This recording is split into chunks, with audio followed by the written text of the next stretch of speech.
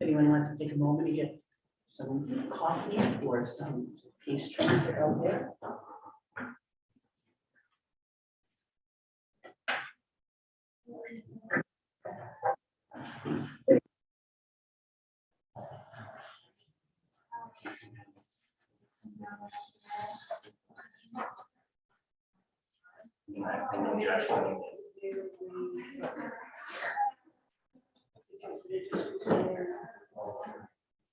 I was confused on our engineering.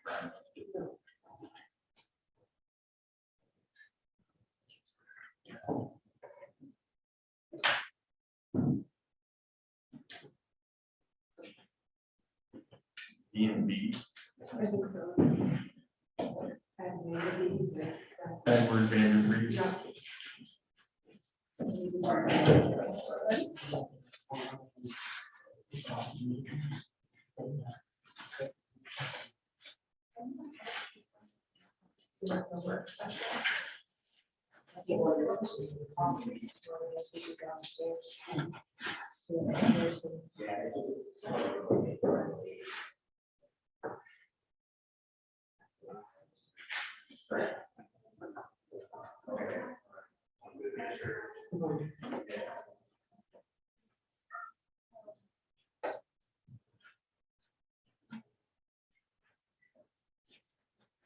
Morning.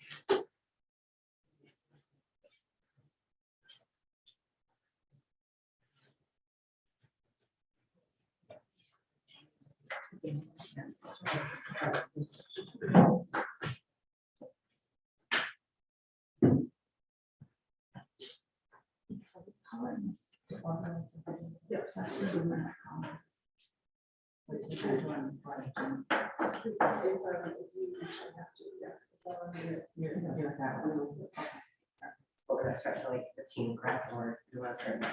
Well, we're all here. Is everyone, shall we just go ahead and begin? Donovan's not coming? So you're gonna do public comment and stuff too? At the end, okay, thank you. That's public comment. All right, I will go ahead and call this council session, work session to order at 8:08 a.m. We can start with a moment of silence, please.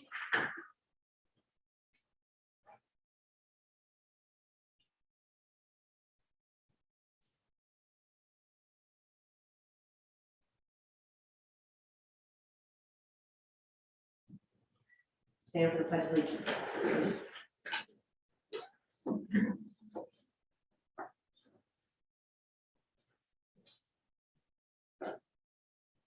I pledge allegiance to the flag of the United States of America and to the republic for which it stands, one nation, under God, indivisible, with liberty and justice for all.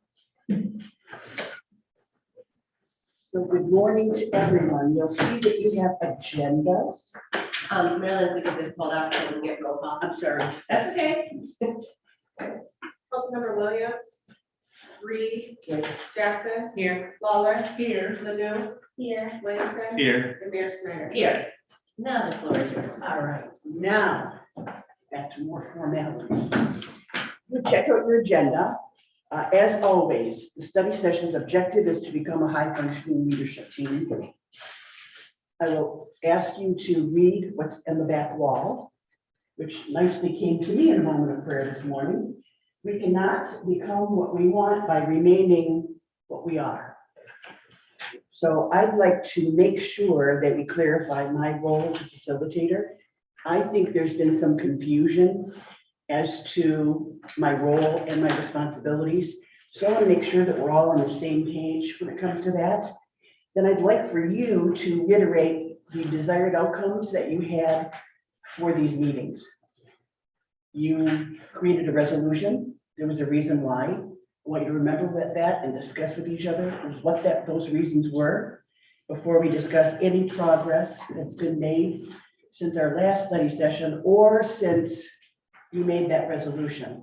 What in fact has changed? Because nothing changes unless we change. It's just how it works. Then we'll discuss ethics and working well with others. I was able to pull down something from our Attorney General and kind of condense it so that we at least have some framework to work by. We want to have a conversation about how we can enable an effective, productive city manager evaluation process. What is an evaluation? Why do we conduct them? What is the desired outcome we're looking for?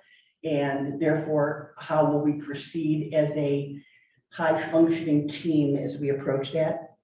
And then we were going to prepare with the senior staff.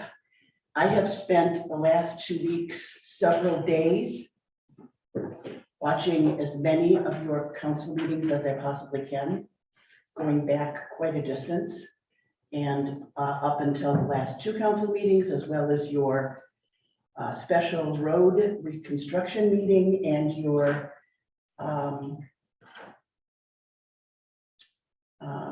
last meeting, which was for redistricting. And as a facilitator, I made the decision and then made the suggestion that we in fact not invite the senior staff here today. There's something called readiness. Commissioners and council people, mayors come and go. That staff is the solidifying component of the city. They're here no matter who they have to work with. And therefore, I wanted to make sure that we created our high priorities for the next 12 to 18 months in core key strategic areas so that we can hand them off to them. I was hoping that we would be ready so that we could work together to do that. And I drew a conclusion that I didn't think we were. So we will put that together, remembering that the council is responsible for the what and why. You set direction. You're the legislative body. You are not responsible for, and you are out of your lane, and we've had this conversation many times, when you decide that you're going to get involved in the who, when, how, or where of anything. That is the staff's responsibility. That is very clearly spelled out in your charter. And it seems as though those lines get mushed an awful lot. So I think we need to have that conversation. Then we will identify right around lunchtime. Again, I never can be incredibly accurate about how long these conversations are going to take. But I think right around after lunch, we'll identify priorities and key strategic goal areas so that there is some direction set for the staff. And then we'll prioritize them. Because you'll come up with several. And this, like every other municipality in the country, has limited resources. So you can't get it all. So we will prioritize via 1, 2, 3s, and 4s. 1s being very essential and 4s being pretty deferrable. They don't have to be done at this very moment. So are there any questions about the agenda before we move forward? Yes. Thank you. I was really looking forward to hearing from the staff and being able to learn from them with regard to the goals that were set last year, how that went, and where we could have insight from them on what we should be understanding when setting goals. So I think, to me, I feel somewhat blindsided right now because I was counting on their insight to be able to facilitate my interaction with today's session. I can certainly appreciate what you're saying, and I'm sure that the staff will eventually then share in some form, here's what we've done, here's the progress we've made in each one of those areas. And we'll have that discussion as soon as we get to the priorities, And I think we need to have these discussions first before we talk about why it's probably more efficient and more effective for us to have this session without them first. Because they were going to work with you and we have to be honest about whether or not that was going to be a really productive session. So let's talk about the role of facilitator. My role is to plan, guide, and manage group structured conversation. My job is not to sway anyone either way. I try to influence by asking you to think about certain concepts like ethics, like what it is to be effective, like what your role is and what your role isn't. But my job is to remain as neutral and as objective as possible. So if you look at this, a good facilitation involves being impartial and steering the group so that it has ideas and solutions that flow. I am to design structured conversation with the intent of leading the participants to their desired outcomes, not to my desired outcomes, to your desired outcomes. And when you brought me in, the message that I received was you really had a desire to become and a willingness to commit to becoming a high functioning team. So you can read through this again, but it's about being impartial. So filling in all the blanks for me about anyone or anything that has happened in the past is not information that I can use. It's just not information for me, because as objective as I try to be, I know you try to be objective, but we're human. So we come in with these opinions. What I look at is city council meetings and the behaviors that we use when we're with each other, as opposed to having an earful from any one of you. Does that make sense? So to try to convince me that something is or isn't happening is, I do everything I can to shut that off, because that makes it hard for me to be neutral and objective. I'm watching behaviors. I am watching city council meetings. I am watching special meetings. I'm watching citizens react to what it is that you're saying and doing. Those are the things that I'm trying to stay focused on so that we can have structured conversations about how we do what it is that we set out to do. So let me start that conversation with you now. What were your desired outcomes? Let's think back to when you formulated that resolution. Why did you formulate that resolution? How did that come about? Thank you, Lynn. A lot of things led up to that resolution. I would say, to put it into a nutshell, there was a very unfortunate set of circumstances on August 24th that led me to write a resolution that Councilmember Williamson didn't agree with, and he vocalized that really heavily, and we ended up meeting and forming the resolution that then created this. And there were other things in the resolution that we created that haven't come to fruition that I think could be something that's even more efficient and effective than the coaching, which is the City Council Relations Committee.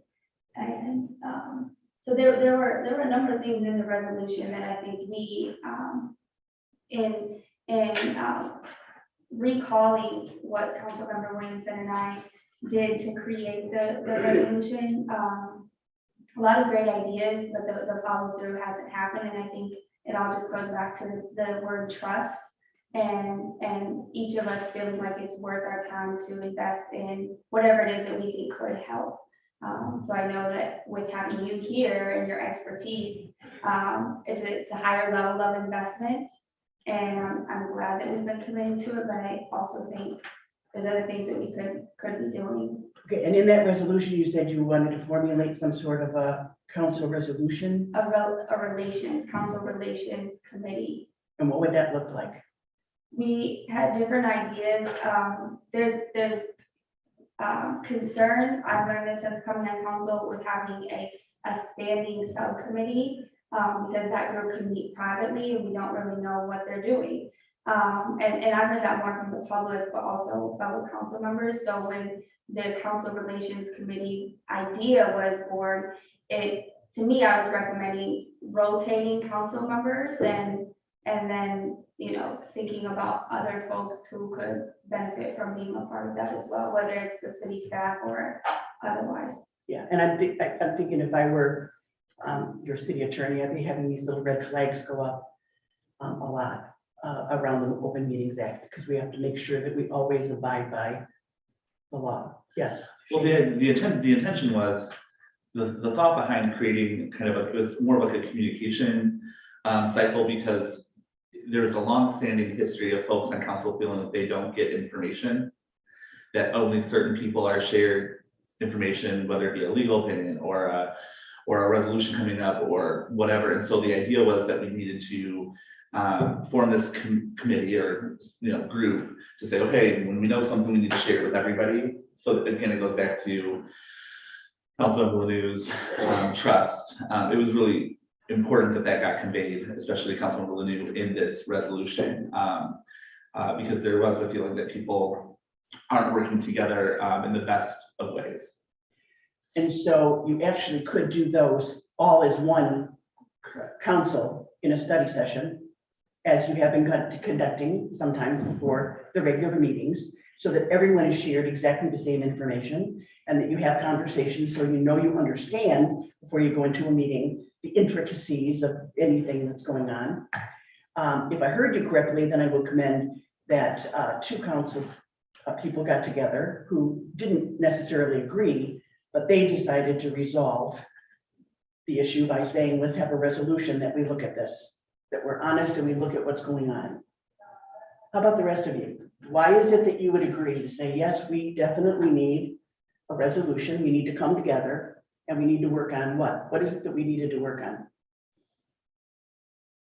Or trust and transparency for me. Trust and transparency. Councilman Mueller, I've had people say that they can't hear us when we're wearing masks, so can you keep your mask off in here? Just when you're talking? Just so that people can hear. Yeah, they do. Trust and transparency for me. All right. So are you saying now that in City Hall you don't have to wear masks? The state of Michigan, I believe, has lifted that. Yeah. Freedom.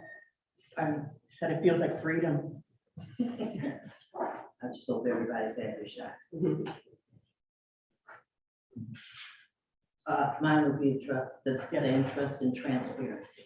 Okay. Nora. I disagree with what they were speaking about. I did hear some of that conversation. And that was no more than everybody does get a chance to hear everything that everyone is talking about. Like he said, some people do feel that when we talk, they do not get to be a part of it, or their word is never heard. So yes, I did agree on that at that time. Okay. So would you say we decided that we would move forward and we would bring in someone to help us have the conversations that we need to have in order to get our desired outcomes? Your desired outcomes were, you would like to see more transparency, more trust, better working relationships, better shared information among all. What did I miss that I heard? Honesty. I'm sorry? Honesty. Honesty. Okay, here's where I get a little.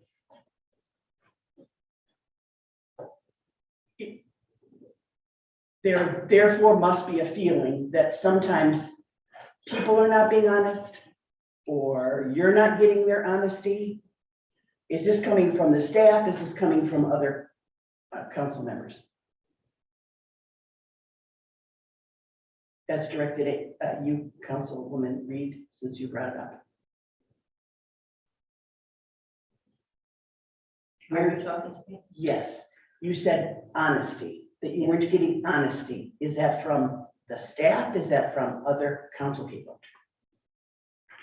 Oh, From both, okay. Is anyone else feeling that way? Thank you. I would say, I'm a big person for like nuance in language, and to me, I would add that, I don't know about dishonesty as much as, being forthright in terms of, I think what I've heard amongst my fellow council members today is this idea of knowing as much as we possibly can. And I think that one of the things that, I kind of want to say two things if I can, so I'll finish that thought. The fact that there is a council member who works closely with our city administration for their day job is something that does not, that has been a barrier to our ability to have trust and feel like everything is being forthright. So that's something we could explore, but I don't want to necessarily derail this. I did want to say that in terms of feeling blindsided right now, these sessions, first of all, we didn't know that the session would change beforehand. And then these sessions have been in an informal, more intimate setting. Right. And we also had discussions the first time about whether we have to, and I'm all for public records, so I'm not against this, but being informed beforehand that we would be in this chamber on camera to have these discussions would have been nice. And this is a living example of things that are happening without us being collaborative in doing so. Okay, so let me ask the staff and the mayor and anyone who has been involved in, this is probably a good idea. I don't know if you heard from citizens. I don't know how this surfaced because we didn't have a conversation. So could you share with them, so in the spirit of being extremely transparent, why this choice was made? I think initially, like when we said we were having the department heads be available for this meeting, that's when we decided to have it in here more space, and still being conscientious of having space for each other. And then the decision was made to not have them be present since we still need work on us before we introduce other factors into the equation. It was just decided to be still held up here. And I know that a lot of folks, as of recent, especially, our own constituents, like you're saying, being transparent, they want to know more about what's going on in these meetings. So we decided just to keep it up here, record it, allow them to be available online if they want. And that way we have it as information that could be given to our constituents if they want to know what's going on. So was there something prohibiting us from all knowing that the meeting was going to be up here?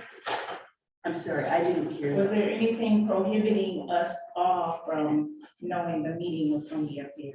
Who was we? I don't know if the meeting was, when was this decision made? I don't know when the decision was made. I've got that same question too, because if some people know, but some people don't know, their people have been notified that they can see it when others Okay, I've got to don't know. be careful about making assumptions. Did any council person know that this was? No, no one. So it wasn't that some people knew and some people didn't.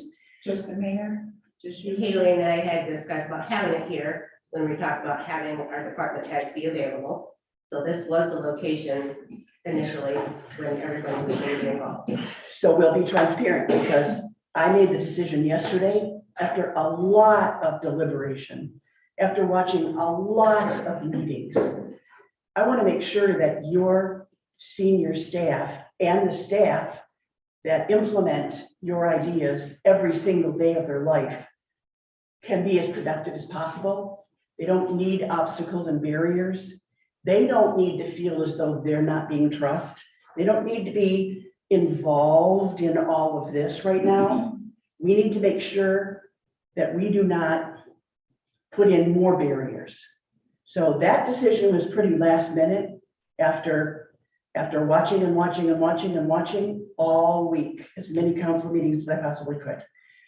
So I would imagine that you probably didn't have that conversation until late, because I said so late that I have some real concerns, and whatever I can do to keep the staff highly functioning, we need to be able to do.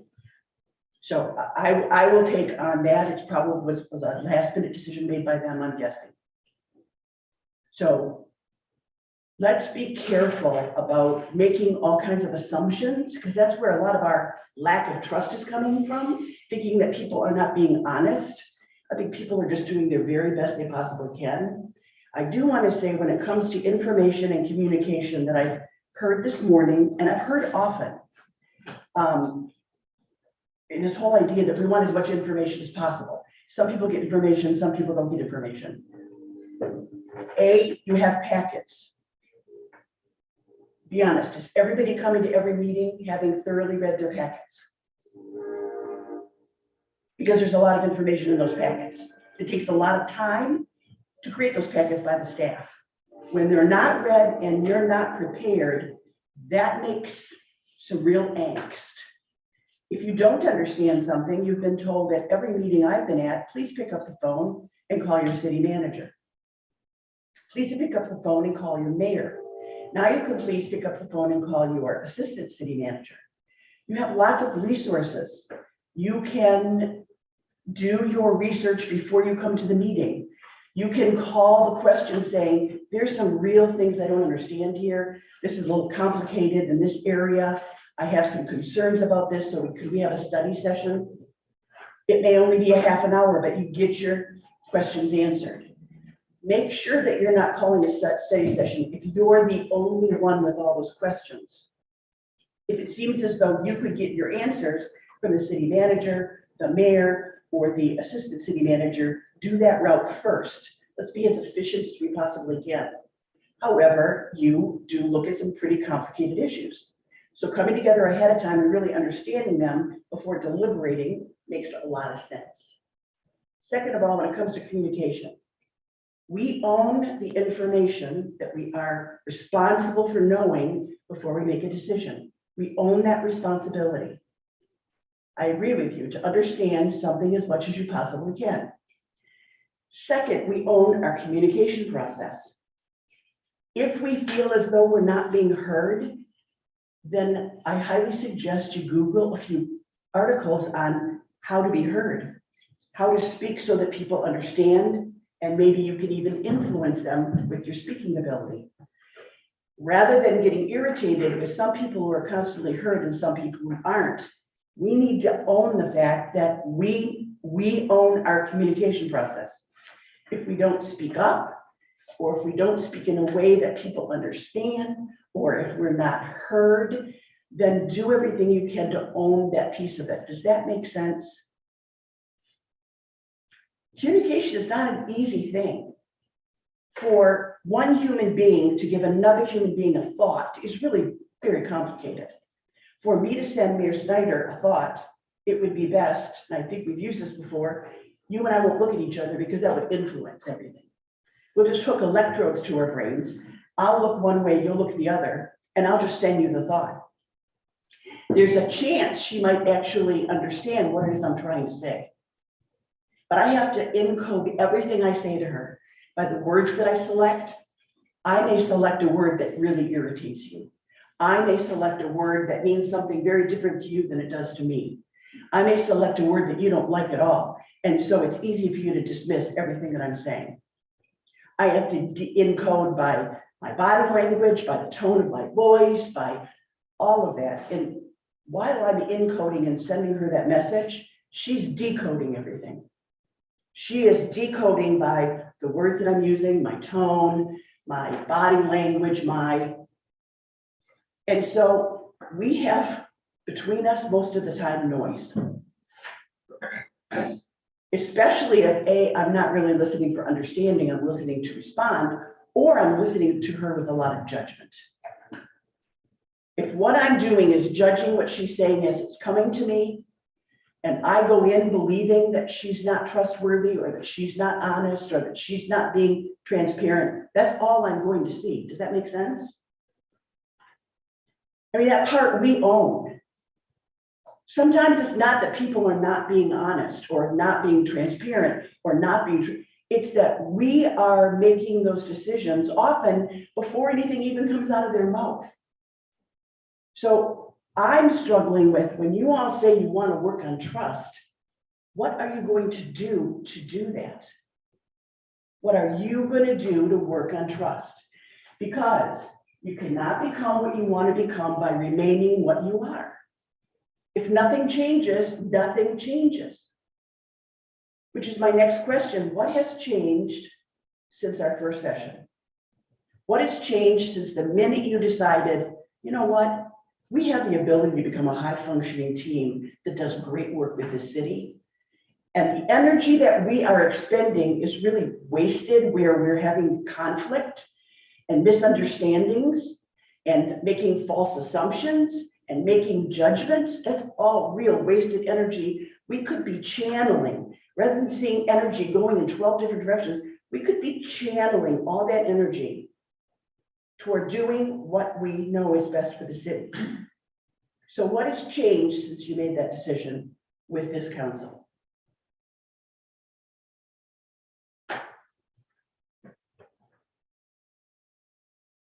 Councilwoman Linnett? Thank you, Mayor Snyder. Thank you. I don't know if it's called the chaos theory, but it seems to me like things have gotten worse. I know in the healing process, sometimes if there's a deep wound, revealing it can be a bit more ugly before it's actually healed. So I am interpreting the initiation of our coaching and setting higher standards for ourselves and us as a functioning team to be revealing some things that need to be addressed. And so I think that that's my interpretation of where we stand in this process. So the scab's been picked and there's some bleeding going on. And who are the healers? Because it's not me. I just provide the Band-Aids. I provide them, I say, hey, what do you want to do here? How you change, when you change, where you change, that's all up to you. That you own. What do you want to do about this?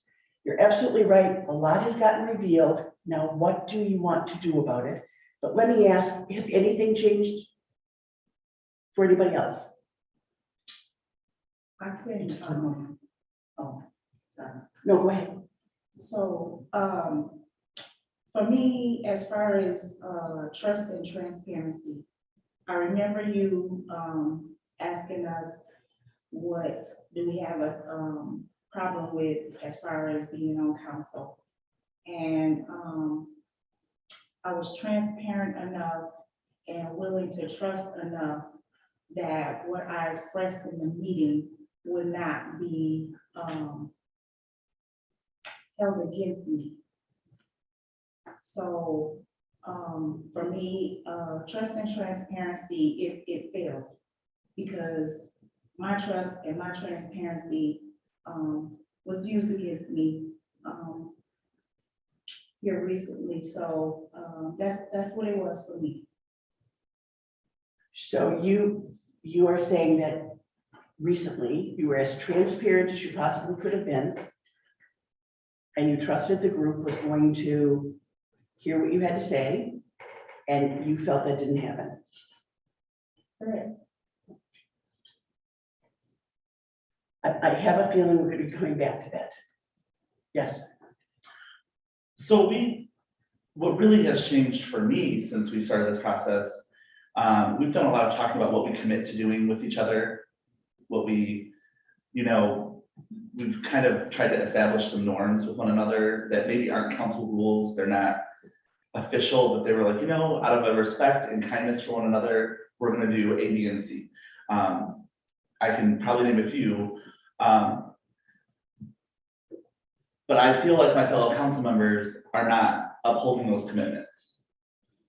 And so for me, what is the incentive to continue to commit to everyone else if that commitment is not going to be held up equally? I can hear in just some of the comments I already made, I hear the bottoms coming my way. And I fully expect that. But I'm frustrated at the lack of ownership that folks are taking in their culpability around the actions and the things that have happened in this room. And that is extremely frustrating, and I'm trying to understand how we move forward with that. That is what I'm trying to understand as well.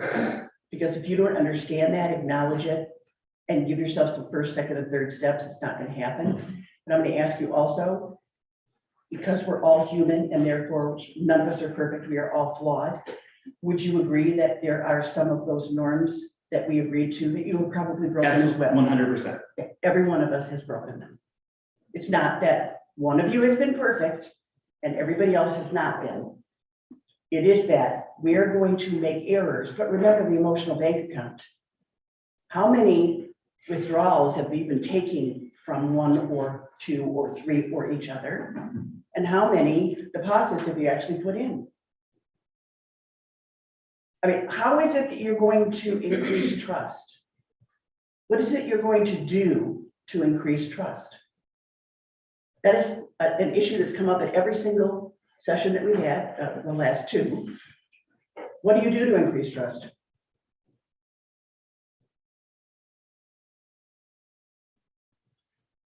I can't answer that part of what did we do to the trust portion. But just to be frank and be honest with you, is that we come in these meetings and they, you know, and things are said to you, but then when we do leave, there's other things that are yet going on. So if I come here, That are not said in the just session. not said in this session. Right. And then an assumption that we all are in to get one person, those things are not so. So then we're bottled up in this one bottle just because I might say hi, whatever, to an individual, and it's not so. And we need to quit doing that because some people do have the intention of this city per se, okay? You put dates and deadlines and things, and then if you want those to be done and you agree with that, you do what's best for the city. We're not supposed to be in here doing something what's best for one individual. It's supposed to be for everybody. And if we say that we're coming together and we're trying to commune, we're trying to do a little of this, a little of that, we should not be doing that. If we're trying to make friends with one another off to the side so that we can come together here so that we're better, then we need to continue to keep doing that. So we don't think that, whoa, it's just me, and we start to spread and talk about different things that we should not be doing. It's just wrong. So yes, I sit over here and be quiet because I hear and see, because I agree with you from the first when you came in and said that the staff should not be here. The staff should not be underneath all of this nonsense.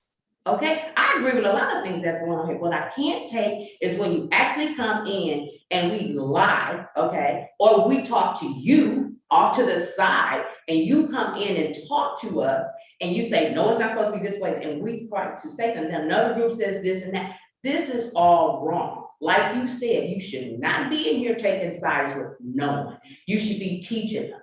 And what started from the beginning should have been right here today. Okay, if we say that we're trying to improve, when one person does something wrong and you have not forgiven, we don't keep doing the same thing over and over. This meeting today should have been told that we're not having it this way. I don't care if it was the last minute or whatever. We sat in here and said we was not doing those practices.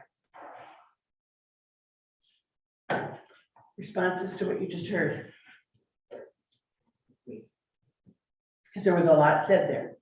Yeah, I agree. And you know, I sit quietly too, because usually when I say things, it's taken out, it's misread. It does not go to you evidently like I am, or to whoever. I'm not saying to you, but there's times when I say things that automatically it's jumped on and it's talked about, and it's really not the way I mean. So there's times when I just do more thinking than I do talking. I agree with that. And thank you for bringing up the point that this is where you need to be talking to each other, not at me.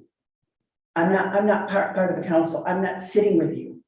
It'd be nice if every once in a while you would hear little words in your head saying, oh yeah. I mean, I wish I could practice voodoo. I would say, hey, every time you get this little pain in your neck, that's me. That's me. That's me saying, oh, come on, you know better than that. You know better than that. But I think that, I'm gonna try last names here.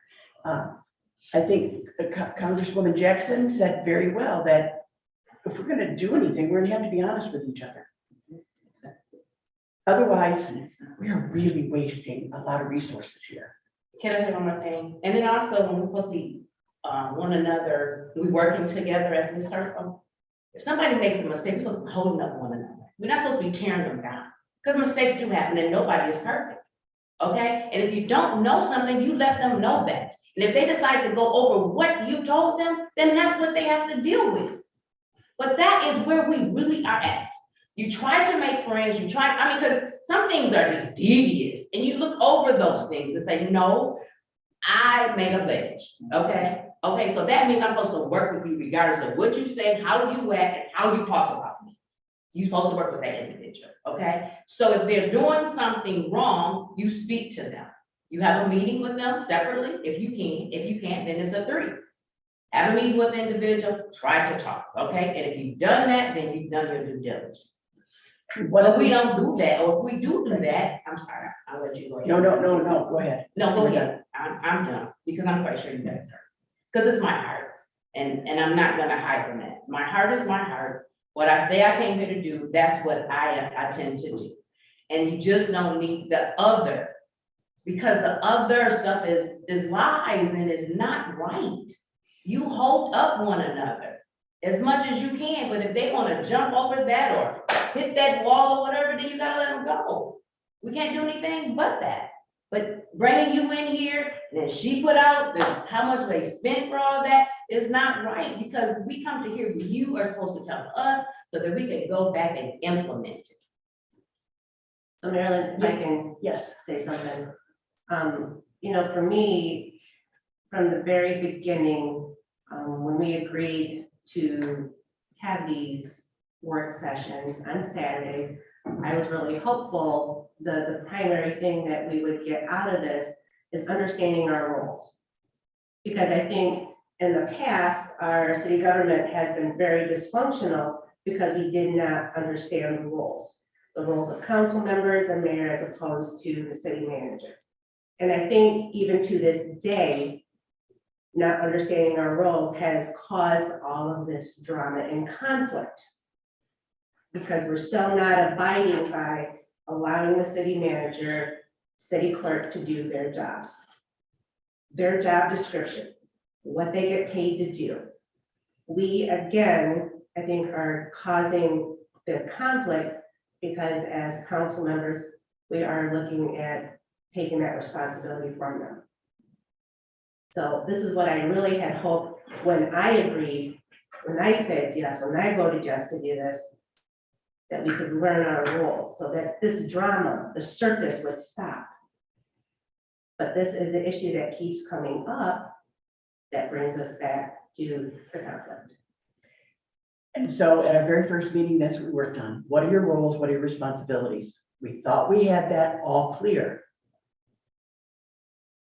So I'm going to come back to what Councilwoman Jackson said, and that is that I would tell you what to do, that I would somehow teach you.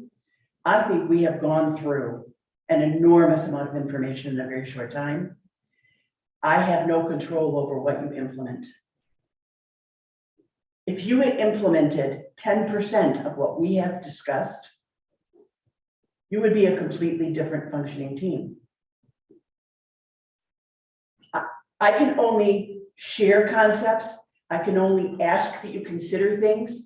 I can only ask that you explore. And I think that this was said very well. When someone flaws, when they show their flaw, when they make a mistake, when they do something not right, when they don't agree with you, the minute that you start putting them in what you call a bottle, the minute that all that judgment starts, now we're like,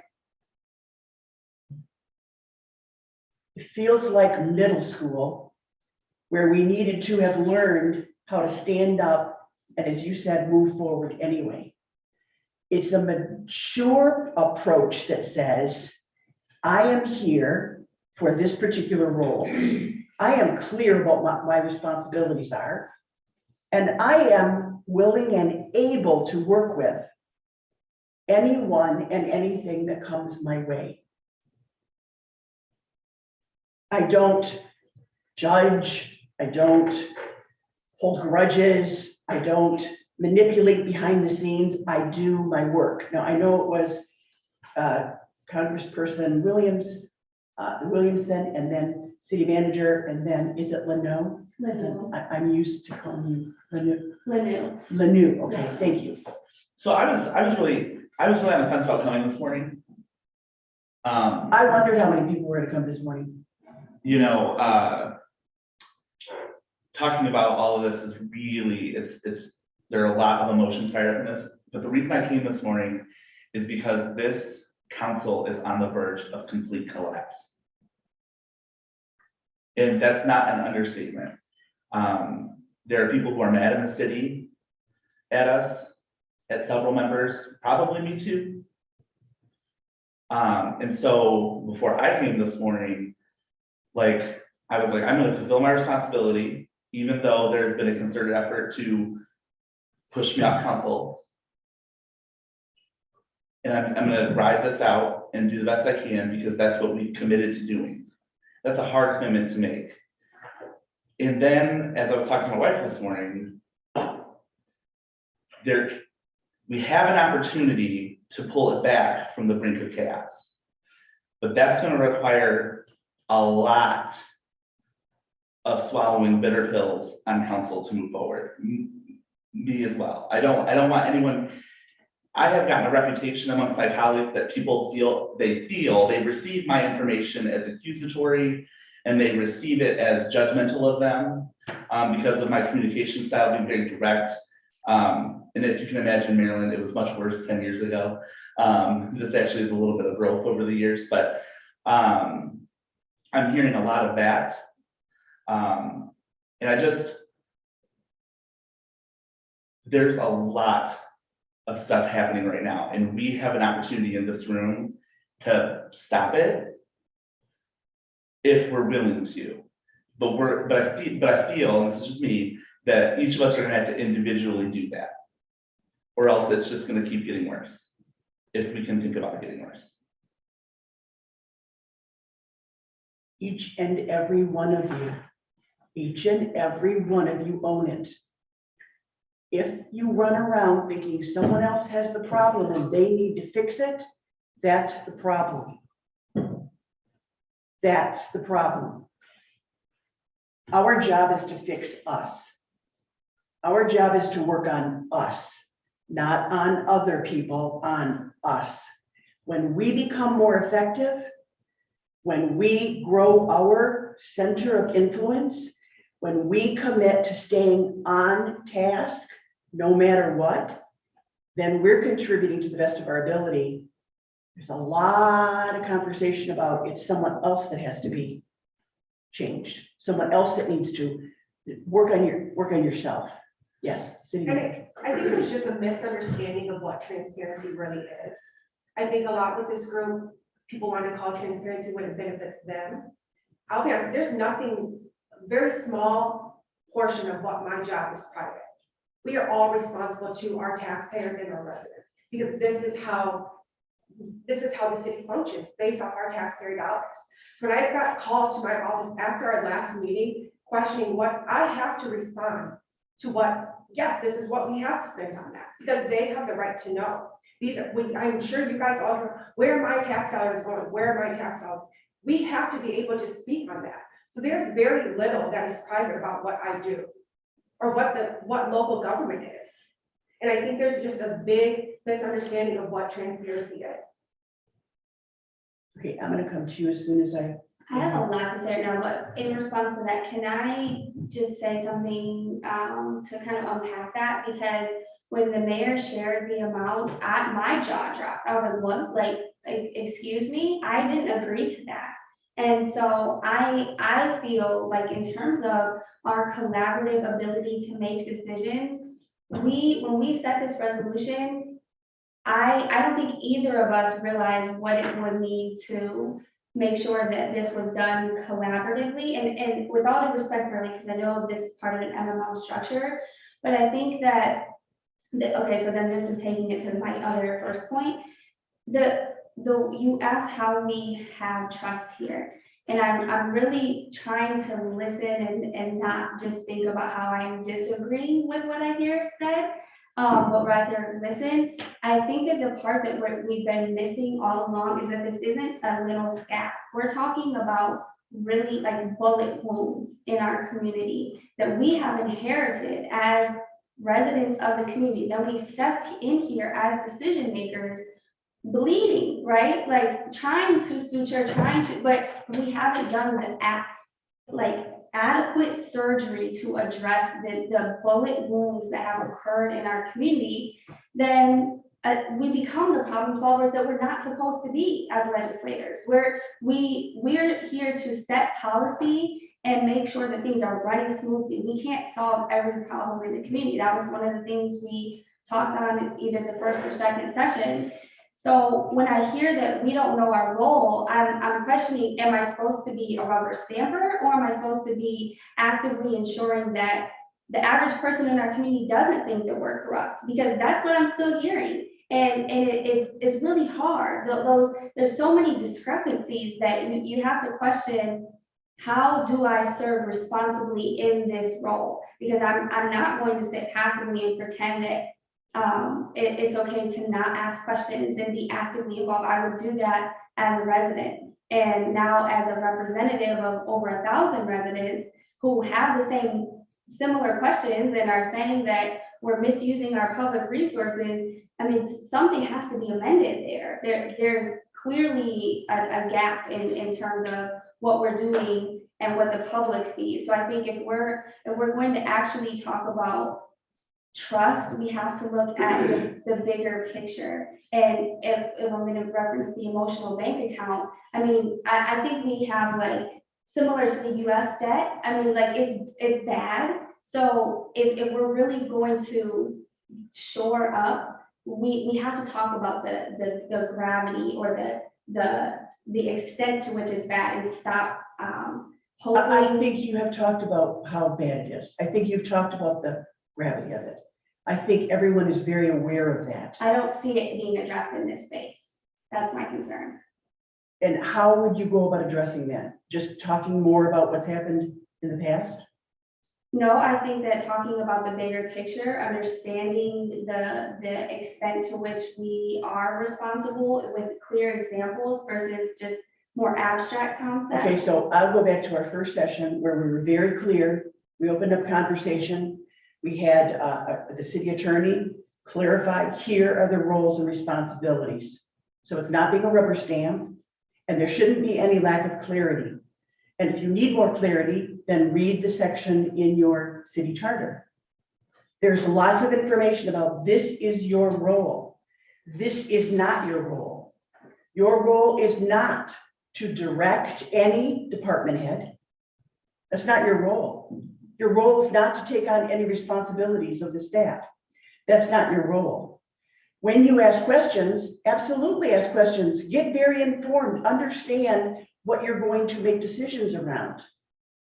I don't understand when we ask questions, these other things roll off. Exactly. So I'm going to continue your analogy, which is if you think healing has occurred, then I would imagine if I were sitting in your position, I would do everything I can to play the role of the healer as opposed to grabbing someone else's gun and doing more bullet holes. Because it seems to me we got a lot of bullet holes going on here. But everybody thinks everybody else is doing the bulleting. Nobody's taking responsibility for the bulleting they're doing. So is that clear enough? If I'm giving you, here's my concept of what has to happen. Yeah, It's take ownership of your bullets that you're slinging and take ownership of anything you are doing in the healing process. And I know it was over to Councilwoman Reed, and then I know you wanted to speak as well. Thank you. No, I was just going to say, I talked to, I'm like, we're responsible to the people. And often I get calls from the people about things that are going on at the city or that they have heard at meetings or they are experiencing. And I always say to them, if they're from someone else's district, because I have friends all over Alabama, and a lot of times they will call me, but they're in somebody else's district. I have you talk to your council person, or there's times I've called the council person and told them, I got a call from someone in yours, is it okay if I talk to them? Okay. But we get a lot of negative things happening and people showing up at meetings and saying things because other people on council invite them in. And then when I talk to them later, they said, well, I got a call from so-and-so that told me I needed to come tonight, you know. And a lot of times they're really not informed as to what is really going on. And people that I have that call me about things in the city, I have started now, because I've been on council long enough to know that I can't tell anybody to do anything. I can call the city manager, let her explain that to you. Or she can better give you the idea of what should be happening with that. So hopefully though, and a lot of times I get calls back saying, I couldn't get a call back again because that's not my job. I know my job. But it just bothers me that when we're automatically set up to be in a negative light, that gets on my nerves. And I've also, I guess in the last 2 weeks, I've talked to 3 people who have moved out of Alabama, whose complaint was the city's not getting anywhere, so therefore I wanted to go somewhere where things were better, streets were cleaner, this and that and the other. They name off reasons why they left Alabama. So, you know, I think that the things that, a lot of the things that we bring up and that we talk about and that we, I guess you could say, get upset about when things aren't being done or not even being acknowledged that it's supposed to be, it upsets you a little bit. Please let me give you another Because we alternative. do answer to the people. If you suspect that someone has done something, for example, told people to come to the meeting, because I think it's a really good idea to tell people to come to the council meetings, but if you think that they've been told to come to the meeting for some negative reason, I'm going to give you an alternative, which is, why don't you go to that council person and say, I have a sense that this has happened. Help me understand, because there's a good chance that what you hear is not going to be what you thought. You made a judgment that there was some negative reason why this person showed up. Maybe that person was told, you know what, I think you might want to come to one of the council meetings because you will see how the workings of how we talked about having 3 voices. And I use that as an example of I need structure. So if I have a citizen that says something to me, I try to be the leader first, that's the voice I use, and then give them the knowledge that they need, the information that they're lacking to be that negative, and then always lead as an ambassador. You could use that alternative. Then when you leave them, you could go to the person that you suspect, rather than, I'm going to use Councilperson Jackson's putting it in a bottle and saving it for, now I know where that person stands, and from here on in, that bottle is going to be carried everywhere I go. You need to be able to address it with that person in a mature fashion that gets things solved. I often feel like we come together and there's some sort of, I don't know if it's a catharsis, but we really want to talk about all the things that are bad. And I can't seem to get as much conversation around, and what are you going to do about it? And what do we do? What do we do? Hang on, because we'll go there and there, but you had your hand raised as well. I did, I just remember, I was reading our packet, just to respond to that. At the second meeting of every month, we have financials for that previous month, they're included in the packet. This is not hidden information of what we've been saying for this training. If you don't understand what the financial reports, we've said time and time again, either call myself or you can reach out to Director Lee to go over that. The information has been provided to you, it's been provided to the public. So I think that's just It's just a little frustrating when I hear that we're not keeping anything, nothing's a secret, we're not hiding anything from you. And it's not cheap to bring in a professional to facilitate these programs. There's going to be an expense to that. And I just think we have to come together, especially after our last meeting. We were a chosen site for a project. We just learned Wednesday, they are no longer considering Elgin. They have decided to move to a completely different state, when we were the #1 site. And this company, it had several six-figure positions. They were very strong on building up their employees. They were good paying jobs from the top to the bottom. Did not require a lot of skills. And that's really bothersome when this continues to happen. I think we keep waiting for big businesses and new industry to come. They're not going to come here when they do their research. They watch our council meetings. I have a close friend who reached out to me. Their church, they're struggling to recruit a new pastor. And they made the comment that their candidates, they watch the city council meetings and they have not been able to fill that position. So I think it's time we have to get it together, because we are hurting this community. Our behaviors are truly hurting this community. And it's very frustrating and very embarrassing. Just Friday, I was at a meeting with several surrounding community leaders, our county administrator, and all of them, what's going on in Albion?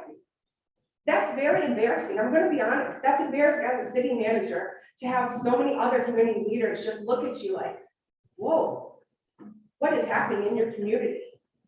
And it's just a small portion, because we do have a lot of great things happening here, but that all gets covered up by this dysfunction. And we have to come together, because it's just tiring. It really is. And I don't know how much more we can continue to do this, but we're hurting our town. We really are, in all areas.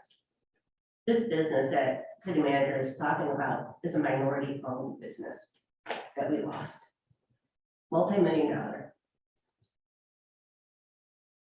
We lost it. Minority-owned business. Type of businesses that we said we wanted to attract. We're not even attracting it.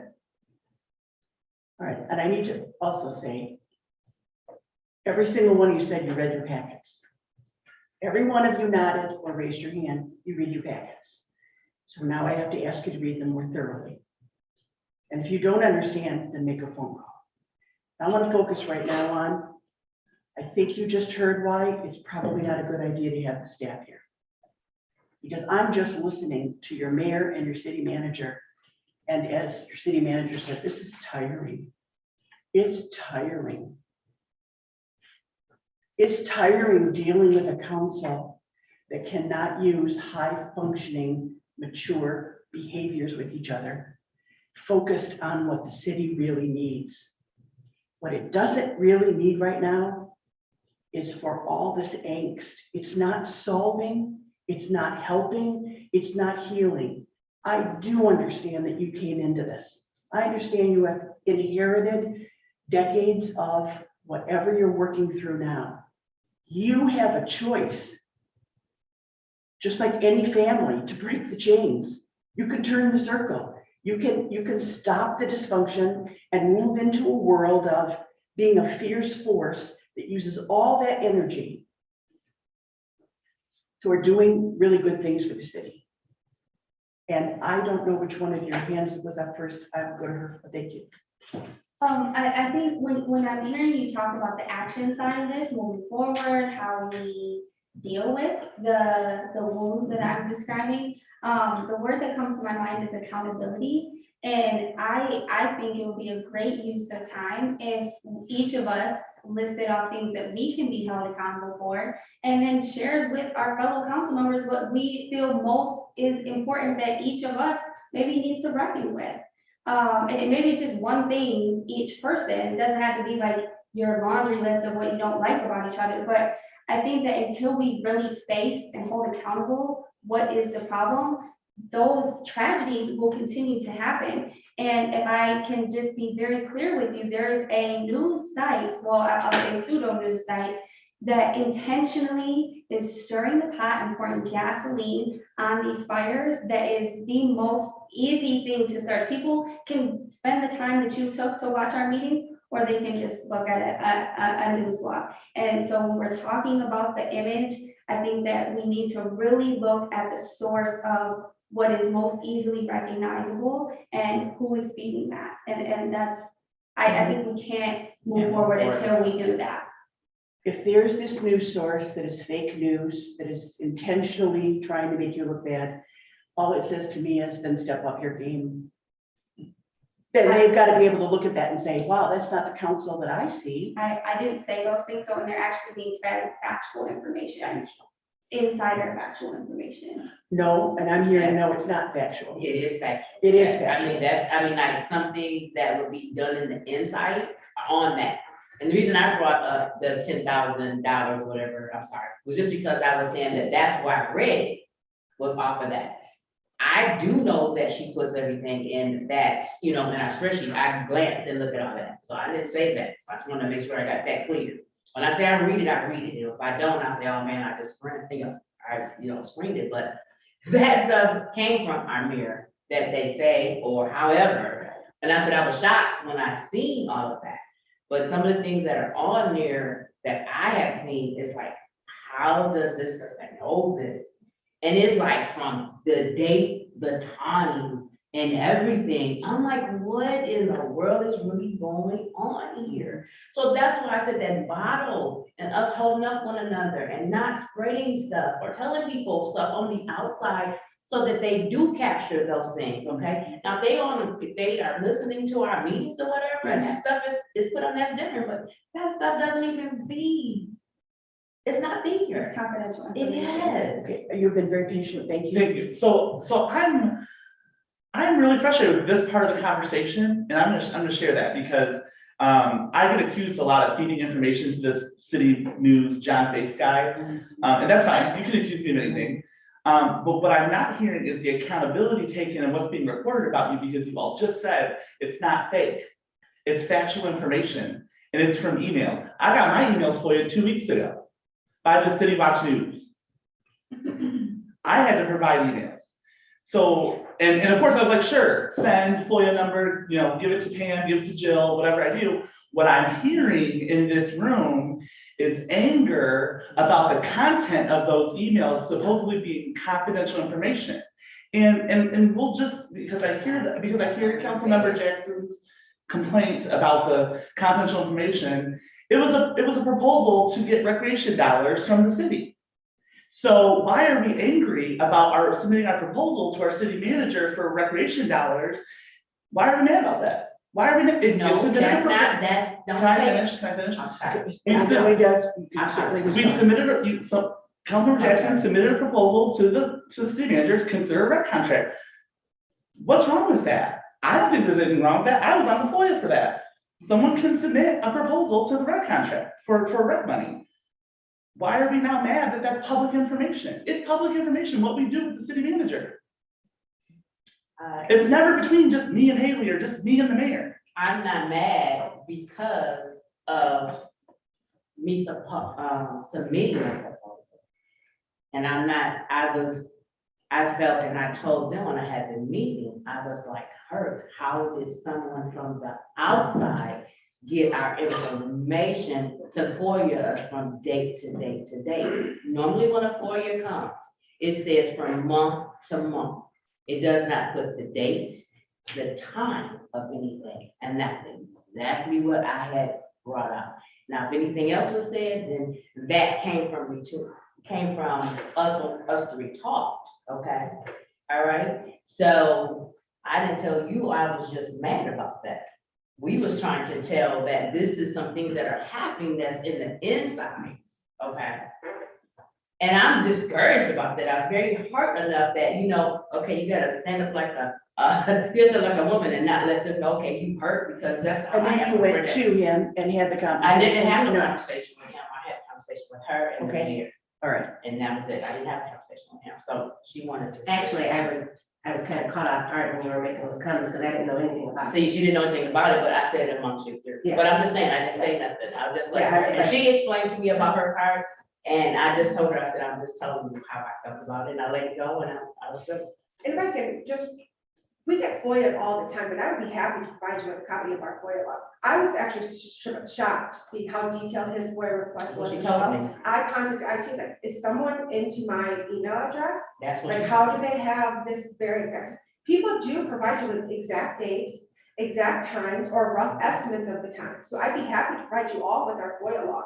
It's not just on a rough monthly basis. We get FOIA all the time. And by law, we cannot just say, oh, I don't have it, or no, not respond. We have to provide that information if we have it. Yeah. And so I did that, and I apologize if that hurt your feelings, but I had to through FOIA.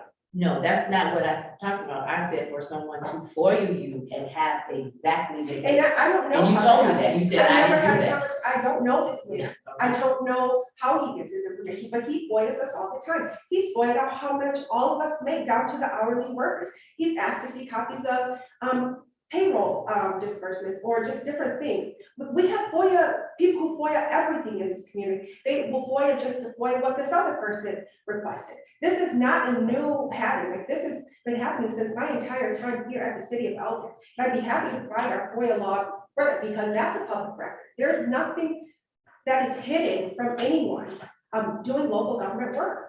That can be it's a public record, and people have the right to see what we do. And when I get asked for comments, again, there's nothing in my comments that's not public record. There's nothing that I state that's confidential. Things that I state, everybody has information, has access to it. I just make it in a comment. And I step back as a leader and say, what are we doing as a council that is making the public so suspicious constantly?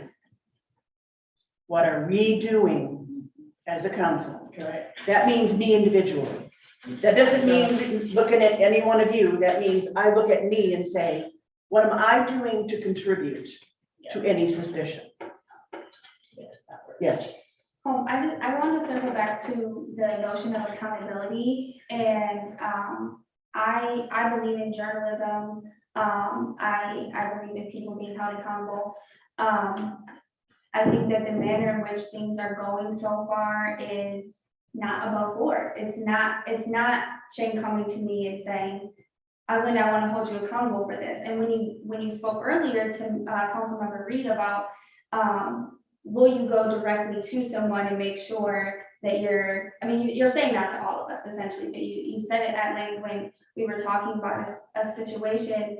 I have done that, and people have agreed to do things in terms of helping the public understand these dynamics and what's happening behind the scenes and what results in these things that get reported on, and they just haven't followed through. So what do you do when you've done everything that you coached us to do, someone agrees to their part in being accountable publicly, but then they don't follow through? So it leaves these big question marks for people. So what do you do? We all had a long conversation about accountability and how it was part of the process. You're not going to get results unless you have some accountability there. So what do you do as a human being? What do you do when you have said, I'm going to give you some feedback. This is really bothersome. I don't know what I can't come up with an example right off the top of my head.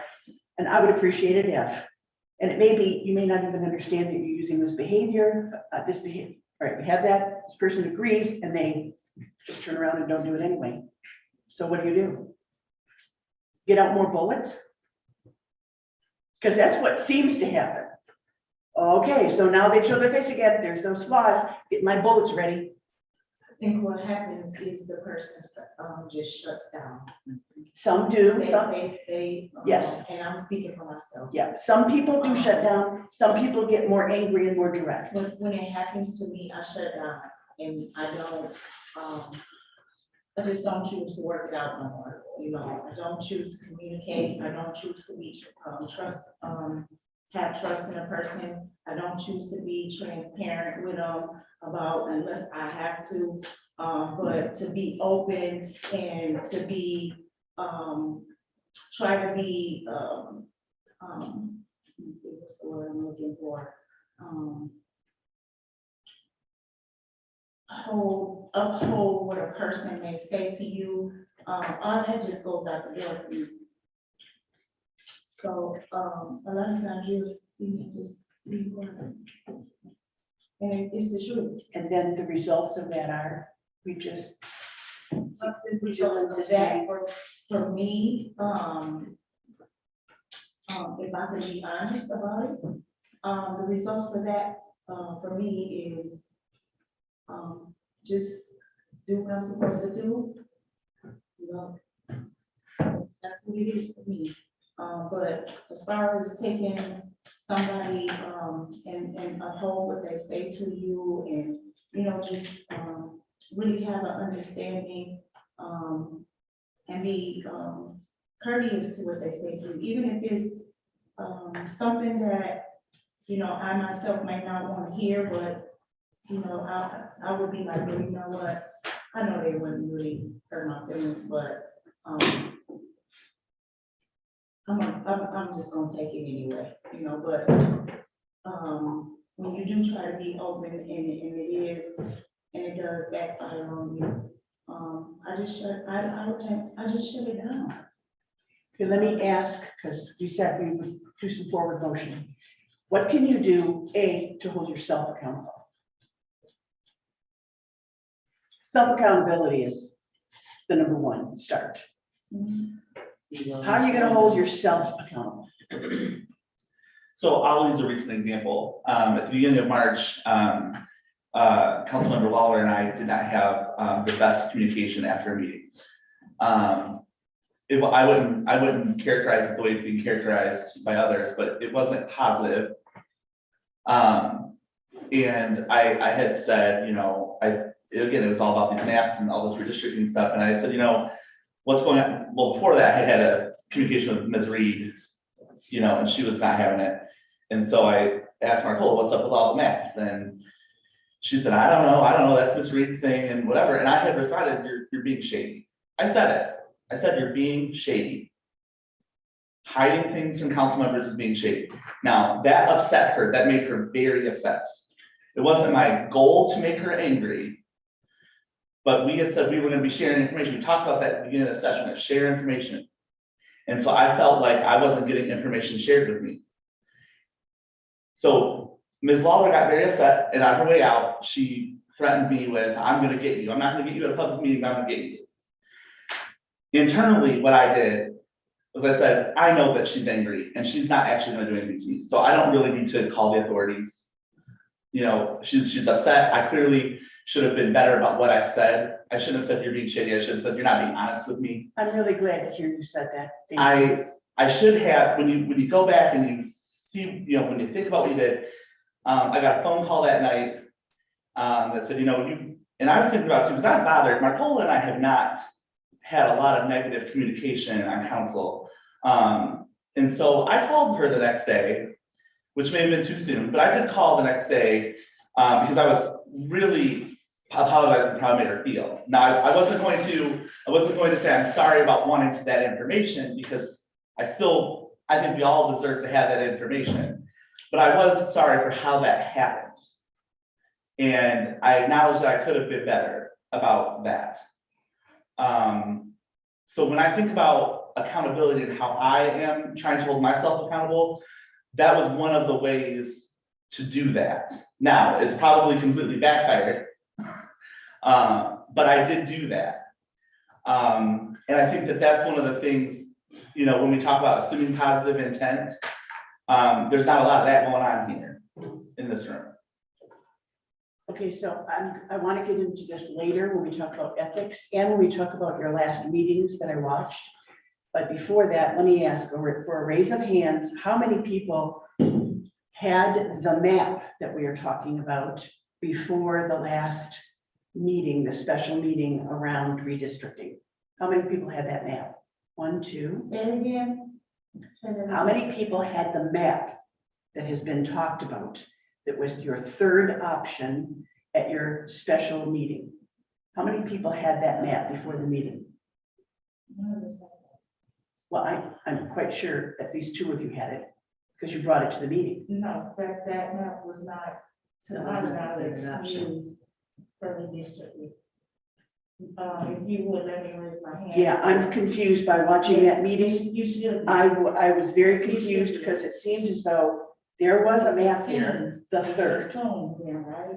Okay, so no one saw that third map? Marcola, can you keep your mask up? So you assume that's what it was? I interpreted from what was said in that meeting that there was a third map that I think Councilwoman Reed brought this gentleman in to discuss. But Right. none of us had that until that evening. Well, I had seen it before, I did not even have it. Oh, you didn't have it either. No, I know what he's talking about, he is talking about the big map. No, she's referring to the map that got voted. Yeah, she Oh. did. You were referring to a different map. I'm just referring to a set of maps Cause that. I was gonna say, I never seen that. Okay, different map, okay, different map, I like, get All right. that. okay, all right. The maps at the last meeting, No. Councilmember Reed had before that meeting. The That was big not map, the map. no, that was not that. The map. redistricting map that you. No, that brought that map. For. You. Okay, we are gonna talk about the meetings and we can talk about it then. I thought that's the map you were referring to. No, it was a whole different set. They were passing out maps at a meeting prior to that. That's See, why I that's tried what. to tell her. Okay, They were like trying to do So it. anything That was not- anything that is distributed is supposed to be distributed through your city clerk. Is that correct? No, City, hold on, city attorney, is that correct? If there's gonna be anything distributed amongst, it goes through the city clerk? Generally, I mean, for purposes of council meetings, I mean, it would, handouts and things would be presented before the meeting to the clerk. Yes. Okay. We are gonna talk about redistricting later. no. I was just wanna confused talk about the map, and you see my confusion and making some false assumptions. I was assuming the wrong map. And then that leads you to some conclusions that are incorrect. My conclusion was incorrect. So Marilyn, I would like to just interrupt for example. a second because I just want to point out that. No. Councilmember Jackson No, just she just- whispered to me. No, I said I did not. Go Ma'am, ahead, go ahead. ma'am. I'm on, go ahead. I mean, before we're supposed to be in a training session and I just had Councilmember Jackson say, when something comes out, you're gonna be upset. Exactly. What kind of behavior, what kind of behavior? This is is what that? he told me. He said that same night. He says, this is exactly what he told me. So I'm so glad that this came out. He says, he says, he says the exact words. He says, how do you think, he says, how do you feel about yourself now? He says, you didn't get that grant. And I'm like, I said, yes, you did. I heard Right, that. yes, you did, right here. Yes, you I heard did. him say. And I just told him that you're gonna be upset because I did not vote for that. I said, I voted for percentage. I said, when that comes out, that I voted for the percentage, because I never knew nothing about that now. I said, then you're going to be upset. I'm sorry. You're gonna be, that's what I try to say, you're gonna be upset, because those are the exact words that he said to me. Let me, I want you But to, I was just nothing. I want you to stop, and we're gonna warp out for a minute and pretend that you're a citizen watching this, instead of being inside the fishbowl, Sorry. behaving in the way you're behaving. I just want you to step outside and look at the film. And I'm gonna ask you how often you watch your city council meetings, because you need to. You need to watch your city council meetings. Let me go to, I had my hand up, I hope you don't. all right, yes, go ahead. Okay, because I think I have the map down in the car, I can show you. Okay, I said we're going to come to the map. I said we're going to come to the map. We're not on the map. We're on accountability right now, okay? Yes, and then, Okay, so, as Councilmember Williamson stated, we hardly ever, have a conflict or anything like that. But when the word, sneaky came along, he asked me about the map and, the map that I had. And for transparency reasons, I took the map to my mayor and I'm like, there's no deliberation on it. It's just the map. And that's what I said to her. And you have the city, assistant city manager saying, well, that's a violation of the Communities Act. I took it to her out of good faith to show there was nothing to hide. And I honestly did not know Ms. Reed's intentions. You have to ask Ms. Reed what her intentions are. okay, so are we talking So- about the map you were talking So about there- earlier? This Or are we is, talking about the redistricting this map? is the conversation that kind of blew up between him and I. it was about a map, but it was about the words that, you know, we passed between each other. And when I said, I got something for you, I said I would not do it in public, which wasn't I said, but I said I would not do it in public because it was 5 to 7 people in here. And I did not want to say what I had to say in public. I said, when we get to the meeting with Marilyn, I will say it then. That's what I said, honestly. Okay, and we need to have some conversations about the map.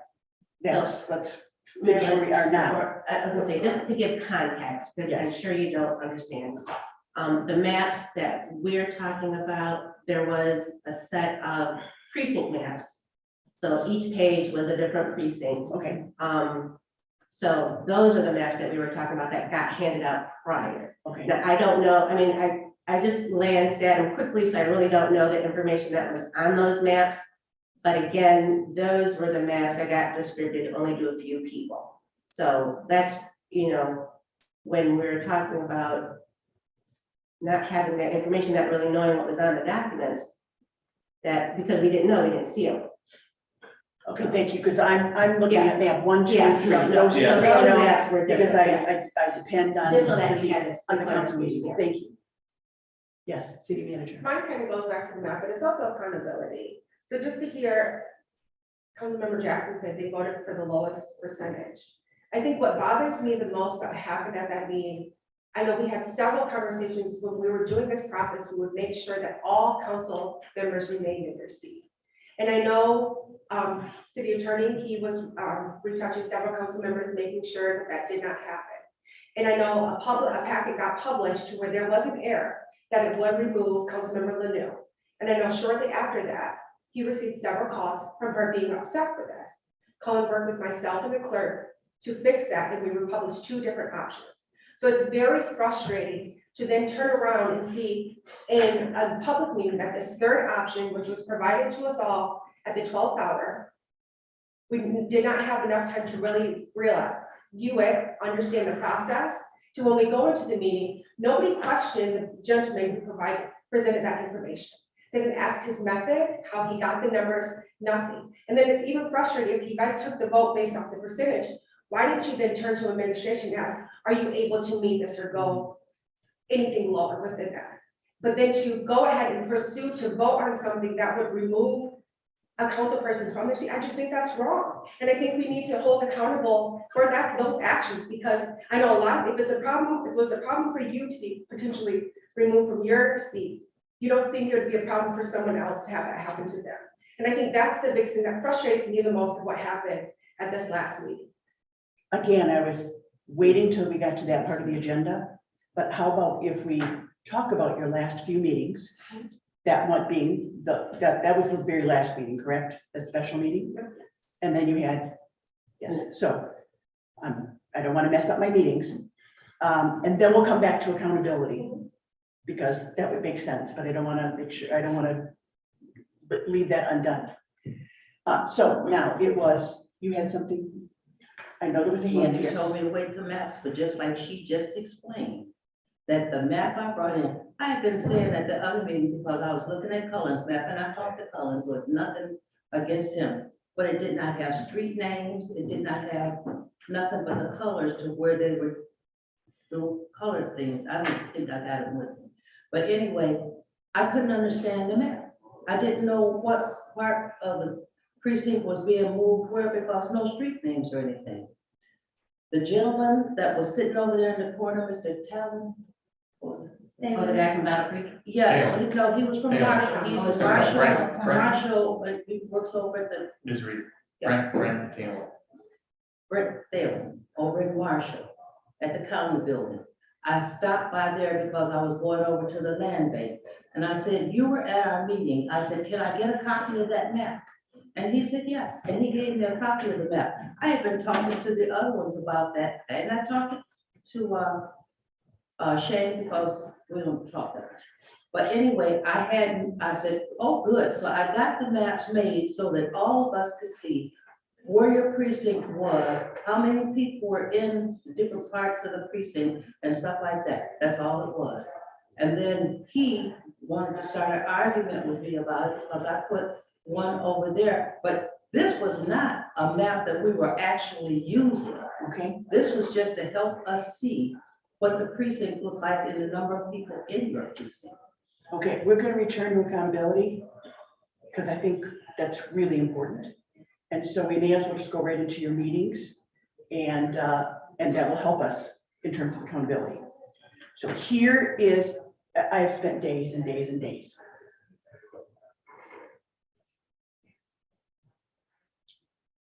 There are some patterns, and those patterns are pretty clear. So let me go with a meeting that one of the first meetings that I watched before I then went backwards and saw this pattern repeated consistently. When you were looking at the road renovations, there was a very strong sense in the room that we do not trust, we do not accept, and we dismiss as a council expertise and experts. We don't have much respect. This is my interpretation for data. There was lots of data was given. There were taxpayers' dollars that went into studies. We do those studies. To me, it's no different than taxpayers' money goes into this program, but you choose not to implement it. Taxpayers' dollars go into engineering studies. I don't have a degree in engineering, so I trust engineers. When they put together all the data and they come back and they give you information, and then we hear that they're not the experts we are because we drive in the city, that is spilling over to your citizens. They're following your lead. Very clearly, they're following your lead. That the engineers are not the department heads are not the expertise. They don't own the expertise. You know, and I commend you because I think each and every one of you feels so loyal, dedicated, and committed to this community that you do everything you possibly can.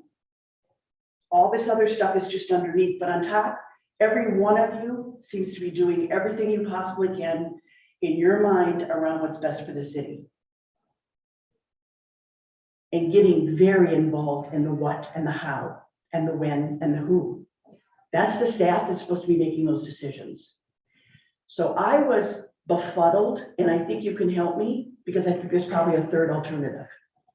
By the time I watched your council meetings and then I got to this redistricting, I was taken back. I was very much taken back. And then I said, unfortunately, it follows the same pattern.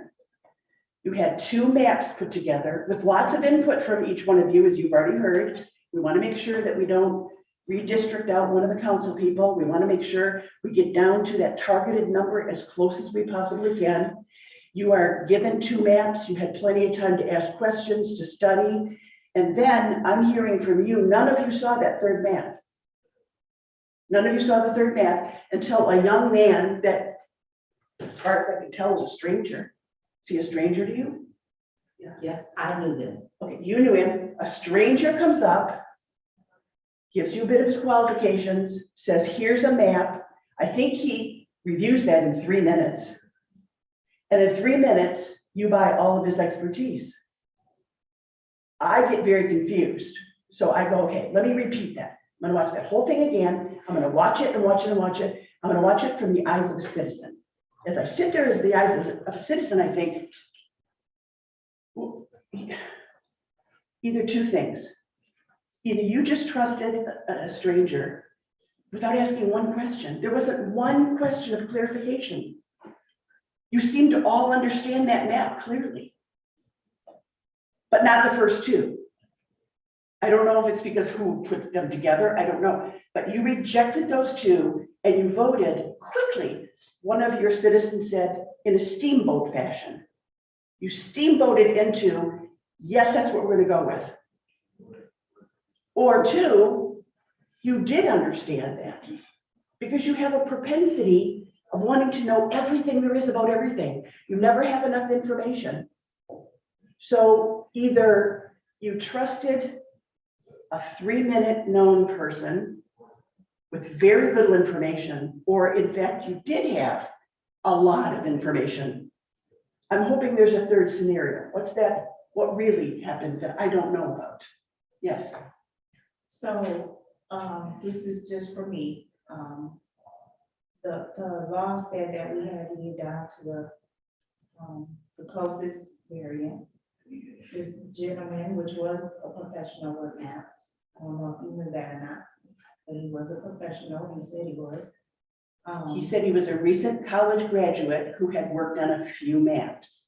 For a couple of different counties, right?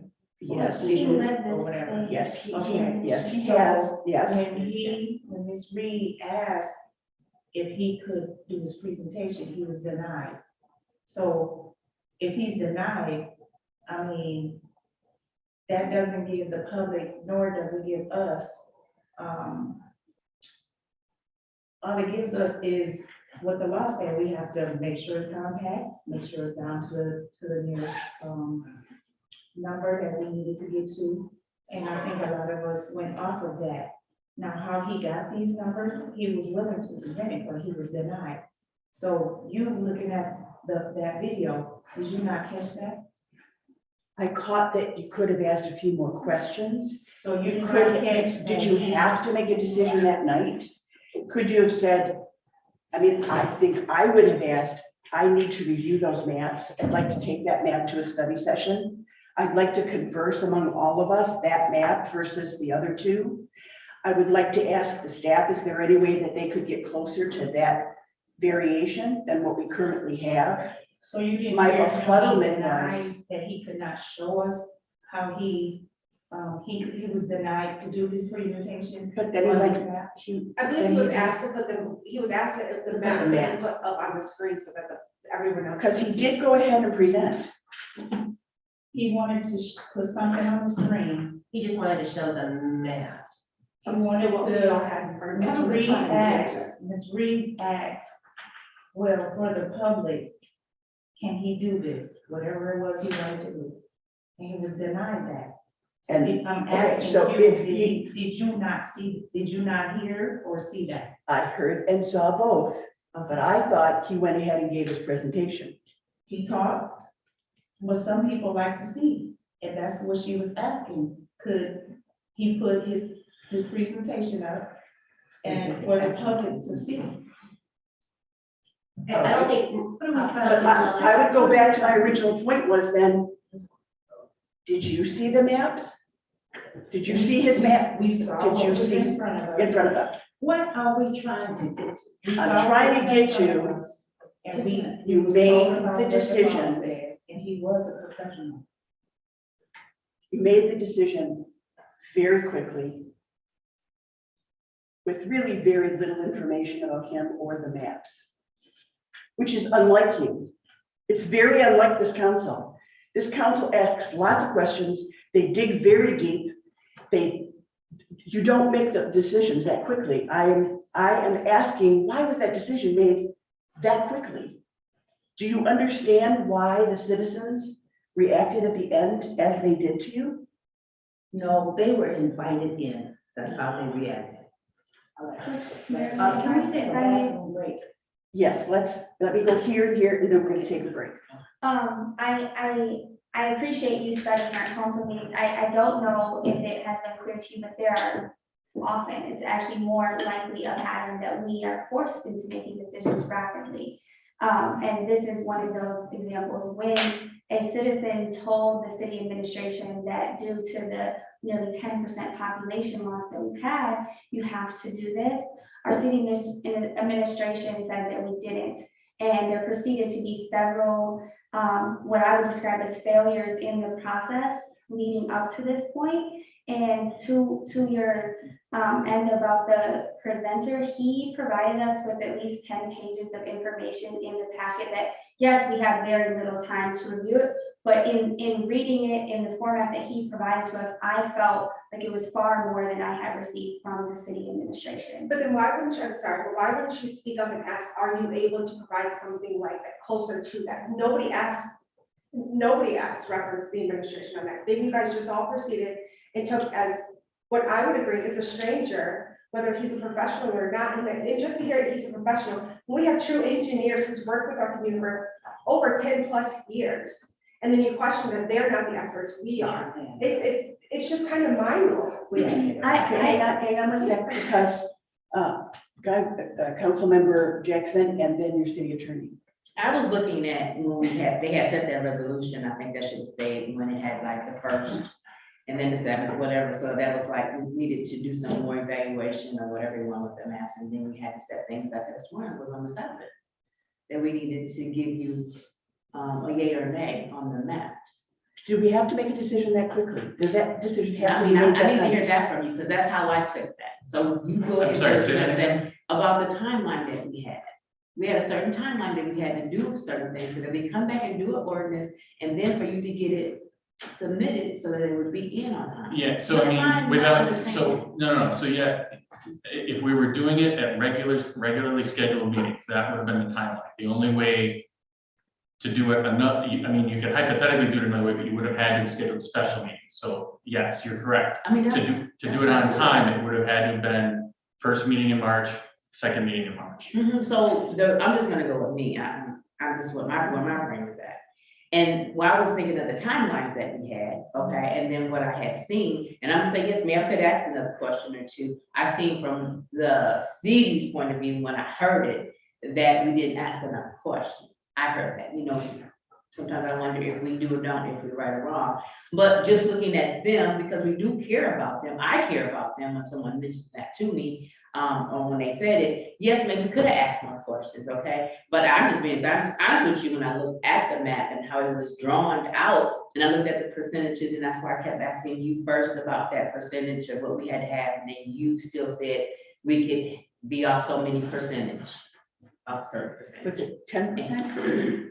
The generally accepted number is 10%, plus or minus 5% either side. Yeah, and then when I looked at his map and it had, the percentage of the population and everything, that's what I took out. I look at numbers or whatever, but so that, I'm just saying, that's kind of how I made my decision. Colin, could you clarify the timeline too? Because what we're talking about is the timeline for it to take effect for the next election. So we had more time to do this if we wanted to. He just said it. Ms. Reed asked if I can wait until she came back. Yeah, So maybe now's a good time for that. Now's a good time for that. Yeah, right? so you can answer that. Now's a good time for that. Absolutely. Let's take, what do you want, like 10 minutes? That'll bring us back here at around 10. We don't have a. Yeah. It's up on the. It's working. Let's do it according to that clock. Let's get back at 5 till. Can I use your second?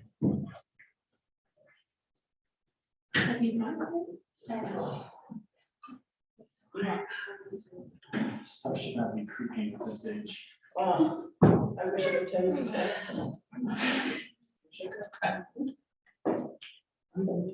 I said to my wife, I'm like, this is how it feels to be middle-aged. She's like, you're not middle-aged. I'm like, no. Yeah. She's like, not till you get to 50. I'm like, only I don't if think I look put you young. down. I have questions for everybody, So- just little ones, just to make things better. Just what Kaylee and I are working on, so I just want some clarification on it. I don't think I have one. I have one that's clear. I understood what you said. You're pretty clear. Yeah, I'm just.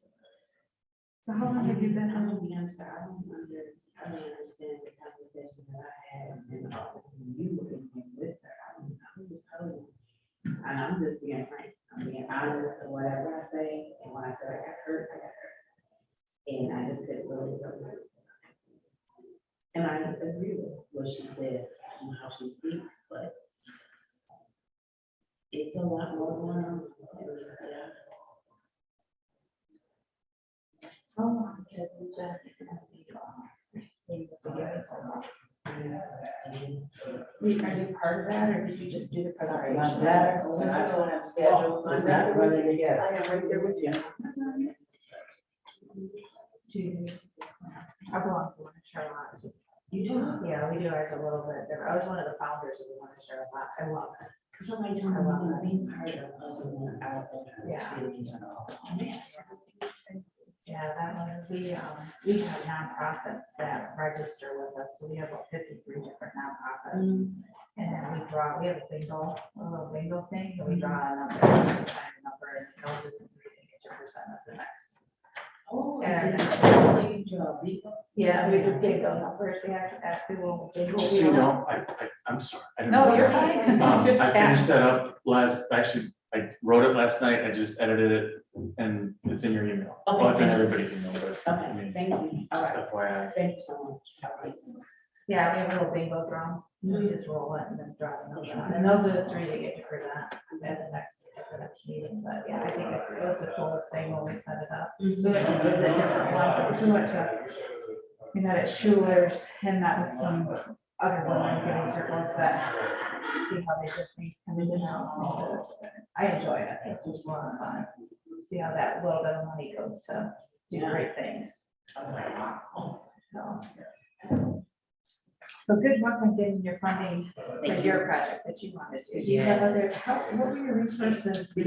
Yeah, before This just because, hey, different people, you know, Oh, that's not what I'm always.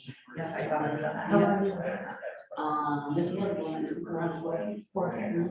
I didn't get a packet when we were there. so- Oh, you didn't know, No, I'm sorry, no. yeah, this is one, I don't think, I don't know what the year.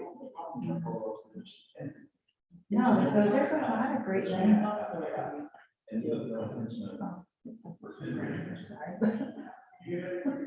Out in our project.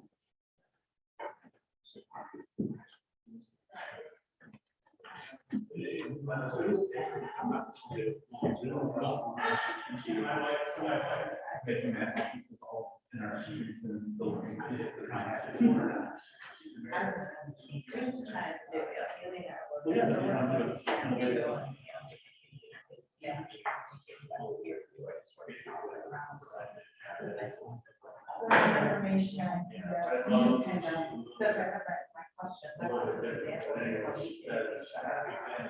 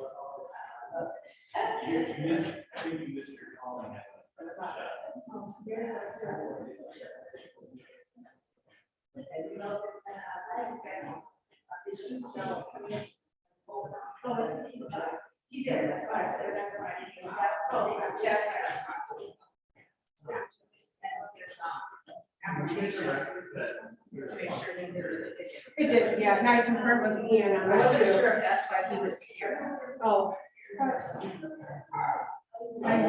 Holding up.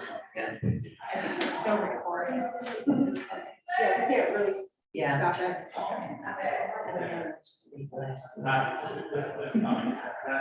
Right. I watched the Michigan State game and then I stayed up and watched the video and State game. I know. I know.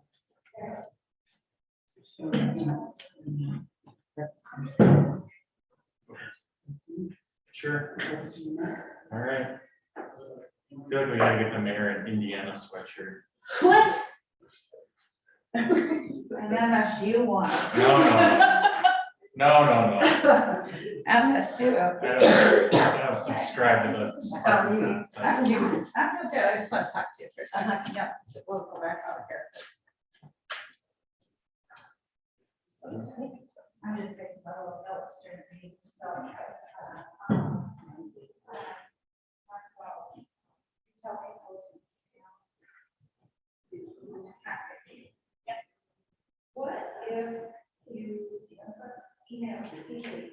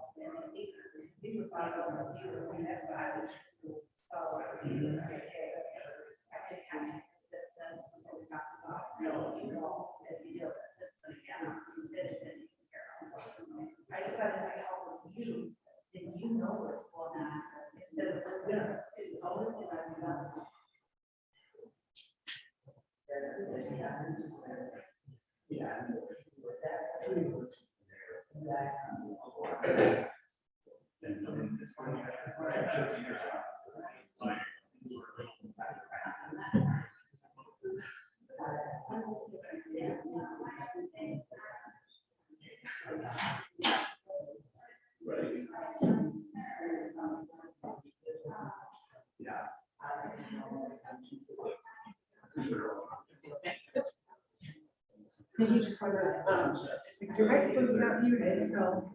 Oh, is that? Right now, because the microphone's not muted, so it's picking up.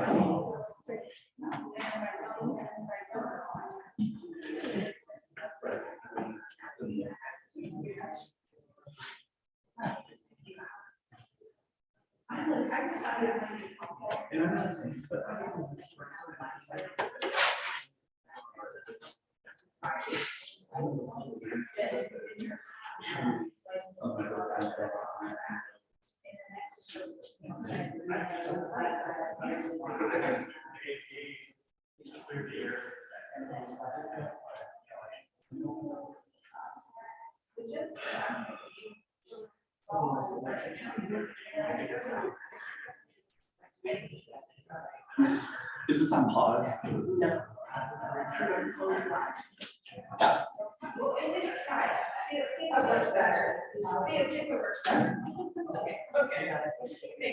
Thank you.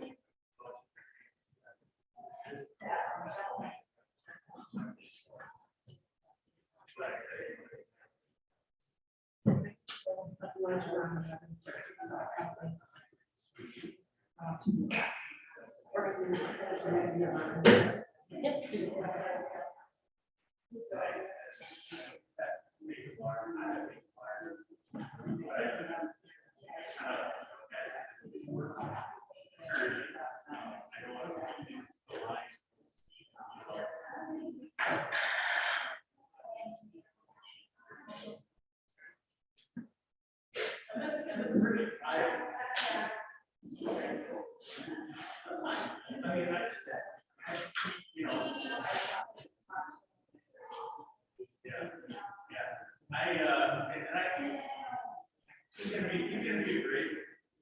All around great. I was concerned.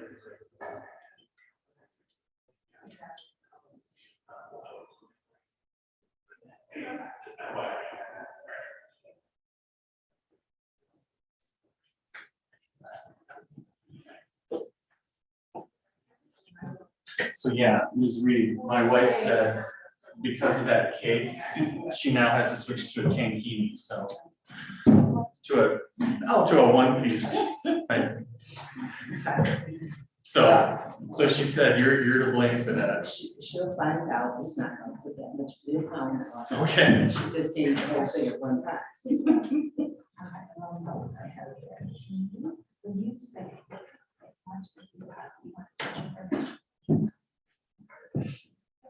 Okay, so our city attorney is going to start because we patiently waited till after the say goodbye to coffee break. So, just so all of council is on the same page, how this kind of came to fruition, as it relates to the redistricting. I got a call from administration about, the question was not about local redistricting, so to speak. And what I suspect is because Councilwoman Lanu referenced, a citizen bringing this to the administration's attention.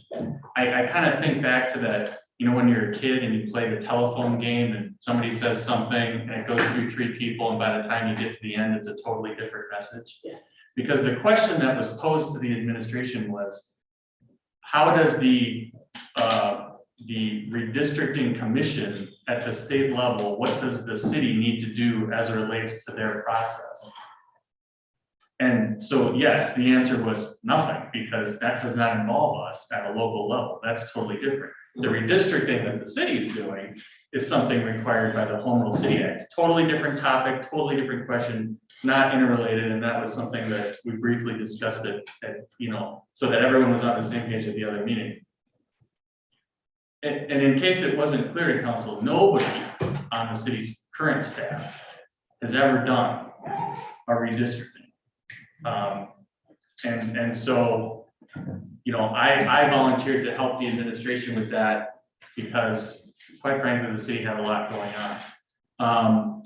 The way that, and Councilwoman Lanu is absolutely correct. There were unquestionably stumbling blocks because it was a learning process for everyone. The way that we started was we reached out to the previous, some of the previous administration that is still in the area and said, how the heck did you guys do this? And the response that we got was what I'm now learning was a very time-consuming and cumbersome approach to the process. And as we were going through it, there were calculation errors.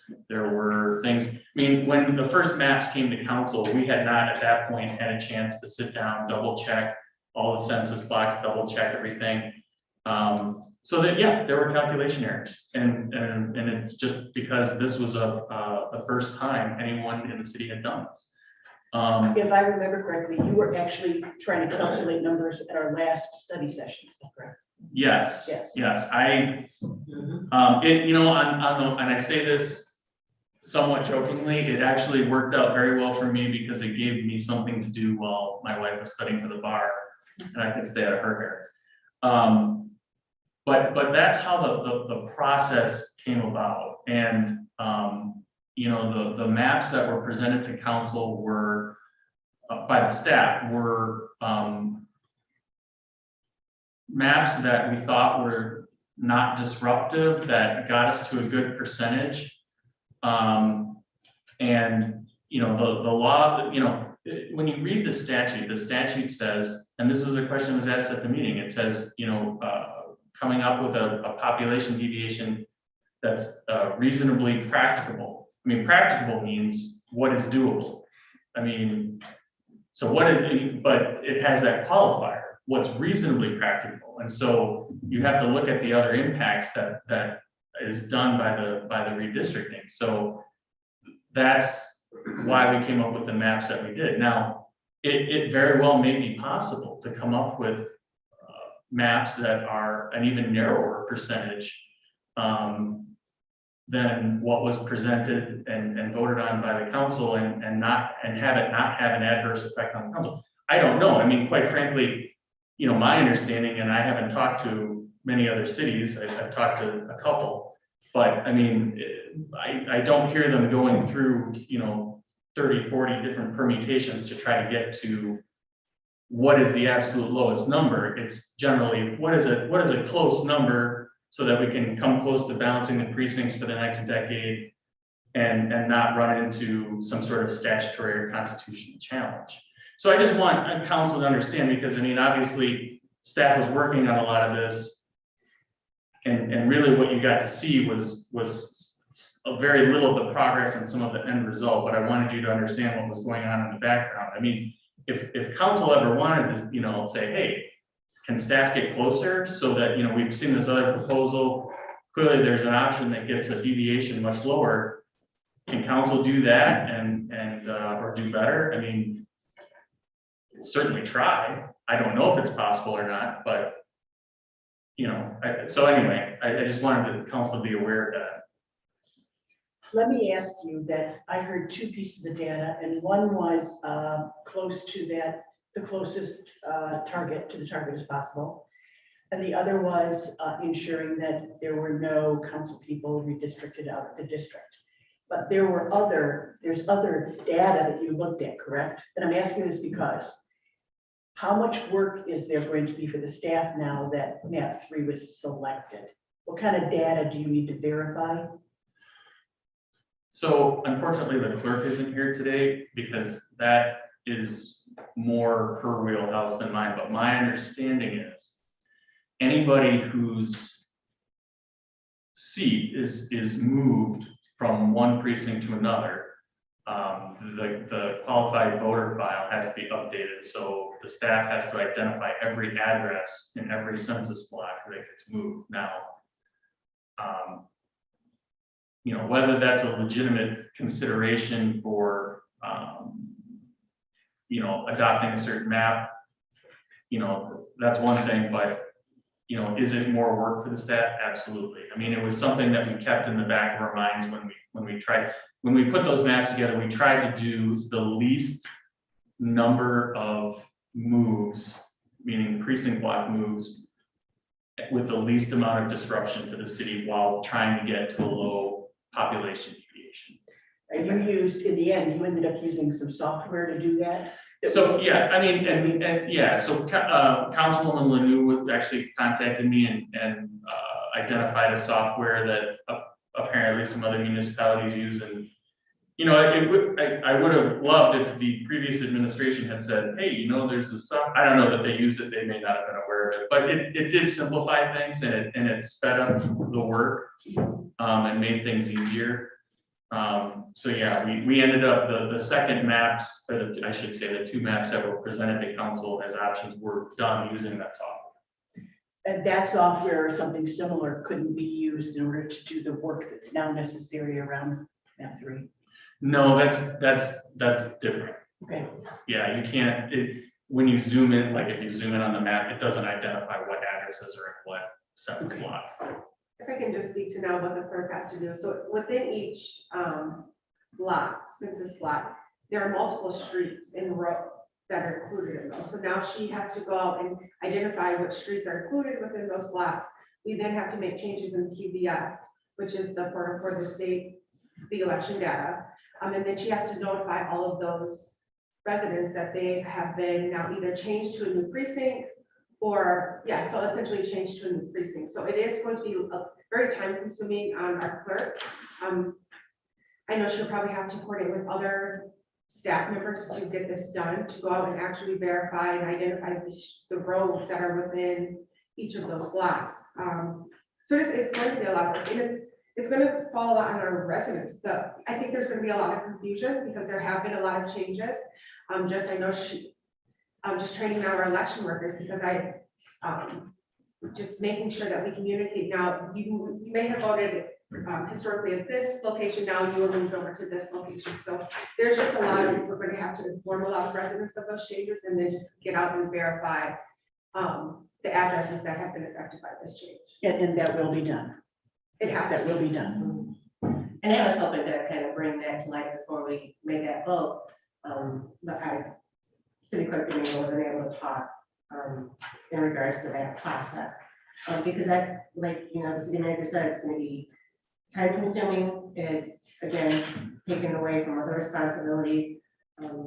So I was hoping that would have been come to light before about it as well. And I'm just going to simply bring it back to process. That when I watched the meetings that I watched, I sense this strong suspicion always, no matter what was brought to the council from department heads, and often from experts that, we hired to bring in. There's lots of questions, there's lots of, the questions in the way they're asked are often suspicious of, I'm not really sure that I agree with this. And then often there's this, and we're gonna come up with a plan of our own, which is, please no, that is really out of your lane. That is really getting into staff responsibility. That's why I think I was thrown off so much that I didn't understand. I was completely befuddled at the last meeting. That was my reason for asking. Because I want you to look at, when you say, I'm gonna hold myself accountable, because you gotta hold yourself accountable before you start holding other people accountable. When I'm hold myself accountable, I need to hold myself accountable for, and I mean, spend 4 days and go back and watch many of your council meetings, and then just watch as a citizen. Take your head out of who you are and say, I'm gonna sit here and just watch, pretending I don't know all the inner workings of what's going on here, but I'm gonna watch what's going on, because it's like you're looking inside the fishbowl differently than when you're in there swimming around. Yes, Councilwoman Waller. Okay, so, when you say is out of our leagues for you to hear, a council member say, well, maybe I can submit one on my own. In the city of Jackson, they have, a policy that says that welcomes, if a council member would like to submit one, they are more than welcome to. It's not saying that you have to choose it or anything like that, but there is an option there for them to do it. And so, by you saying that's out of our league, it's not uncommon. Because I did do the research to go and see what other cities were doing and how they did it and what tools that they did use. So, for you to say that's out of our league, I don't agree with you on it, but I respect it, no hard feelings or nothing. I'm just expressing that, it's not uncommon. And if I did say league, then I used the wrong word. I meant to say out of your lane. Did I say? If I said league, I really apologize. When I say out of your lane, I'm not speaking about this particular scenario. I'm saying I have watched several so that I could see patterns as opposed to this one incident. So I'm saying there's a pattern of, I don't think that these experts know what they're talking about. We know better. I mean, those words have actually been used in some of the council meetings and then recently mimicked by citizens because they're following your lead.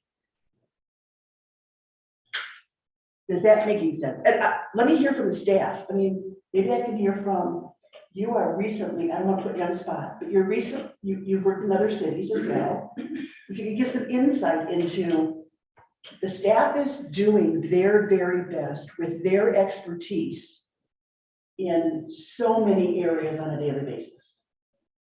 And I've been wanting to say stuff like the whole meeting, but I know it's. please do. But I know you guys need your chance and your opportunity to do so. So I've been writing a lot of notes down here. And during break, I talked to a couple different council members. But I've been in your seat as a council member. I've been in the seat as a mayor. And the first thing kind of like to me is it was a lot different being a council member than it was being the mayor. Because that mayor has regular meetings with the city manager. The mayor is going to have a little bit more information than what the rest of you do, because that is who the city manager confides in, because she is the leader for the city council. So I just wanted to kind of point that out. I'm trying to get a good understanding from council when you ask different things and you give examples to how Haley and I can work together to make those things happen for you, because I think it's just, it's some miscommunication there.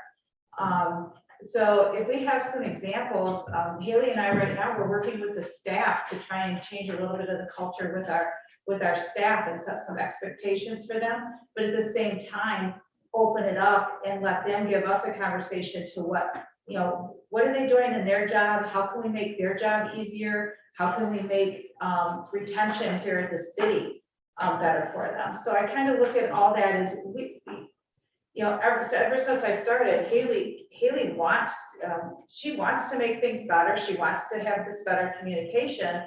So as I sit and listen and being in your seats, I understand all of you. I understand where you're coming from. But it's a matter of trying to get comfortable with each other and gain that trust.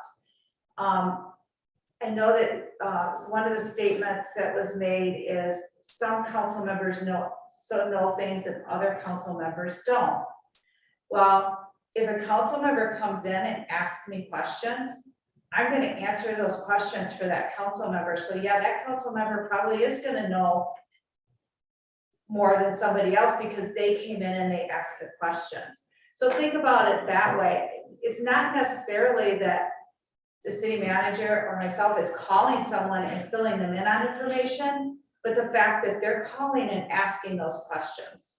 Now, if it's something that we provide to them, I know that we send that. If it's a documentation they're asking for, standard protocol to me would be to go ahead and send that same information to everybody. But if it's a general conversation, I'm not going to get on the email and email everybody and tell you what conversation I had with that council member. That council member had questions and they were answered.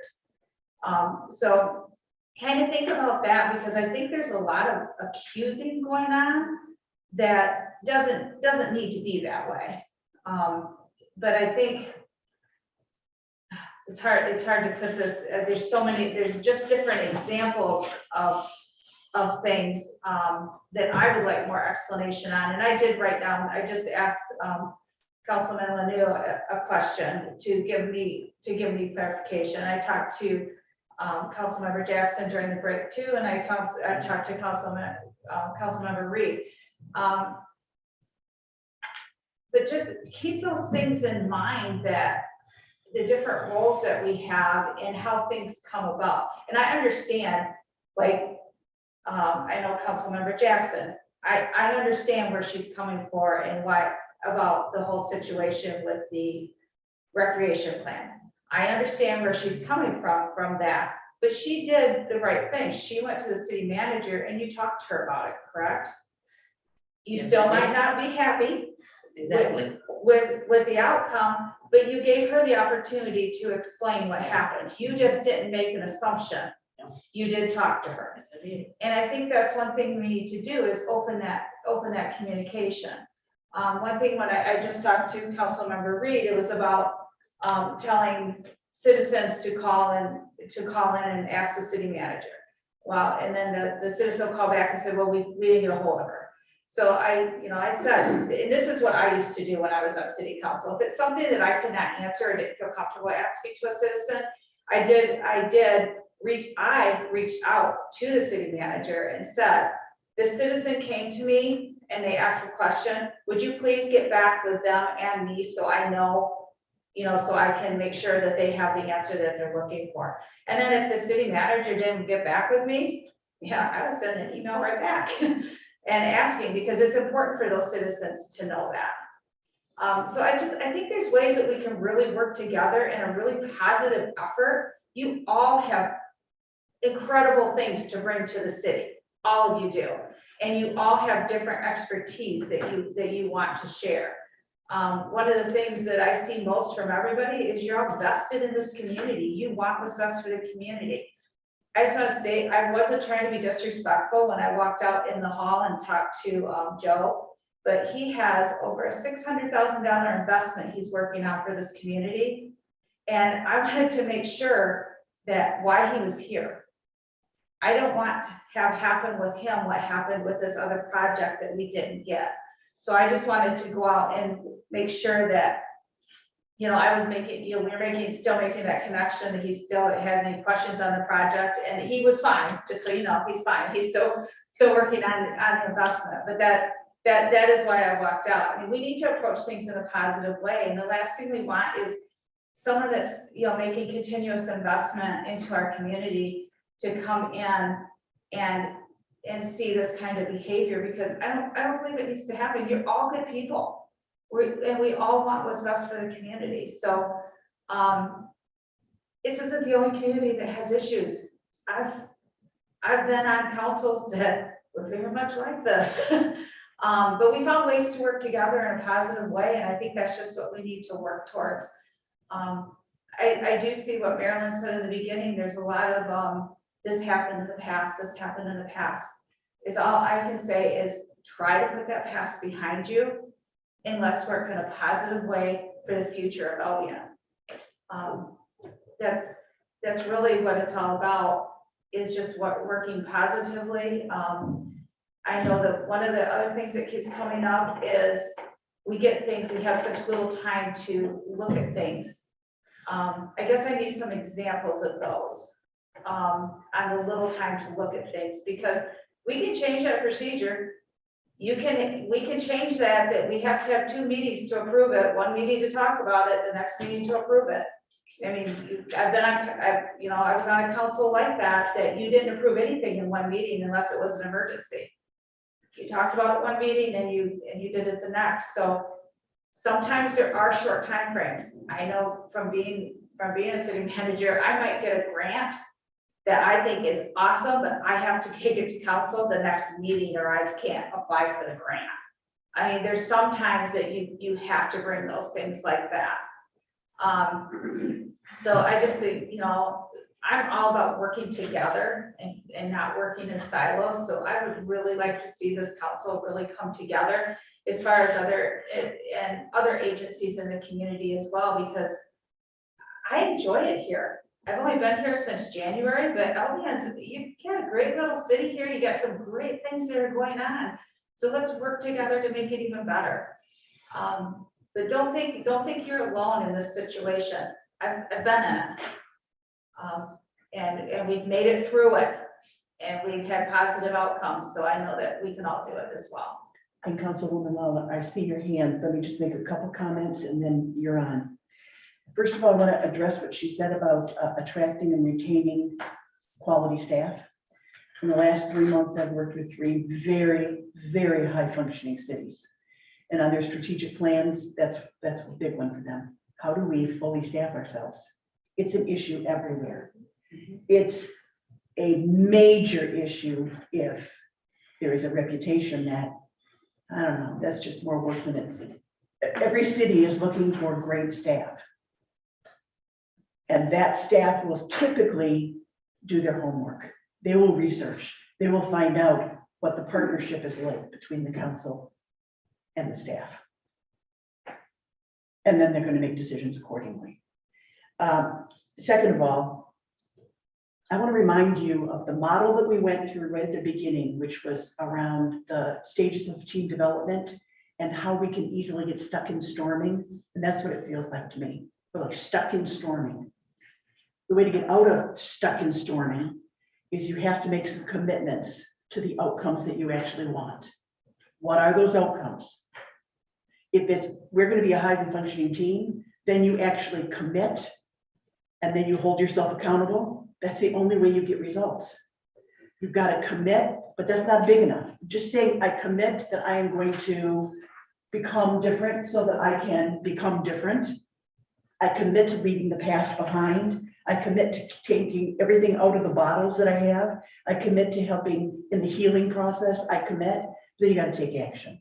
Commitments are, if they're just words, they don't go anywhere.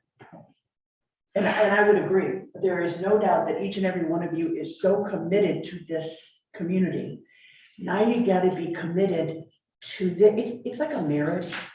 There are moments when you don't really like the other person, but you commit to what's in between you.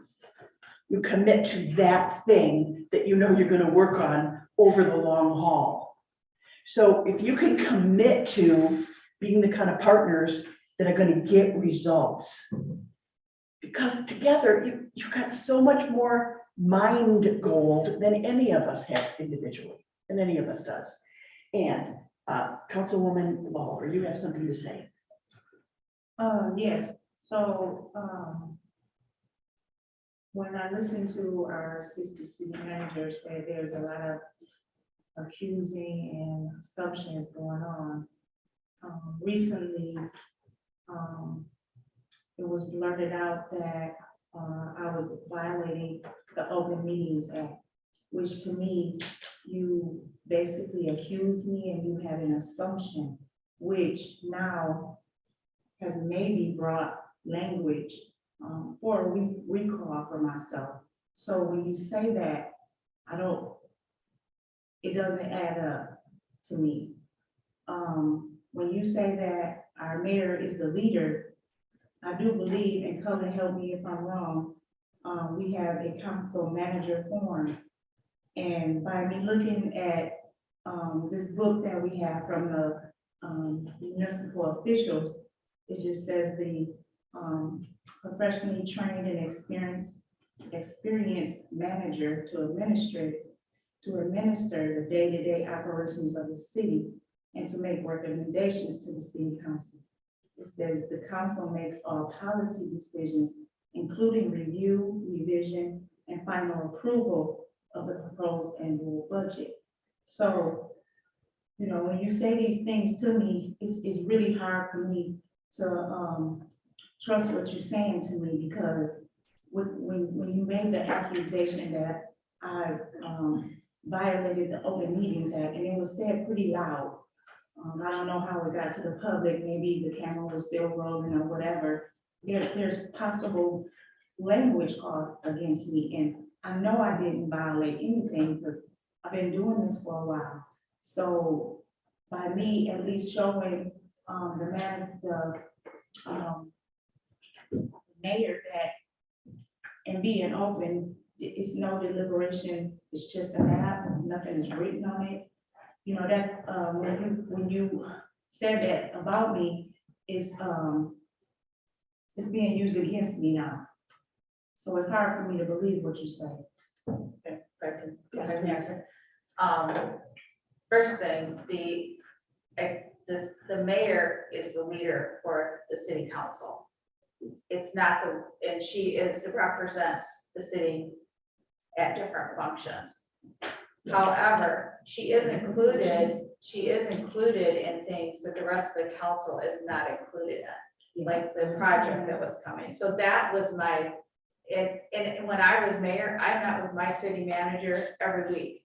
When I was a city manager, I met with my mayor every week. I kept the mayor informed of different things that were going on because of that leadership role. That was not necessarily everything that's going to be shared with council, because a lot of it is confidential, but because of the position so that is where I was coming from that.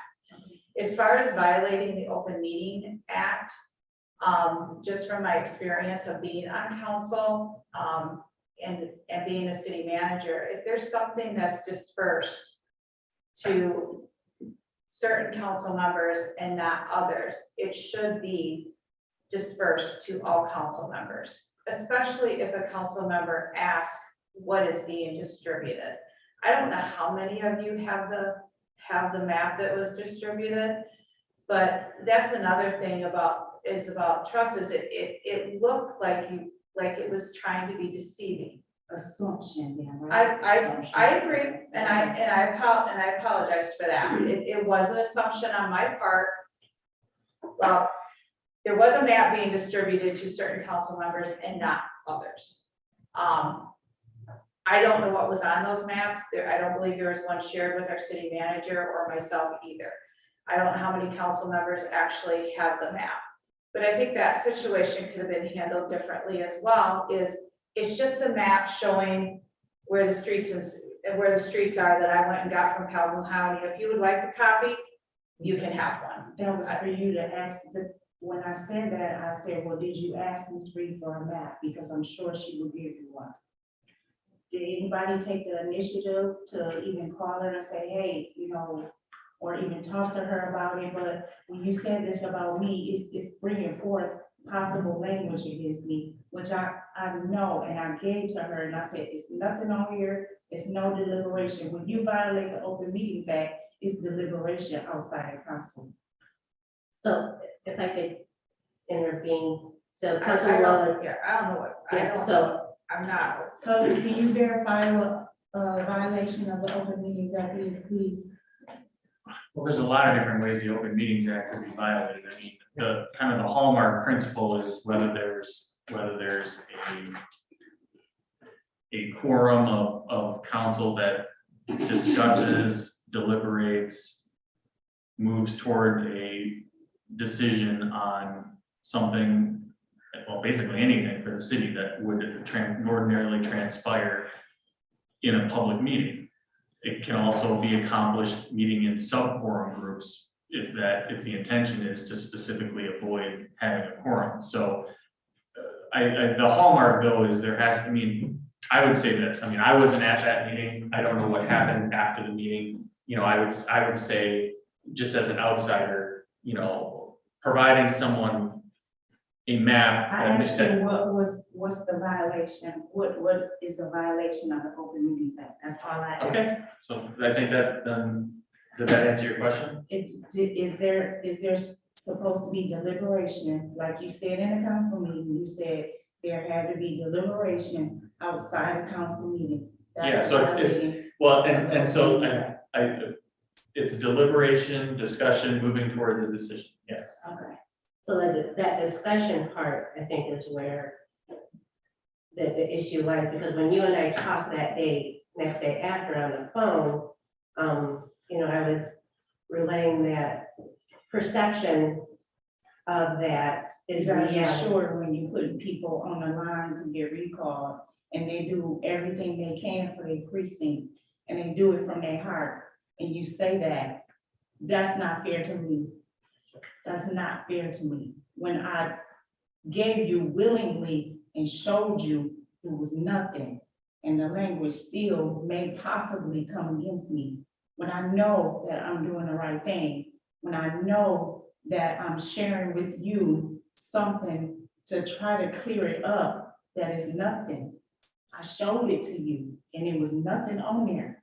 No, it was written, nothing. And this possible language coming against me. So, you know, when I talked to you on the phone, I said I had a chance to briefly, because there was 7 or 8 pages of the map, so I just flipped them up, you know, pretty quickly just to see, but I didn't get to actually sit and digest it, because then the city manager also wanted to see it, so I handed it off to her. So I just quickly flipped through. I knew there was information on it. I didn't digest it. So to say that I knew what was on it is not correct. I viewed it, but I didn't digest it. And then I handed it off to her. So like I was saying, it was just, you know, those are things that we needed to be careful about. First, and then you.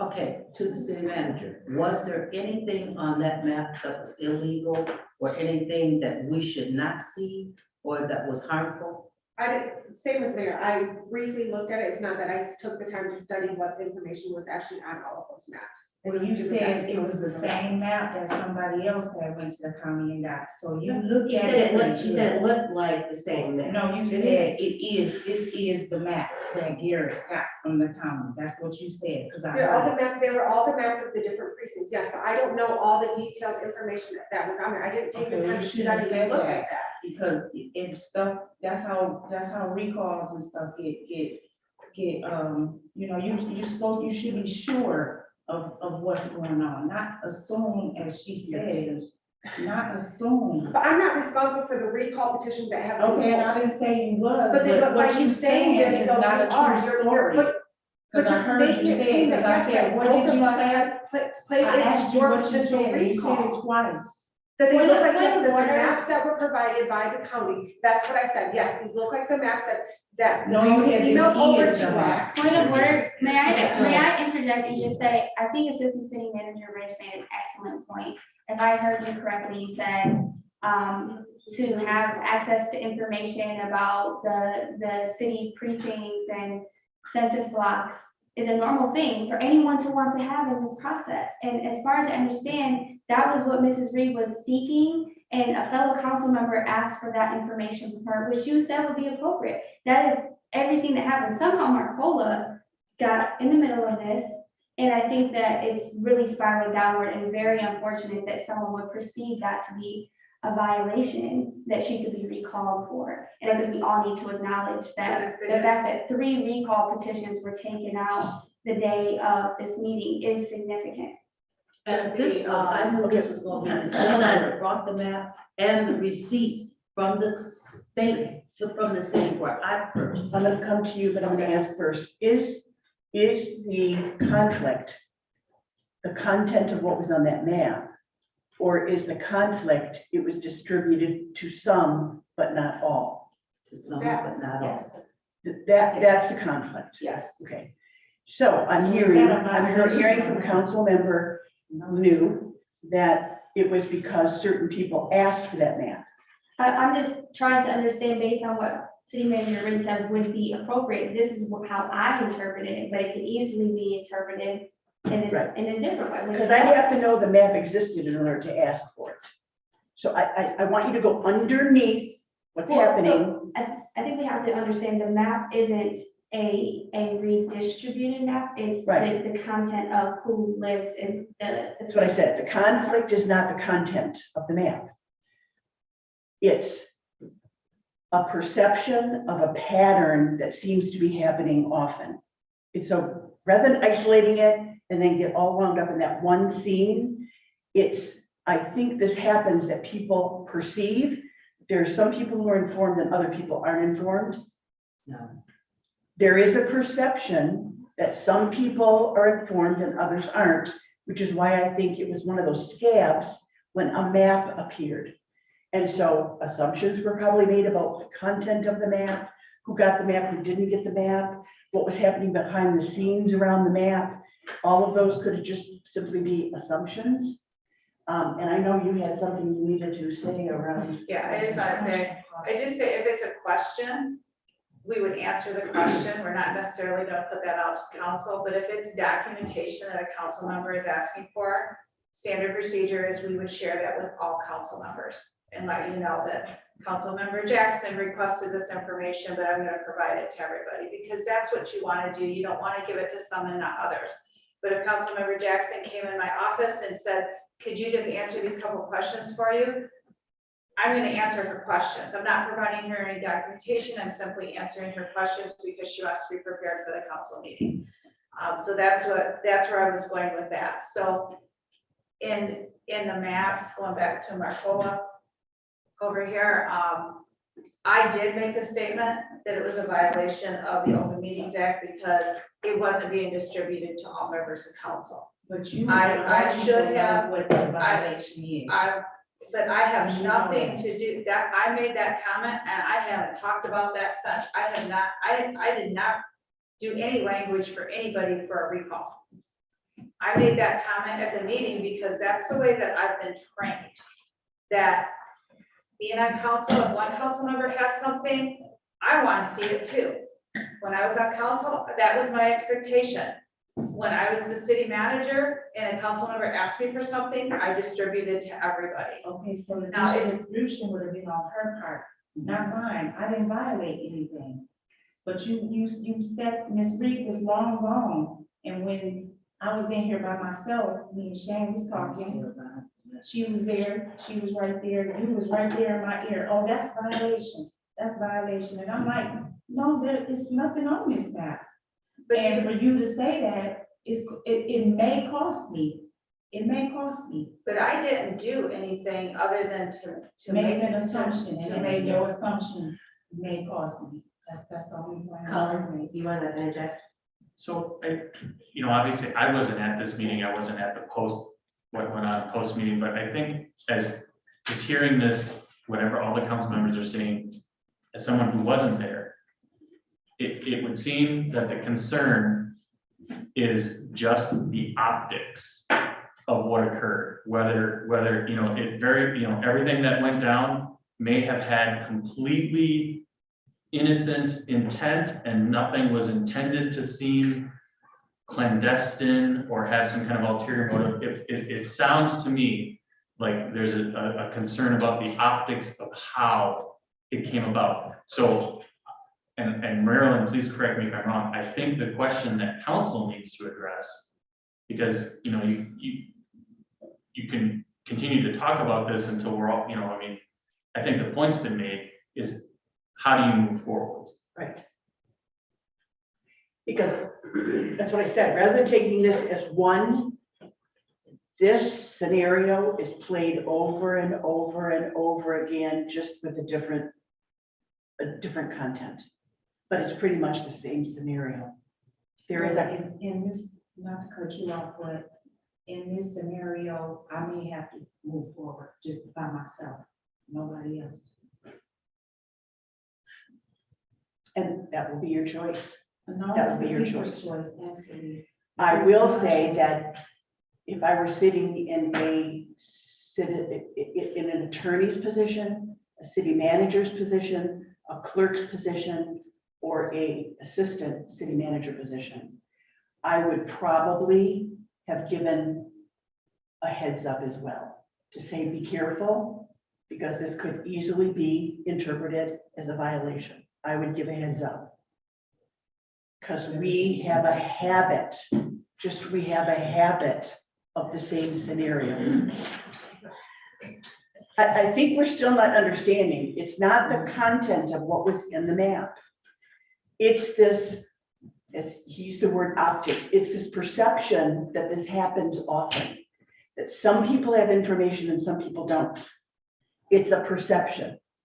Now, I don't know if it's correct or not correct, but it's an issue. And so it's an issue you need to address as a unit. That's again, how do we hold ourselves accountable for that? One of the things is if I'm going to share something, I need a process by which to do so. And it may be we send it through the city manager, we send anything through the city clerk, but that everyone gets distributed the same information, because that makes it appear and is much more transparent than I happen to be around this person more often than this person, so I'll share with these two people, but these two people or four people don't get shared. Is that making sense?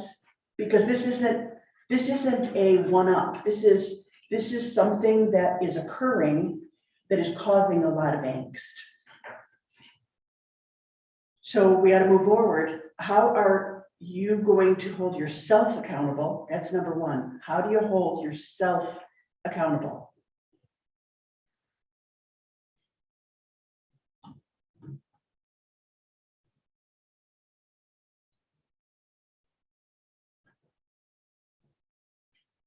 I think we should just pick and choose our words wisely.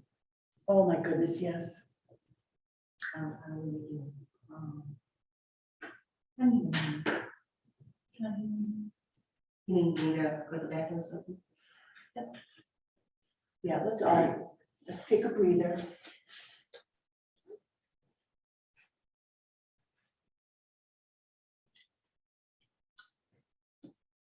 I would say feel free to take a break, to breathe, and to really reflect.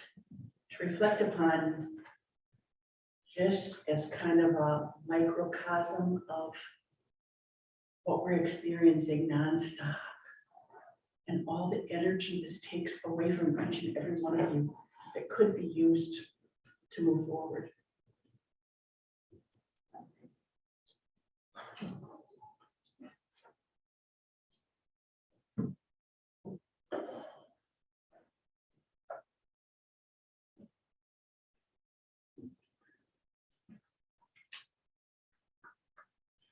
How long of a break are we taking? I think I'm gonna respect, I keep saying Congress, Council Member Lawler's request for a few minutes. I'm gonna request, I will respect her request for that. I would say that about 3 minutes from here, I'd like to get that map to show you. Content of the map doesn't matter. I'm sorry if I've not made that clear. To be bothering It's the anybody. content of the map. We're not talking about the content.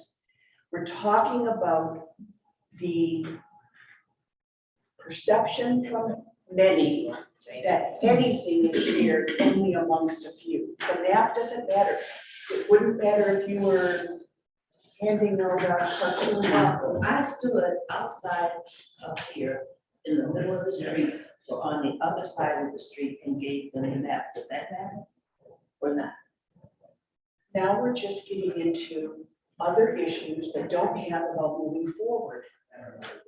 all anybody's asking is if you're going to share with everyone. That's all that's being asked. If you're going to share with everyone. There's not a clear understanding of what the issue is and what the wrongdoing was. I think This is a resolution.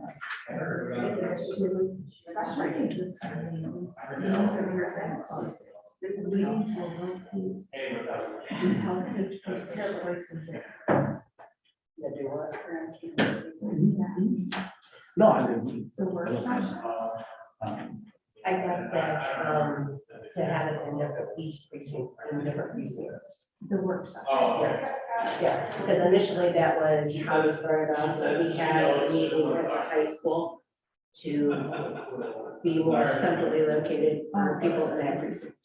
So I think that was the initial So like, intent. so if we've done it, we do our work sessions, but they wouldn't all be done here. Yeah, They'd be done- yeah. But just twice a year, that would happen. So I think each precinct would hold a meeting twice a year, so based on the rotation. Okay, oh, I see, okay, all right, I get it, thank you.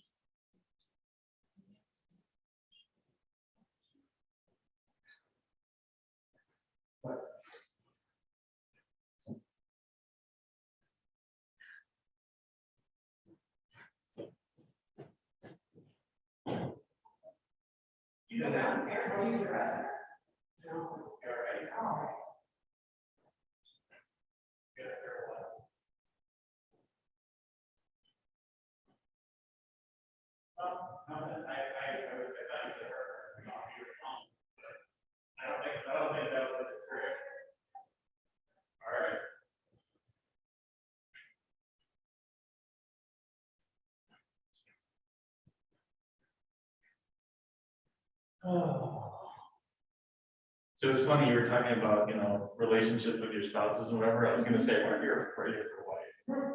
I have to do it right. You're very strong women in our family. Especially when she's hungry. I'm gonna tell you right Oh my now, goodness.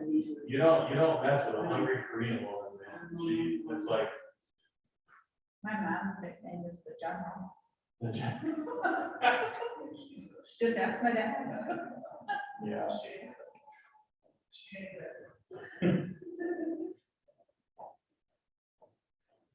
It's funny, because every weekend it starts with, hey, I think we should work on this. We. And I'm like, what's this we? We know how it's gonna pan out. It's gonna be me.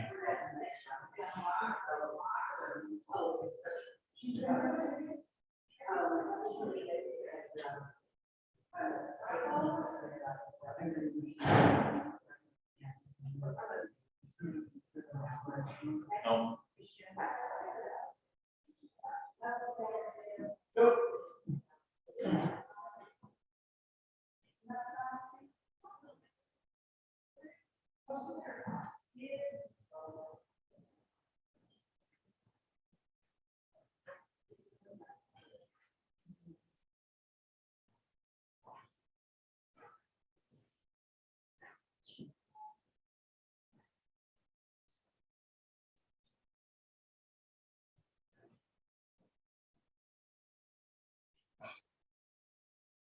Did you hear that?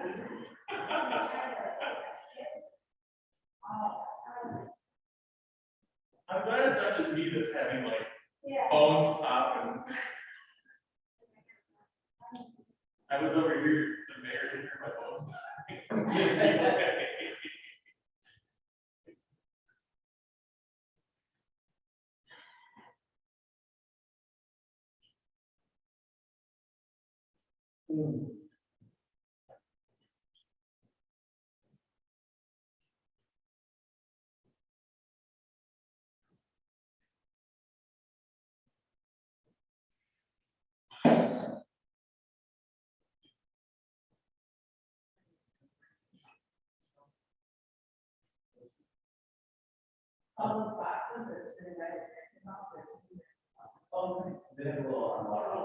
Yes, they do. There's our start. So. I got places and then like that, got the school down there. Am I supposed to save so many bottle plastic? I think maybe government is so busy with the snow and ice and all that water and breaks and stuff. They have yeah, you'll be, yes, you're not checked, that one, yeah. You know, I told my wife. I'm afraid of the honest profession. You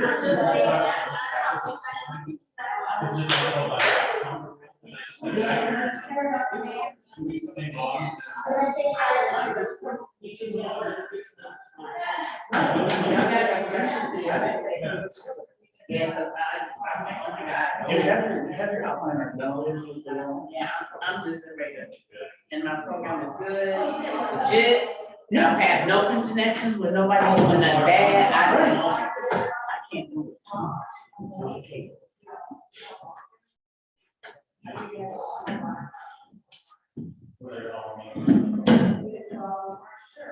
We're gonna start up again, yes.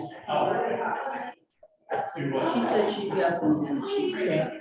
Yeah. So a couple $100 later. All right.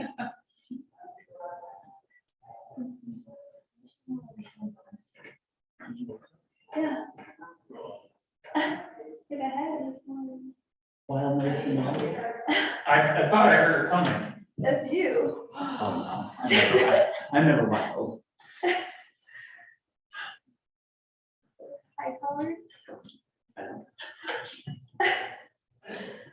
All right, so I've repeated it, I think 3 times. I think it's been repeated again by Cullen. I don't know what to say to make it heard, but it's not, from what I gather, the content of that map. It's not the content. It is, please understand that not just from one person's point of view, it's who's passing out what to who, when, how. It's that there is a perception that something's going on behind the scenes whenever something is handed out to not everyone. Does that make sense? When everybody doesn't get it, there's a perception that whether it's correct or not. So I just want to like give a scenario in a different way so that people can maybe understand it. Like, so if I walked into the meeting room today and I had my little paper, you know, here, okay, I hold my piece of paper and I walked in, we were at the beginning of the meeting, and if I walked in and I walked up to the mayor's desk and the city manager's desk and I just plopped down 2 pieces of paper like this, okay, I didn't give it to anybody else. It doesn't matter whether I had a picture of Mickey Mouse on here or a map or a document. I want everyone to think about how they would feel if I had walked into the room and just to 2 people, even if it was just 2 other council people, just said, boom. And then when people ask questions, it was the whole like, because Nora wasn't here that night, right? So her little packet was right here. And then you come pick it up and you keep it close and you walk out. That map probably had nothing, right? We're talking about the content. It was probably, Ms. Rita said over and over again, I trust that. It was just street names. It was just, it could have been anything. But it was the fact that we were and walking out with it and not sharing it with everybody. And it was it's one of those things that we talked about when we started this process with Marilyn. We don't like that. We don't like the perception that people are keeping things from each other. Again, I could have just been passing a note in class like I was in middle school, and it could have meant nothing, but the perception would have been, I gave them something that kept everything from council. And that's what people are upset about. The action we need to take is to figure out how to not do that anymore. And honestly, in a highly functioning city, that would not be a big deal. But we have this embedded suspicion. We're always looking around to see who's doing what. I don't know how to help you make a commitment to stop doing that piece. Yes. If you didn't do sneaky things, you wouldn't think sneaky. All right, now, But the thing of it is, the map I brought Okay. in, the map I brought in, Shane was not here when I brought it in. I took it over and I laid it in front of Nora's name because it was for the map. And then when Shane comes in, he took it and he looked at it. After the meeting, because Nora did not come to that meeting, I went over so I could get it to give to her. And he's looked at it. So he starts, is this the map you're going to present? I said, no. And I said, that's Nora's map. And I said, and I brought it. So I picked it up. I didn't grab it to me. I took it and I folded it in with my other things.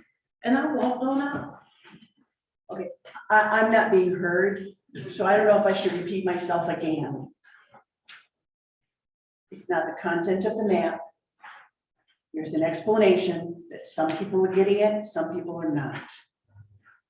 We started our very first session with a standard of excellence. We agreed. These behaviors work, they make us productive, they make us effective, they keep meetings going, they increase respect, they reduce tension, and we said these behaviors we will not use. And so I need to hold people accountable. Let's stop using words like if he wasn't shady, if she wasn't shady. Thank you for catching yourself on that because we're going to have flaws. But I need you to catch yourself on that. Rather than accusing someone of having some sort of flawed attribute, it would be much more effective to say, I felt that this happened when it happened. I had a difficult time with this. I was concerned about, again, if we work on ourselves, rather than working on everybody else in the room, we would go much further. So it brings us right back to commitment, because you can't have accountability without commitment. And honestly, in the first session, I thought we had a strong sense of commitment among everyone, that they are really wanting, I really thought I heard, we want different results than we're getting right now. We want to be able to work together without all this constant tension and angst and conflict.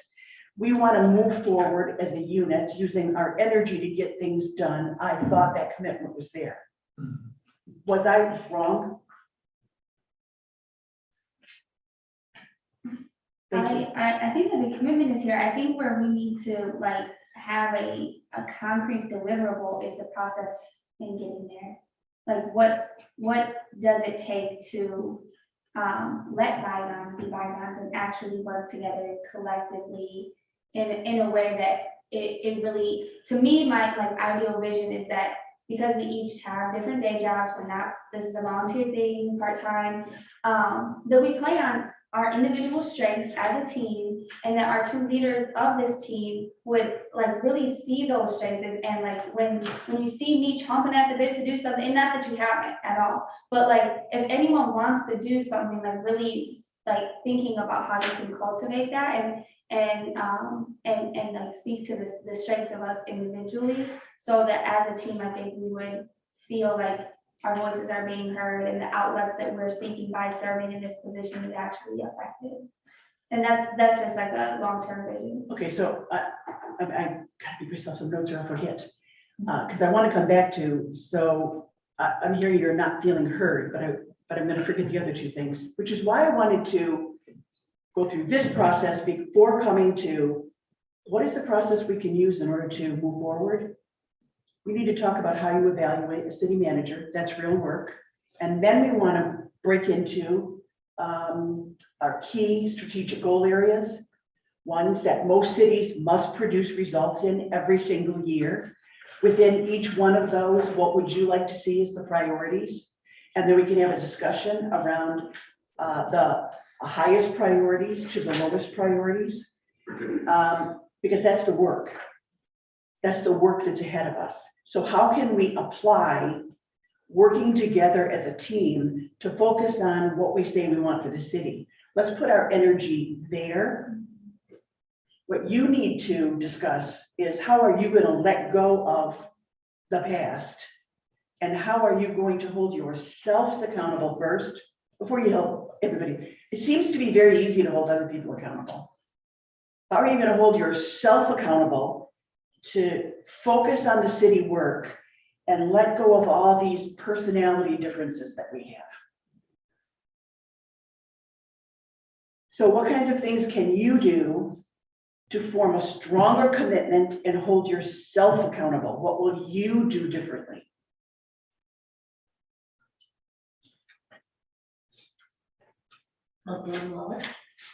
Thank you.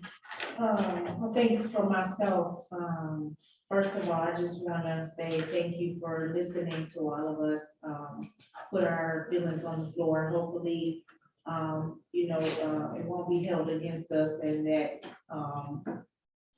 you know, people won't find fault in what we're saying because we are really trying to work this out.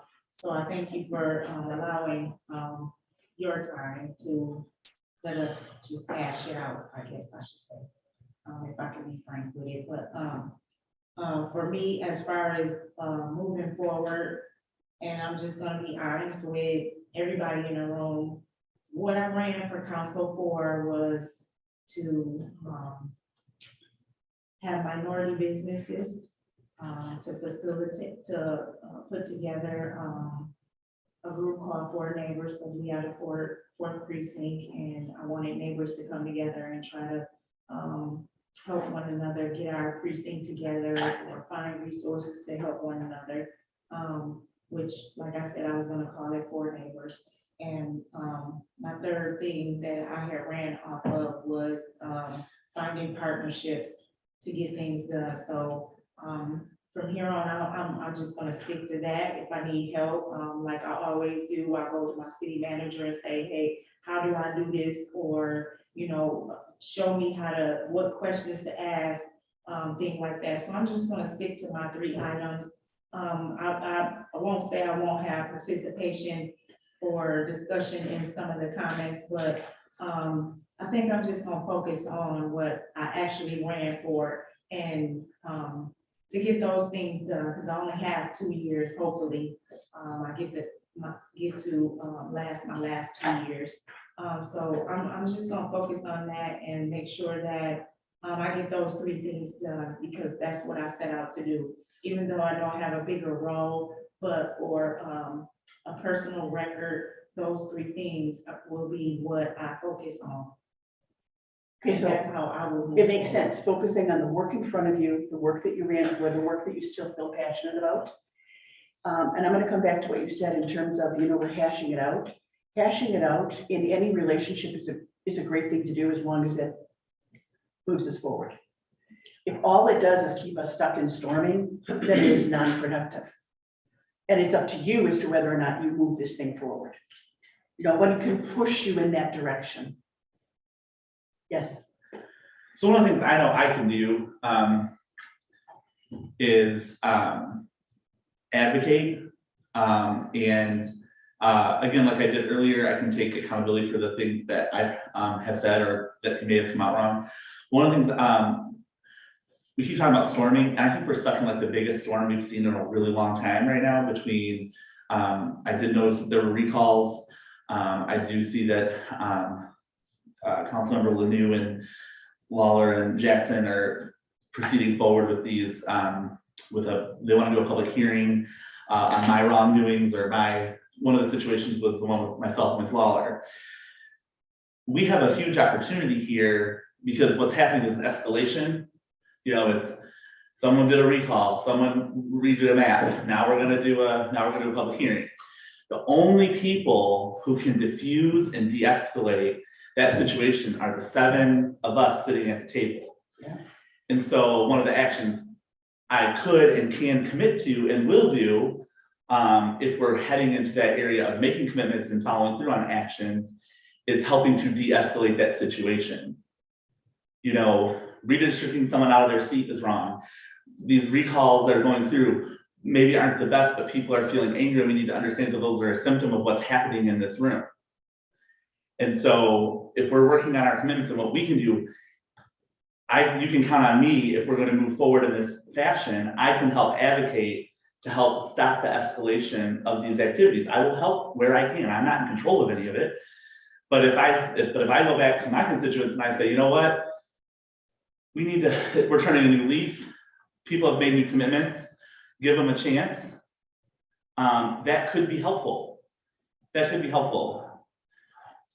And that's how I would like to help, because I know that recalls aren't beneficial. We potentially have 6 elected officials under recall this year in the Albion Marshall area between the school board and the city council.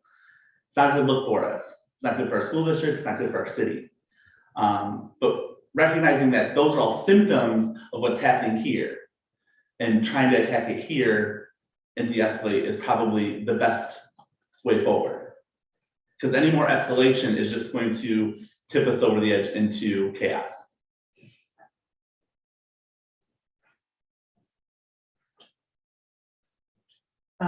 You said it more eloquently than I did earlier, that these are all symptoms of what's happening here.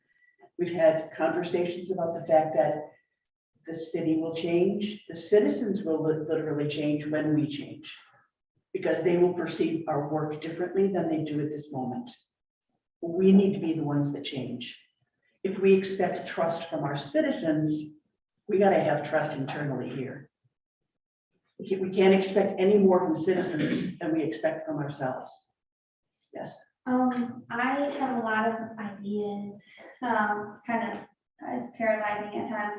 One of the things that I'm really passionate about is what they call generative conflict resolution through dialectical conversation. So Shane and I actually have done this on more than one occasion, opposing views, being able to create something that otherwise would spiral downward, actually ends up spiraling upward. And I really would, prior, I think within the last month, we had talked about having community conversations, seeing this larger spiral that's happening in larger scales than our own. What would it look like to do what we're doing now, but also have that translate into those robust conversations that can help the public see our work in action. And it's hard because just the same way the city staff shouldn't be subject to what we're working through. We don't want the public to have to just like jump into this mess, but they already are, right? This is on record now. So I've been wanting to follow up with you about that and see what it would take to be able to have the conversations that I think more people should be involved in. So let's start here. Right. I would not want any conversations with the general public going until you have those generative conflict resolution conversations here. I think that the point that is hard though is that with 3 open recall petitions against the people who are here from members of the public and more news releases coming, it seems like daily, the public is very much intertwined with what's happening here. So until we get a chance to come face to face with people, it seems like we're not really standing in our power. And Then I think you could do that in your district. yeah, You could do that in your district, but I think you're onto something here in terms of, is this a model that is easily usable, let's say in the next 10 minutes here? Mhm. Do you have questions you can ask of the group so that we can de-escalate what we have going on here?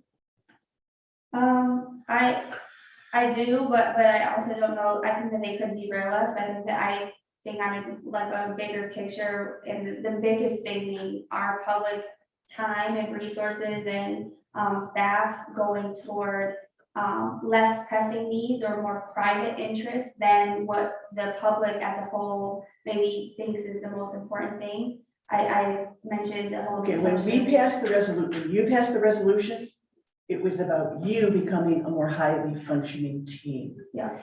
I think it's much easier to go to the general public and have the conversations. Seems as though this team needs to get its ducks in order before it goes out and then has conversation with others. I think in your own district, probably a wonderful thing to do, have town meetings and talk about what the people in your community want. I would be hesitant to do that as a whole when you have issues that you're not moving forward about.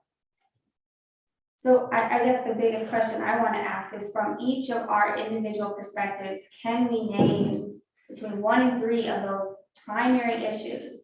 Because for me, it's the public use of resources for private interests. That's my biggest concern. And that's really hard to, burrow it out into. Like I said, it derails us.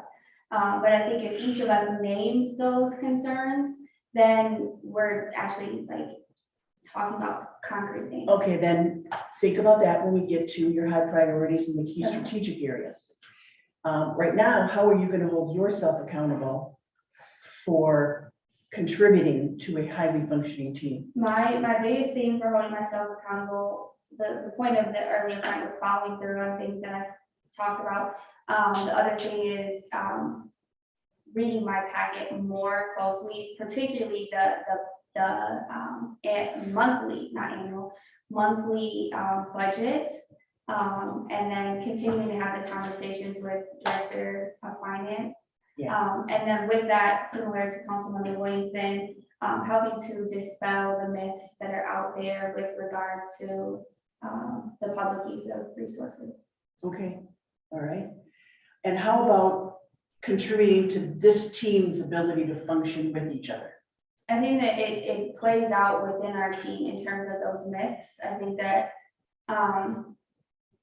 interpersonal relationships often cloud the just bare bones concrete, this is our job. So helping to make sure that we're, the words accusations and assumptions, that we're steering away from those and just getting the clarity that we need.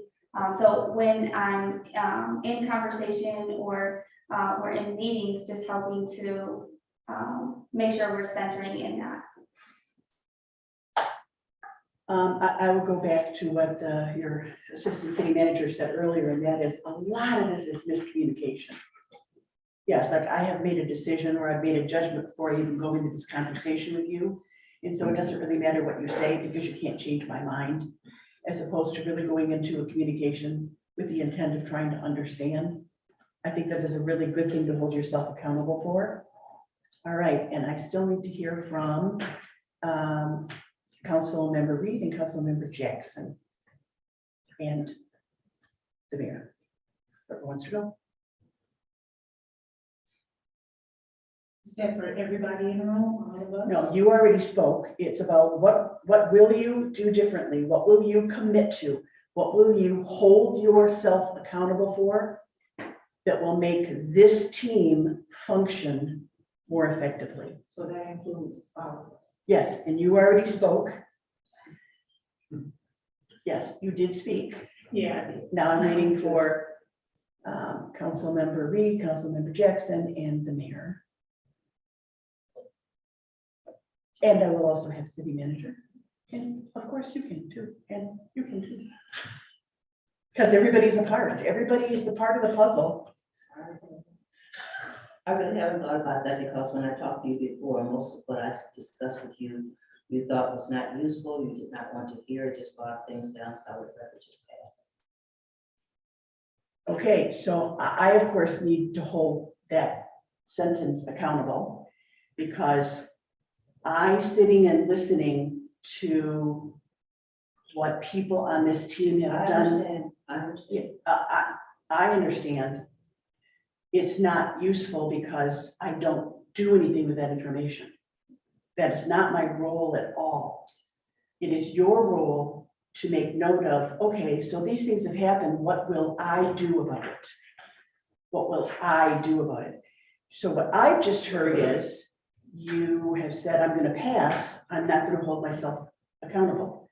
That's what I heard. I feel there's a lot of things that has happened that I really feel deeply about, but because they are not, I don't know what words you use for it with the rest of it, that is really not important to be discussed, so I just pass. Right. I don't understand that comment. What I do understand is, I think everyone in this room feels the same way. There are things I know you feel passionate about. You've made that clear. You feel everyone in this room feels very passionate. What I will say is, I'll go back to Councilwoman Lawler's comment about we can hash things out. Okay, now that it's on the table, we don't have to go over every mistake that everyone in the world has ever made No. and think we're gonna move that was never forward. The intentions in the first. and think we're gonna move forward. So I need to know, I think more importantly, the group needs to know, what will you do differently and how will you hold your, And when I can be helpful, do that.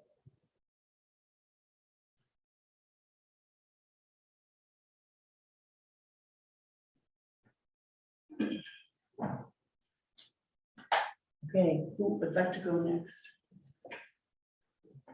Thank you. Okay. I guess I'm kind of with them fires, just continue to remain doing what I said that I would do for my precinct.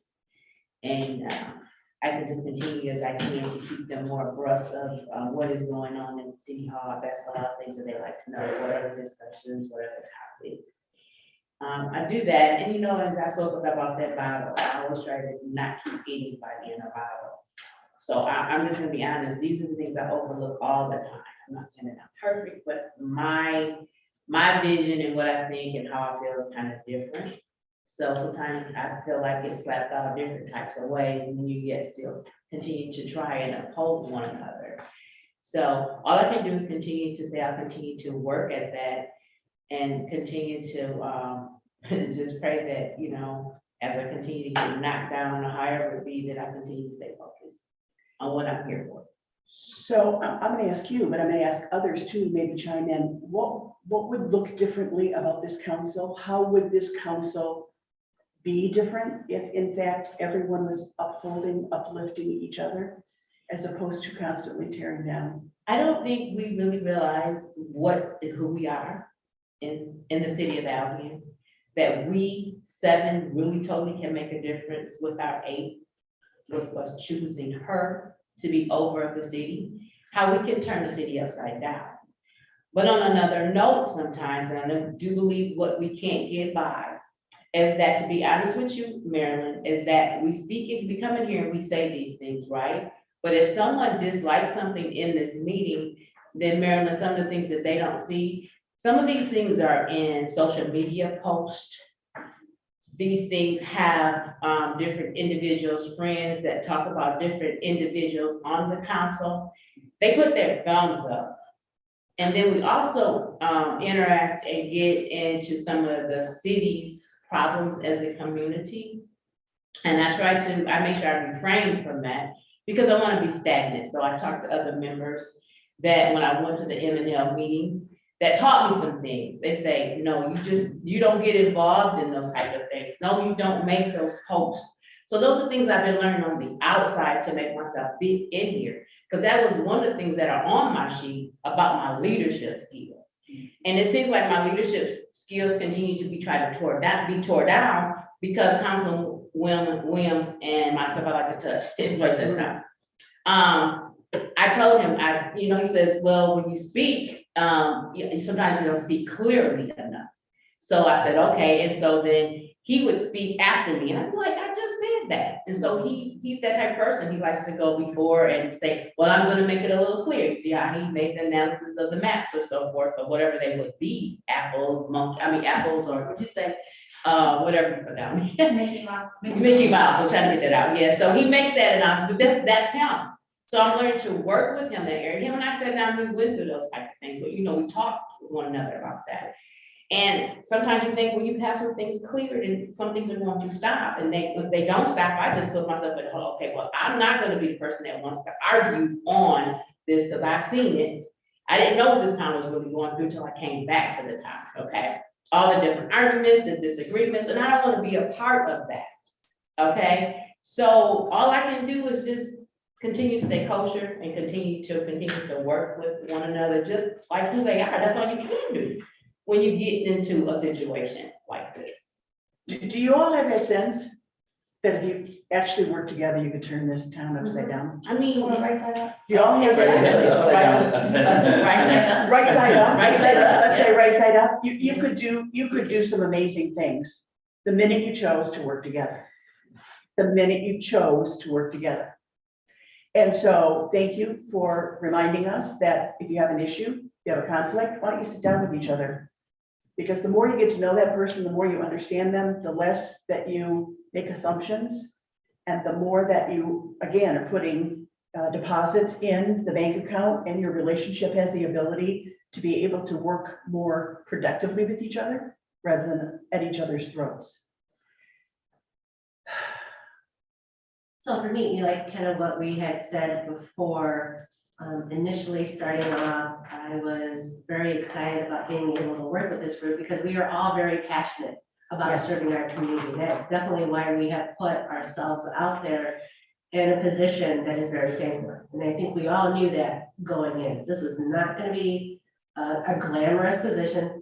We are gonna be knocked down, we're gonna have targets on us, but we still do this work because we want to have our community be better. Yes. And look better. So I was very excited about being able to work with all of you. And like I said, I just think that when we get into the muck of trying to take the responsibility away from the city manager, that's where we keep getting into these situations of conflict. And I think if we can work and agree that, you know, what Marilyn has put down here, we are the what and why, everything else goes to the city manager, assistant city manager, city clerk, and the attorney. That would keep us from drama and conflict.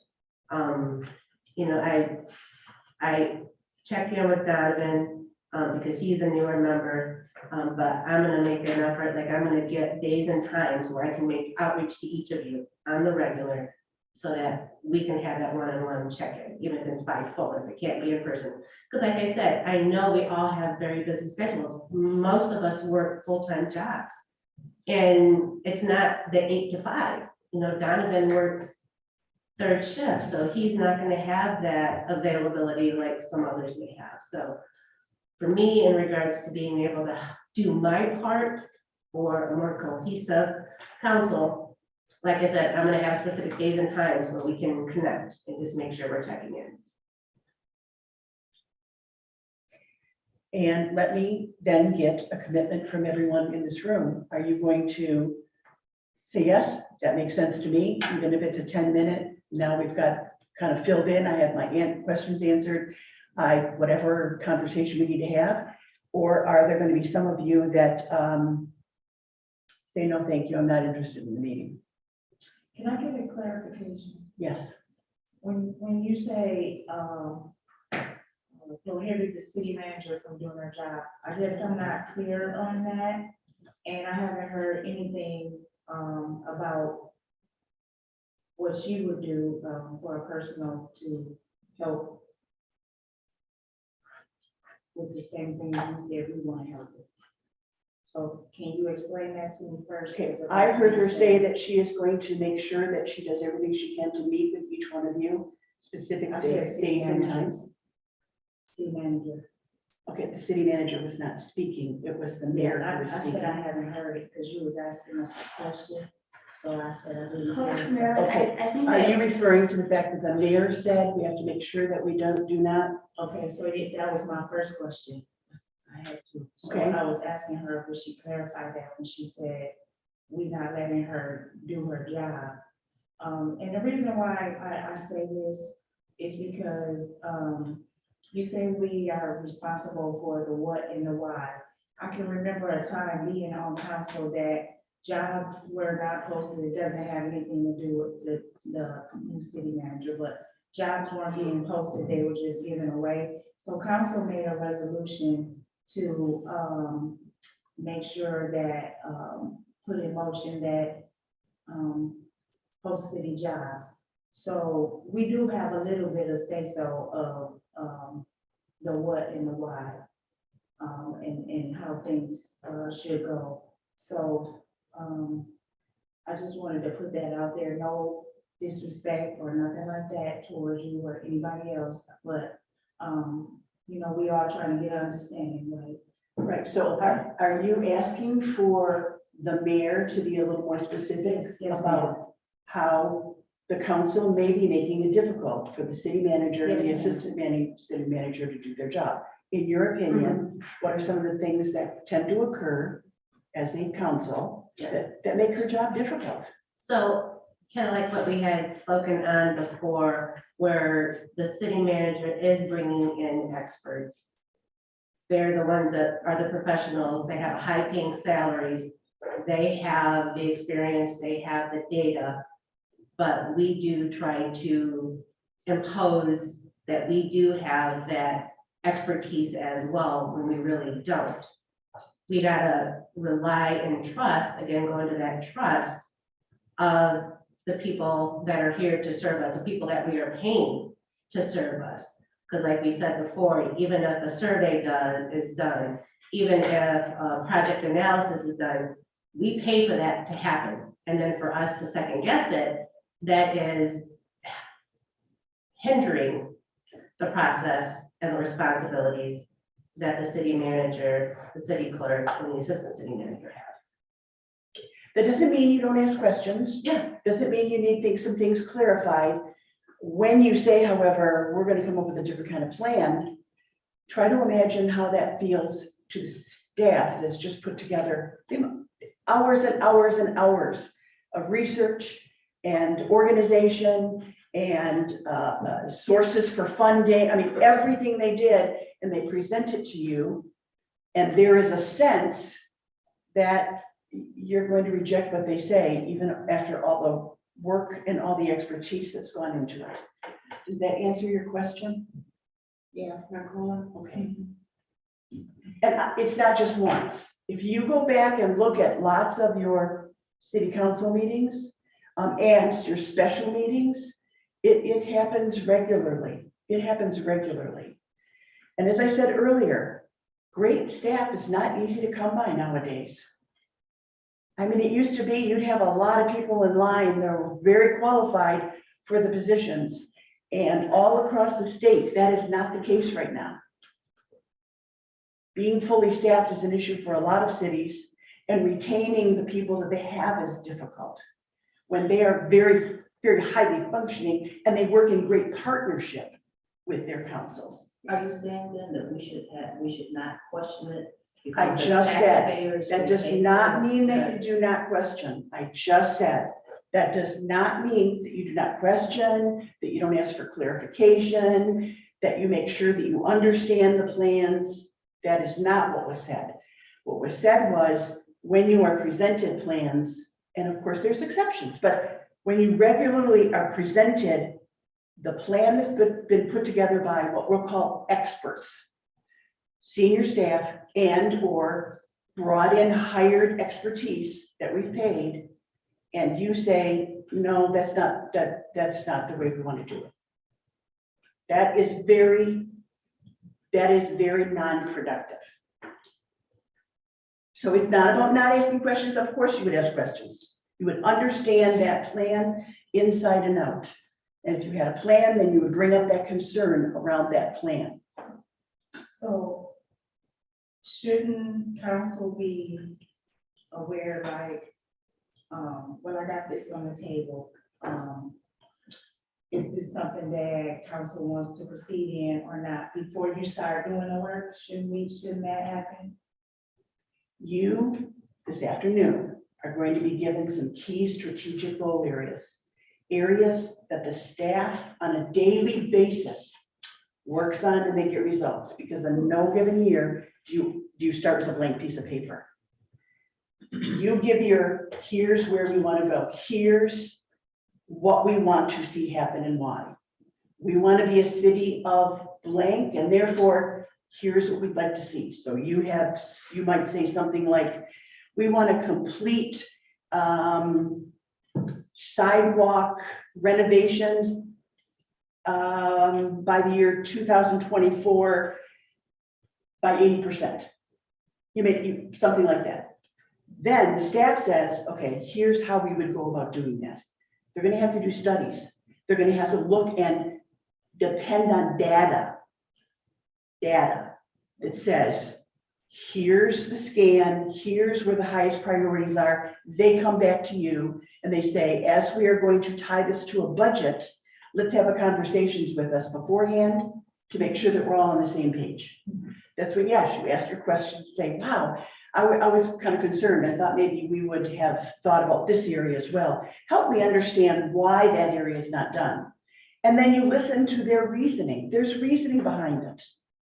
They've gone through their studies. It's a matter of, it's that, again, we're not going to trust the expertise of people who have put in a lot of work to give you plans that would be very effective. And they're not thinking about just the next 12 to 18 months. You have a master plan. They're working within the master plan 20 years out. So they're saying, okay, if that's where we're going to be in 20 years, then here are the ways in which we move in that direction. That's when they take care of the how we're going to do it, when we're going to do it, who's going to be involved in it. They come up with the timeframes and they come up with the expertise in terms of the processes that are going to be used. Can you ask questions about those? Absolutely, especially if you have concerns. That's different than what has been occurring. That is different. It's not a matter of just asking some questions. It's a matter of literally saying, they're not the experts, we're the experts. That's where we have to be careful. We are definitely crossing the line here. We're making their jobs difficult. All right, may I hear from Yvonne and I'll go first. I will work to hold myself accountable to maintain, to operate within the role of the city manager, which is outlined in the charter. I will continue to work with all of the hired staff to make sure that we are doing proper research, presenting you with solid data so that you guys can make the best decisions that benefit the city as a whole.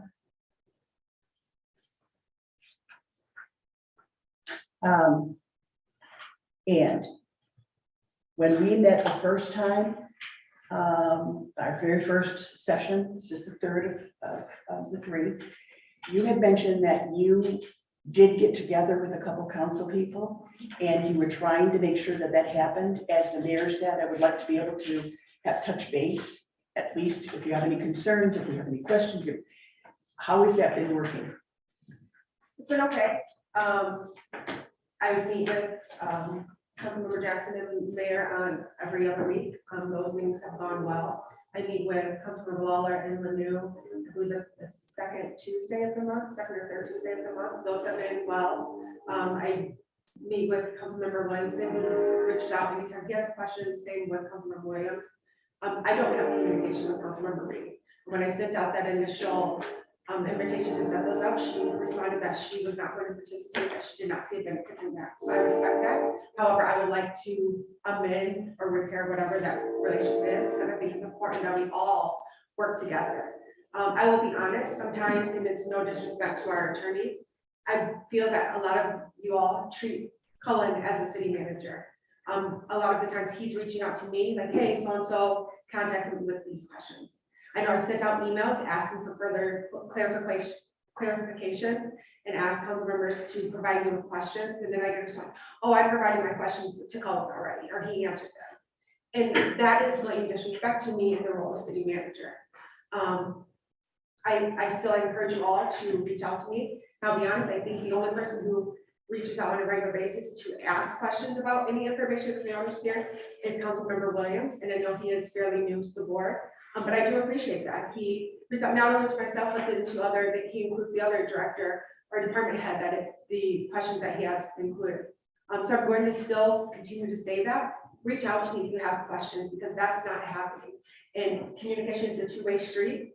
I feel like I do a pretty good job of providing information to the council as a whole. But I can't, if you're not receptive to that or not willing to communicate back with me, then I'm hitting a roadblock. And so I would like to repair that with all members of council, but I do, sometimes I feel that I'm not given the respect as a city manager. And those meetings that you've had one-on-one, you say that they go well. What do you think the benefit is? They ask questions, I share with them what's coming up on agenda, kind of further explain how we got there. Then it just provides a time for them to answer ask any questions that they may have. And then we've had other discussions regarding different topics that may come up. So I think it's beneficial, but I think we could definitely improve on those. And it seems as though it's really beneficial for you to understand where they're coming from as Yes. well. You can probably anticipate they may need this information or that information. For those of you who meet with the city manager on a regular basis, what are the benefits for you? Yes, Well, I'm just going to allude to myself, and we do is good, but I want to take myself out of that equation, because if I have a question and it relates to the city or anything here, I call her and ask her questions. And even if it's anybody I do, they say no, call it, I don't ask those questions, so I'll take that out. But when we do have those meetings, I am able to bring up anything to her and ask her questions on certain things that someone might have asked me, how is she going about it? But a lot of the other stuff, sometimes it's not for her to, for me to even bring up. benefits? I really appreciate the basis of our meetings have been going over the upcoming meeting agenda, and I feel like that really helps me, because even in receiving the packets, let's say we get them 4 days in advance, I just, 4 or 5, I'm like an interactive learner, so being able to like hear the topic, walk through my background and then gain her insight, and know really where she wants us to focus, that's extremely helpful for me. And that's the purpose of the packets and the meetings, is you want to be as prepared as you possibly can. And you may have a question that only you have. Often you have a question and everybody else is, or 3 other people are asking the same question in their heads. So great. And you, Shane, you were going to add something? Oh, I mean, I can't really say much more than what everyone said, but like, you just gain an extra level of clarity on what is happening. So like, sometimes the packet, again, the packet's not unclear. It's just that sometimes it's at a higher level. And so it is a lot. It's a lot of information to absorb at once. Yeah. And so when, you go through and you see a bullet point that you don't quite understand, and, again, I said this the last meeting, but recognizing that I'm not an expert in a lot of things, right? So like, I don't know roads, I don't know census mapping and other stuff. It gives me an opportunity to say, well, what is a census block? I didn't know census blocks were different than the natural, like, regular city blocks, Right. And so you just get that clarity, so that when you go back and people, citizens do ask you like, hey, what's going on with this redistricting? And I'm like, well, here, the census blocks, we've lost 900 people over 10 years. And so in order to make the precincts more equal, we have to do some adjustments. And you're able to kind of speak before this process. I would not, even with my master's in public administration, not speak very eloquently about the redistricting process. It happens only every 10 years. And in cities, it's usually a very like quickly done, quietly done, just process. So I learned a lot that I'm now able to convey to others. And so that extra level of clarity is what I get when I meet with the mayor or with the city manager. The other piece that Councilmember Lanu, we met with Haley in February around our work that we do in the community that kind of bubbles up to council. So like, looking at a grant that helps us get, a certain designation to be like a safe community. I can't remember what the grant was that time, but it was another grant program like that we brought, or saying, Councilmember Lanu, what can I do? What information do you need more on the marijuana recreation stuff? We had a great conversation about that. I don't think any of us budged a bit on our position at all. I mean, really, but we had a great conversation about that with the city manager, and we recognized what we didn't know about the data, and we talked about the things that are keeping us from moving in a certain direction. And so you gain that relationship. What happens though is we have these good meetings or we have these trainings, and then it's like the amnesia. We walk out the door, and even I am guilty of this. We walk out the door and we forget that we have this great interaction, and all of a sudden everyone's back at war again. And we're starting to hit that rosy period in the meeting today where we're like talking about our commitments and like kumbaya essentially. That's going to require some action. It's going to require action from me. It's going to require action from others who are taking active roles in doing things to really de-escalate and get back to the good work that we know we can do with each other and have demonstrated. I mean, the only reason you're here, Marilyn, is because Linda, myself, I met with Nora, I met with several council members, and Linda really led this, by the way.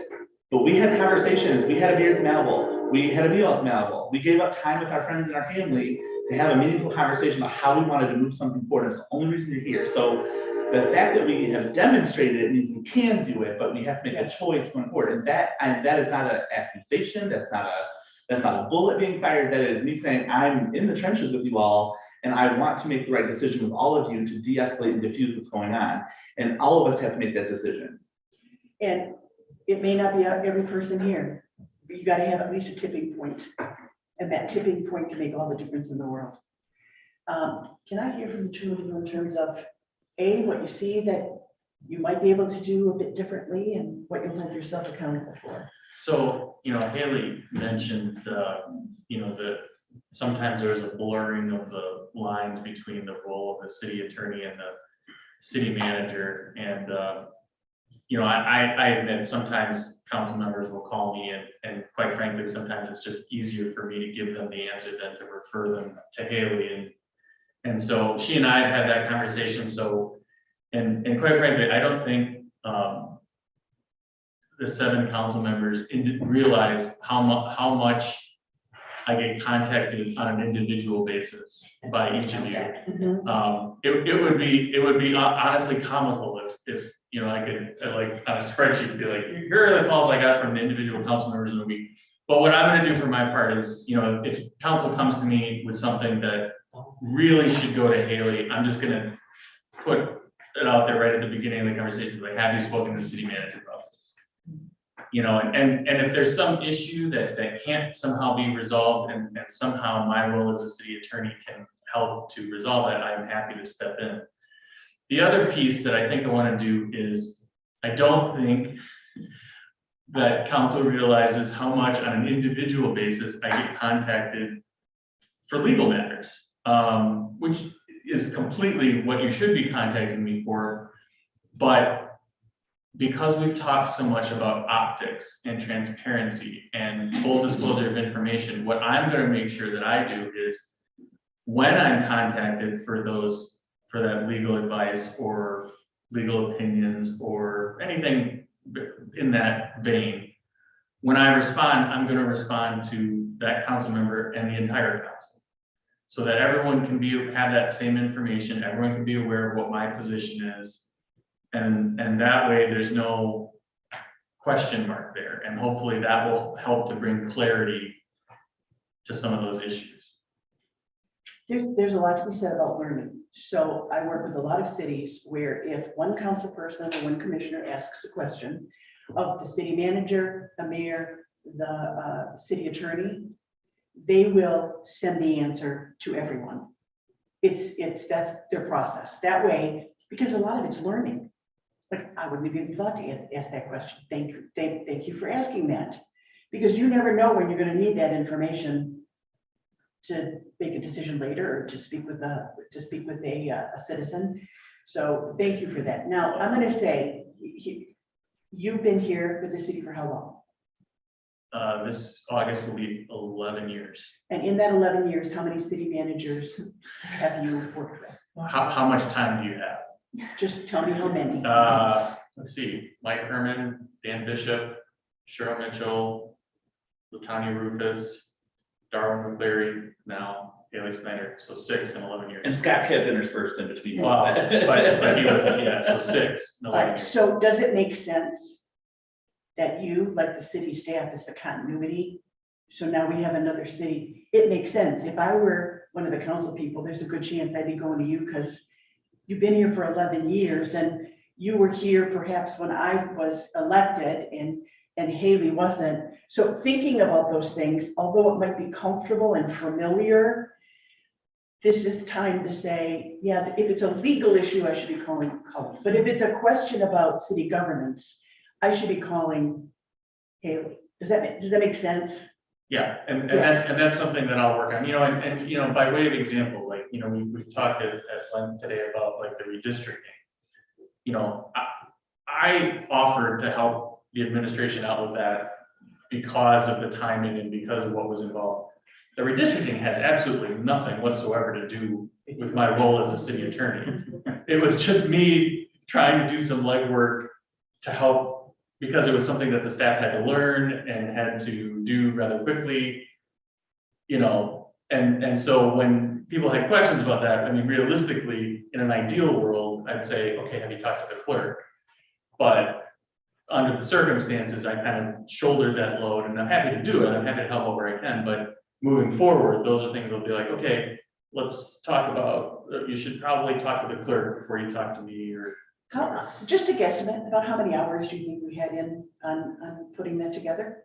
Those two maps? Well, so, I mean, the maps in and of themselves, those were put together quicker once we switched to using the software. I would say, Thank you. when we started the process from the beginning, based on the information provided by the previous administration, I had more than 10, 12 hours into that process. So you have a little insight on how a staff member might feel who has got 40 hours in and a hired body of expertise, and then it's dismissed.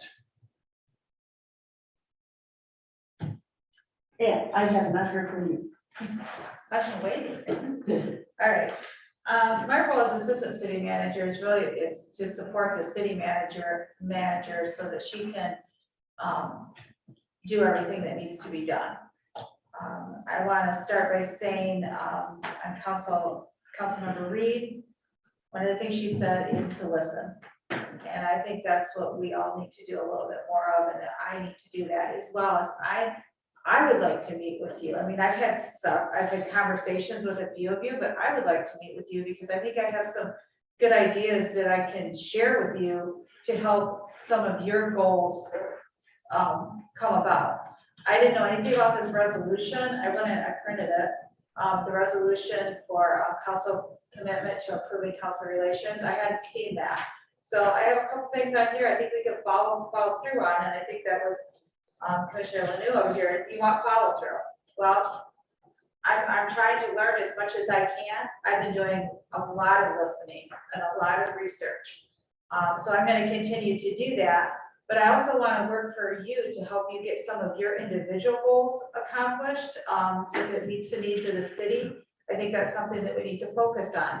As a city manager, Haley's got a lot of commitments out there, and she isn't always going to be able to get right to some of this stuff. So use me to do that. Come to me and we will see what we can do. Marcola, you talked about your minority businesses. I have a great idea for you for that.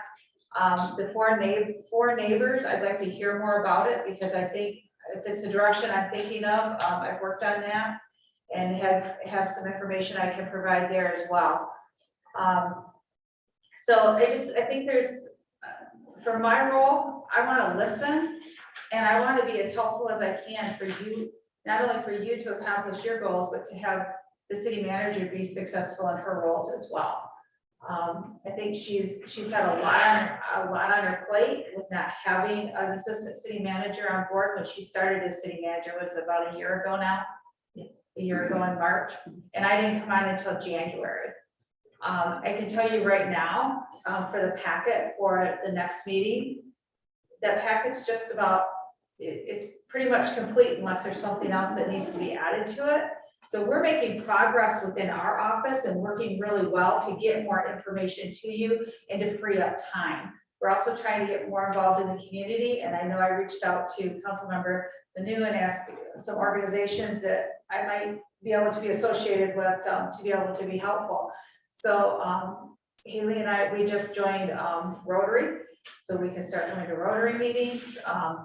The Giving Circle, I just went to that last week. So I think part of my role also is to get more involved in this community and really find out what it's all about and the great things that you have to offer here. So, I mean, that's my role for you guys. My internal roles are totally different because I'm doing all the HR stuff, which is something else that we're trying to build, a different culture here, within our workplace. So, but use us to your advantage. Come talk to us and let's see how we can help you, because I'll sit down and listen to, I'll listen to what you have to say. And we can move forward in a very positive way for the community. Now, you have in front of you the resolution that was drawn up Yeah. about why we're even here today. Yeah. You've got some yellow magic marker. I somehow think if you were to share those as a reminder, we'll come full circle back to this morning, why we're here, what were some of the things that we intended? I said, where city council deserves to be treated with respect and dignity throughout the course of its duty as a legislative body of the city. That's the first thing that I highlighted. And I think we all owe that to each other. And that's part of my listening as it comes to Marcola. I should have listened better before I made a comment. I already apologize for that, but that's one thing that I can work on as well, because I think she feels as if maybe she was a little disrespected, and I understand that, and I don't want that to happen again. So I will work to see what I can do. The other thing is the ethics of the City of Albion's charter and code of ordinances. I don't know if you have all read them, but that's something I put on here. I've read sections. I have not read all of it. So that's gonna be a goal for me, is to go through and read those, and I would encourage everybody to do that as well. Then I flipped over to the back, and it was what Councilmember Lanu said. The city council will appoint 3 of its members to the council relations task force and do the following relationship with public at large. This resolution was passed September 7th. September 7th. So I think that's something we can work together and bring that to council to get that set up and established, so we can kind of, work through that since it's on there. That's a big thing for follow through. I did have some questions. This I highlighted because of questions, because the city council commits to monthly study sessions before the first meeting of every month. And that it would be rotated between precincts. I know that's been changed a little bit, but I think maybe we need to readjust that and see what the objective is council, that how you want to follow through with that. And then I again highlighted city council rules and procedures and ethics ordinance, which I just think we all need to be aware of. And It's a great lead into this ethics piece, but tell me, because you had mentioned that earlier, that they thought about this council member relation task force. And we questioned whether or not that was going to be as beneficial as initially thought. The format that's in there is 3 members becoming a subcommittee versus the potential of maybe 3 members meeting at a time, but then rotating. Yeah. And reporting back each time. I don't know the best way to, Yeah. like you said, be sure that there's a good blend in that. And can 3 members meet? Yeah, we have subcommittees for other things. Okay, like all right, resource all right. allocation. But you may want to think about doing it more as a committee and involving other people other than just 3 council members, and do it as some kind of, do it as a council relations task force, but involve the community in it and set it up as a sunset committee so you can see if it's going to be useful or not. And maybe just kind of work through that. I know that Colin could put something together in that respect, and then.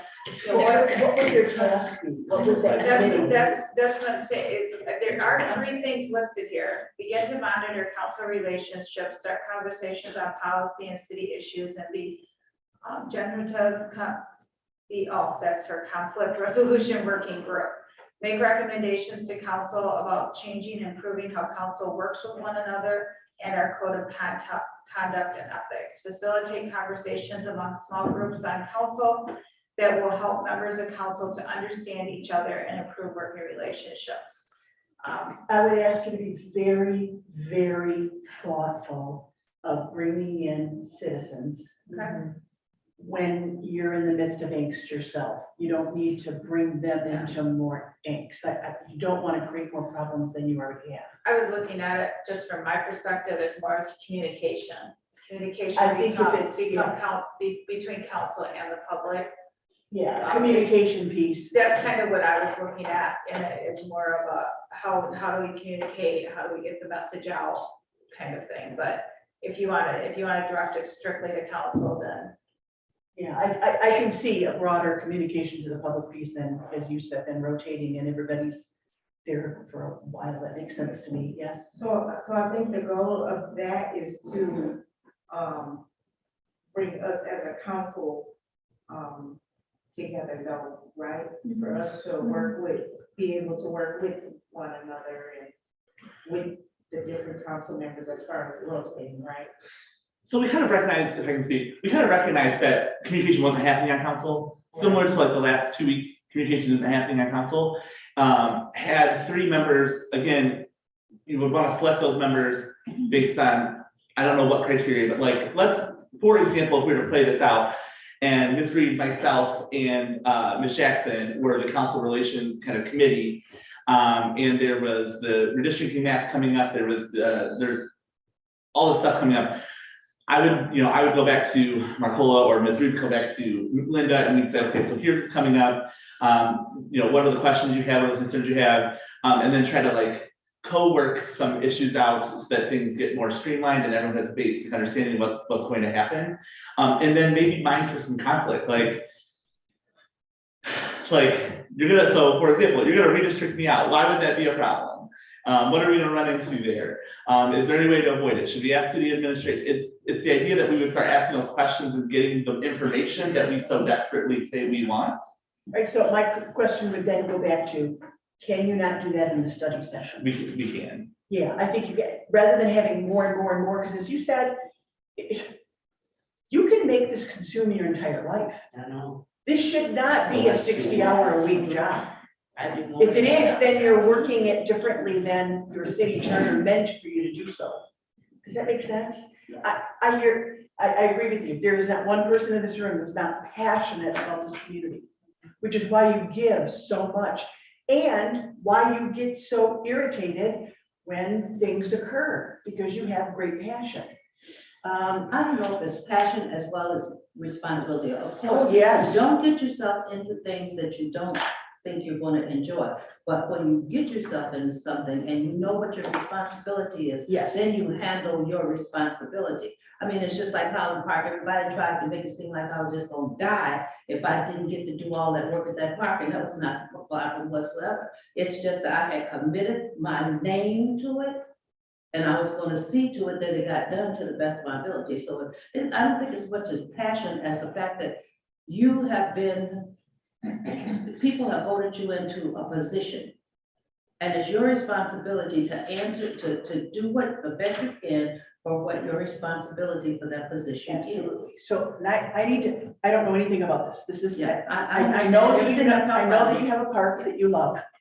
Was that a council member Reed project or was that a council project?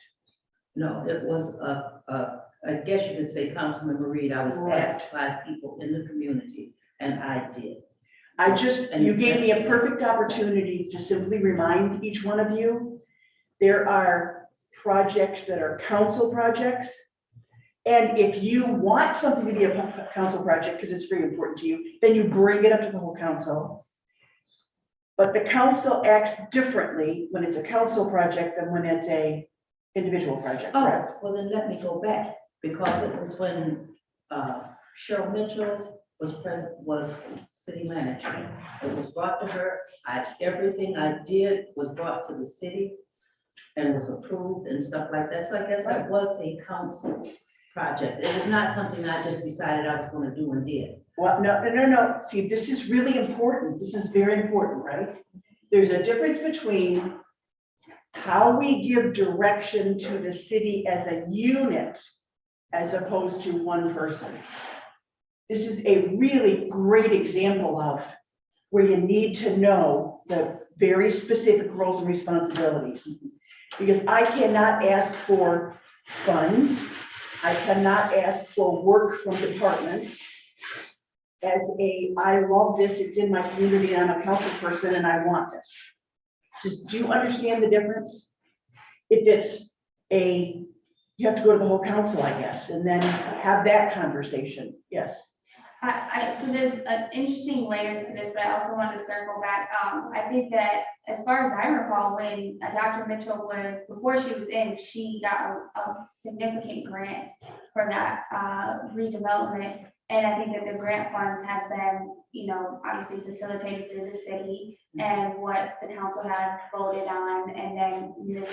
Reed has really stewarded those resources. But I did, and not to stop that conversation, but I did just want to also say, in terms of the goals of the task force being accomplished in study sessions, I think that the work that we started doing based on your recommendation in our first session is kind of the combination of both the task force and holding special meetings at the beginning of each month and rotating. So I think that that's cool that we created a hybrid that's working for us. But I really hope as we're finishing today and setting goals maybe for the city staff, that we set goals for ourselves so that we know in having special or study sessions or different things, this is what we really think that we need to accomplish in terms of communication or conflict resolution. We should have a sheet for that, I guess, city council goals. So I'm going to use this as an example because this is a perfect one.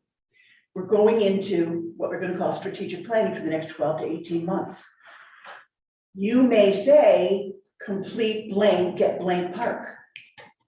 That's a direction the whole council would agree upon. Now it's a council goal. Does that make sense? Because I want you to really be clear about when you look at community development or infrastructure or public safety or parks and recreation, you want to look at what are the priorities you really would like to focus on in the next 12 to 18 months. Keep those things in mind, because if the council comes up with that as a number one, now it's a council key strategic goal. Very, Parks and Recreation. and you would put that under Parks and Recreation. Because often we get so excited about it, except it's really our personal as opposed to. So I want to set that groundwork. And I'm guessing lunch is here? It is. All right, what I'm going to have you do, however, is I'm going to finish. It's just, I really didn't want to inundate you with 9,000 pages of ethics. Whoops, did I give you the right thing? Yes, I did. You had given us. Oh, I did. You all have this. Okay, this is ethics. So after hours of sorting through all kinds of ethics research, I stumbled across our Attorney General and thought, I'll just pull from her. And this is, first of all, there's a definition of what ethics is.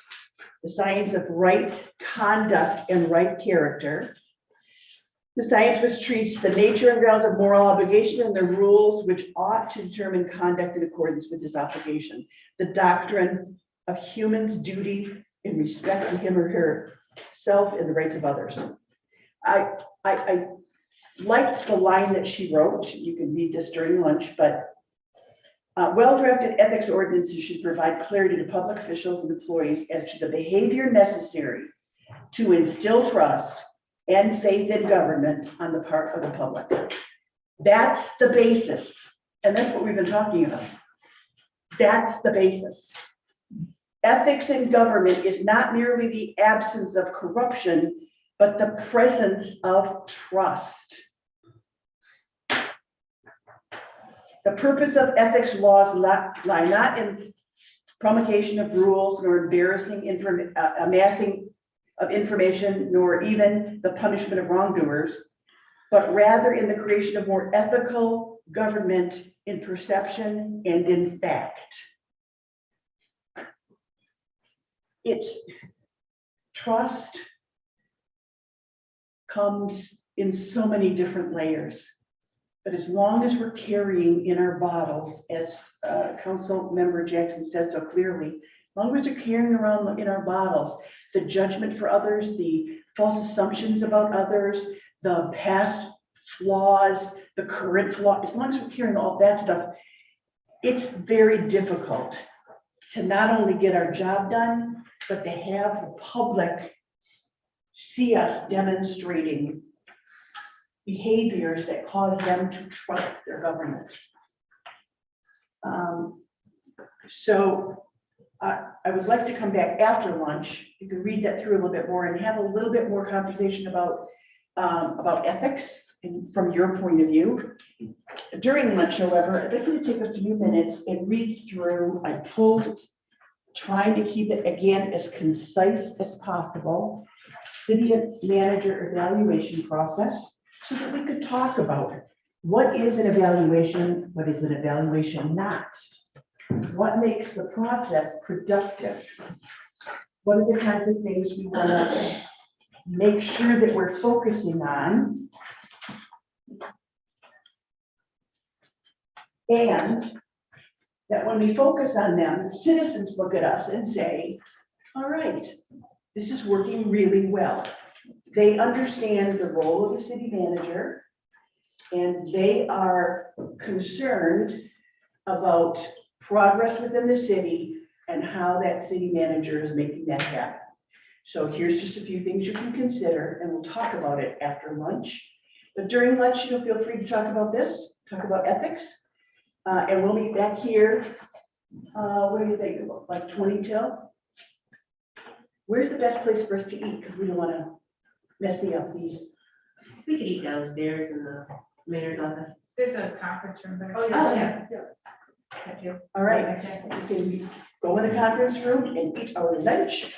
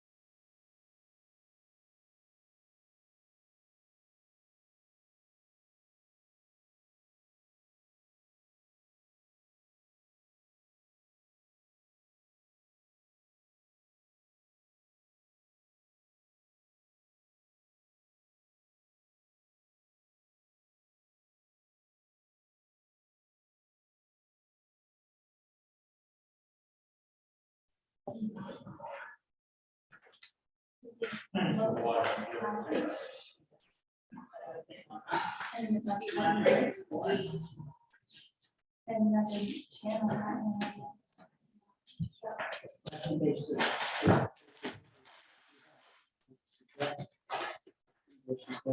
You want to write one? I can do that if you want. Or do that. Pull this down and. Oh, you're fine. I just- Maybe. Well, for full disclosure, we are back live again.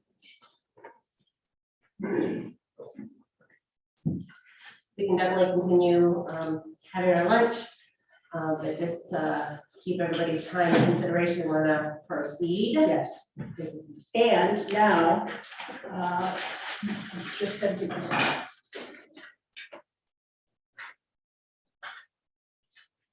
Got it, and.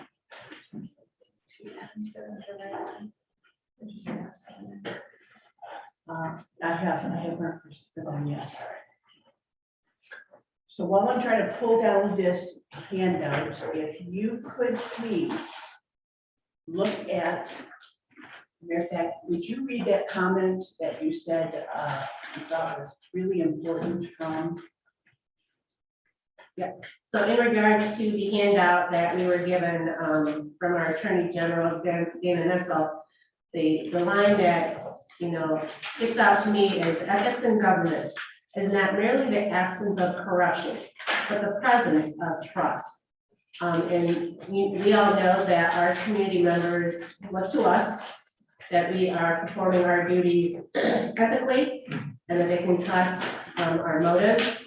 So you know, that just really stands out to me that when we're here working in collaboration, that's something that we have to remind ourselves of. So let me hear from the rest of you. What does that statement mean to you as it relates to us here?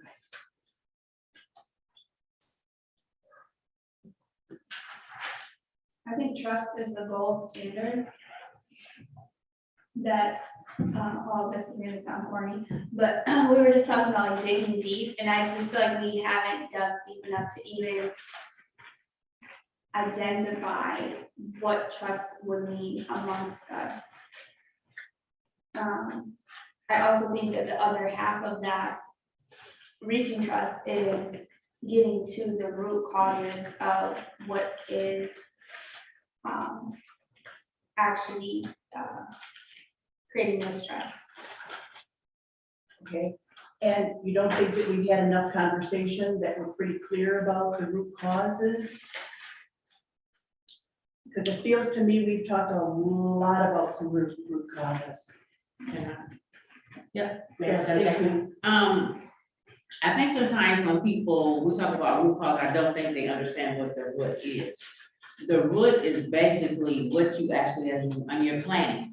What was that seed that was planted? That's the root. That has to be taken out.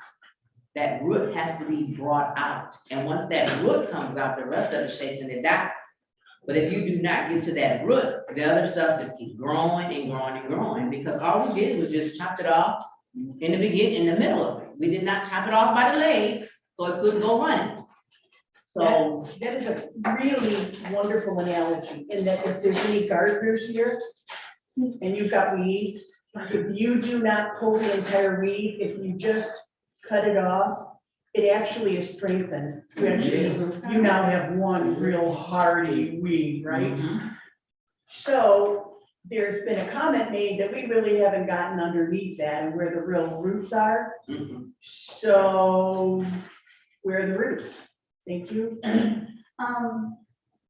I think that something we're not talking about here are the racial dynamics in our community, and the ways in which our public resources have been used in a city that's pretty clearly, that's interesting, that was the infrastructure one. But Yes. I mean, it's pretty clearly segregated by east and west and north and south.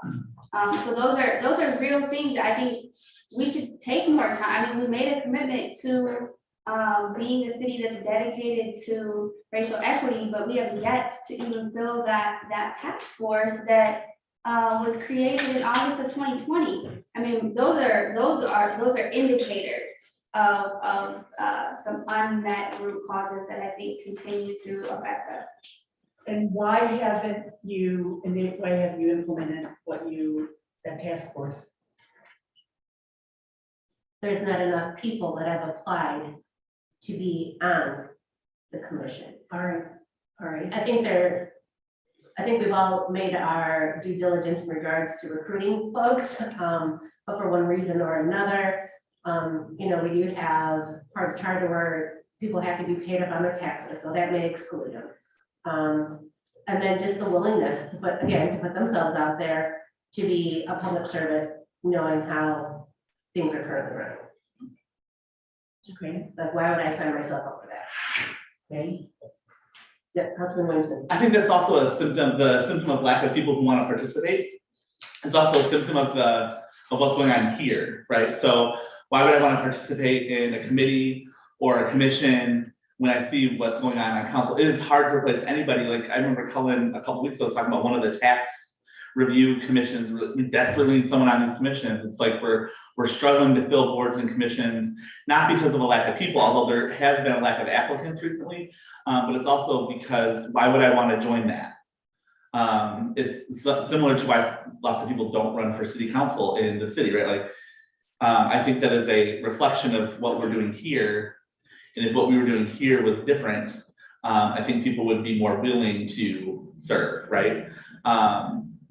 And also, like, that resolution about equity was also was that under Dave Asheson? That was born under a mayor that was just a contentious thing. And so a lot of people weren't jazzed up about it because of the political timing of it to come forward. So there could be some work that we could do to reintroduce that committee and garner some interest around it. If we're changing a tide here, that would then change a tide for that particular piece. Because I tend to agree with Councilmember Lanu about the equity and racial disparity piece and the way things are handled here. That commission could be very helpful. Okay, so what does that have to do with this council?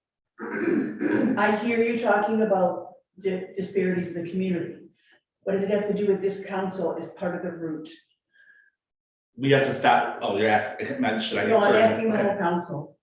And hang on. Because this council has to vote on some things, and I know when Herm McCall was on EDC, and we had to vote, there was people on this council who ran him down. And Herm has a PhD, very educated person, been on EDC for years, really worked hard.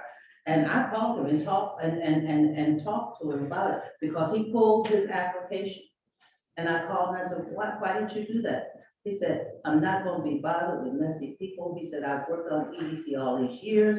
And he said, I want to see Albion progress, but I am not going to kiss behind. That's what he said. Well, didn't like it. Okay, so what does that have to do with this council and what Linda said about it being a root cause? I think we gotta dig deep and see what we can, since we are the policy makers, we have to dig deep and see, what doesn't violate the law, but what we can do to, get people to, like the mayor said, some taxes and things, we know we probably can't, let people, council that owe taxes or owe some type of financial to the city, but I think we have to start seeing what can we do?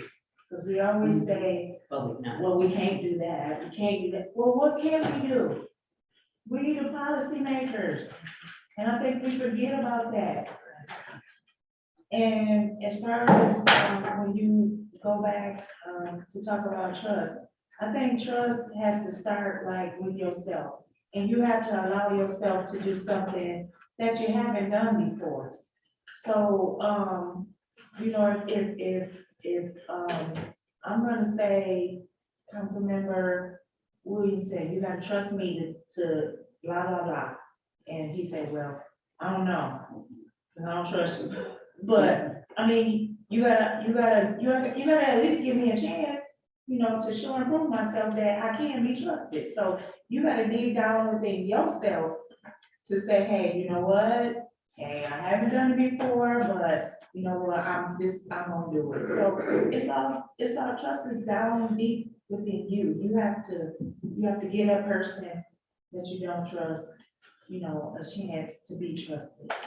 And as we talked in the last session, if we're carrying around stuff in our bottle about people, if we've already judged them, if we already have a strong opinion formulated around them, if we do believe that this and this and this and this to be true about them, then we expect them to behave the same way the next time.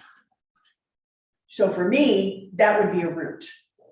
I'm still trying to get to what you were talking about, but I'm not hearing anybody respond to say, yes, that is in fact a root. And I think it's, thank you so much.